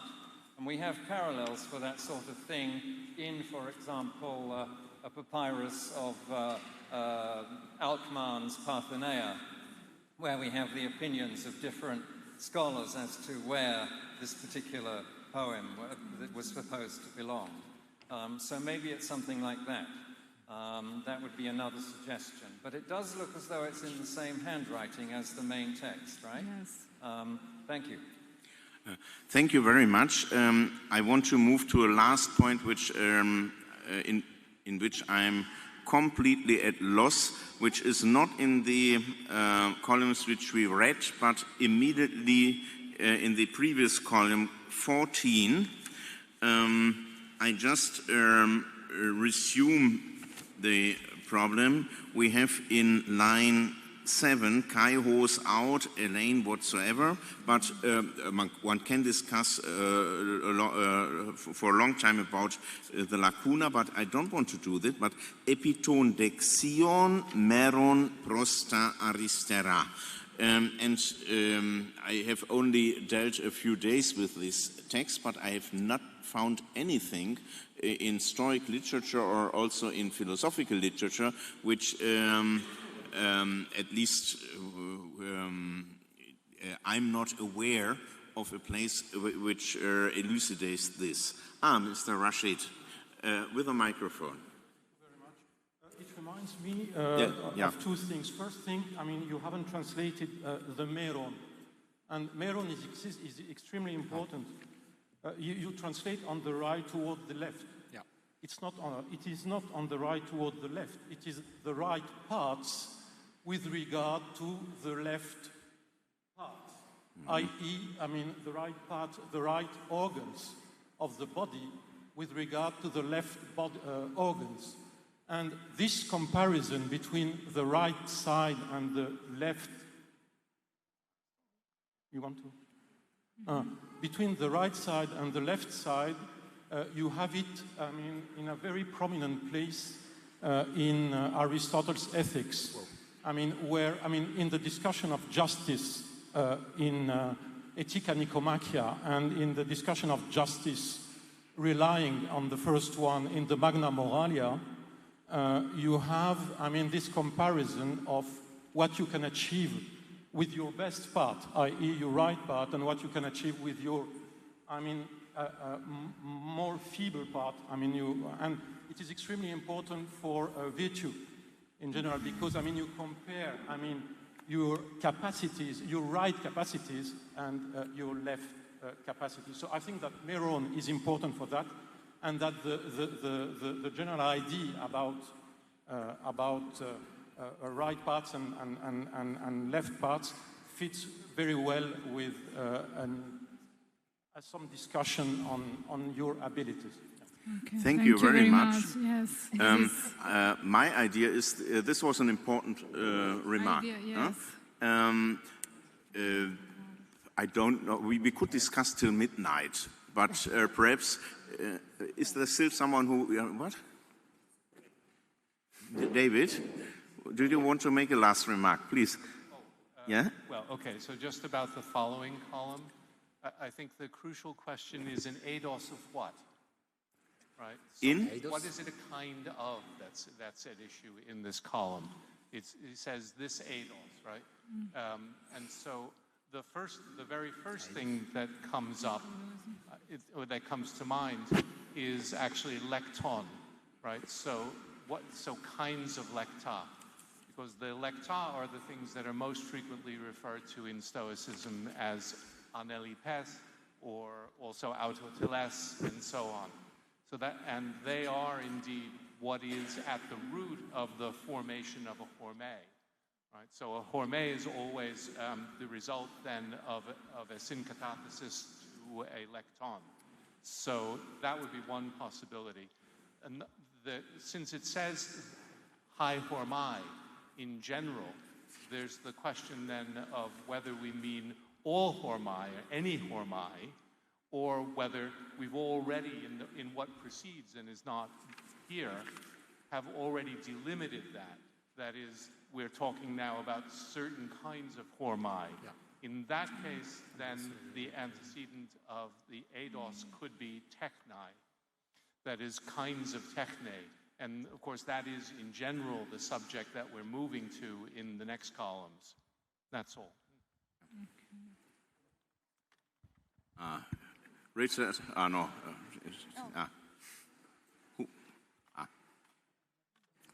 Rossella Villa. You wanted to say something? I have two microphones. No, I don't want to move suspicions that I'm lazy, but I have the impression that the discussion and your contributions and the answers, also the learned answers by our team here, have shown how far they have already arrived, but also that there is still a bit of way to go before publication. And you have your contribution was really extremely important for this, and since you have the handouts and maybe don't know at what stage the images will be available, but at least you have the handout, and we are obviously, I think that I can say it in the name of the papyrological team of the Vesuvius Challenge here in Naples, they will be extremely grateful for any written remarks which come, and take them seriously and try to make the best of it. So thank you very much for everyone who has contributed here to this reading of the new text, and that's all.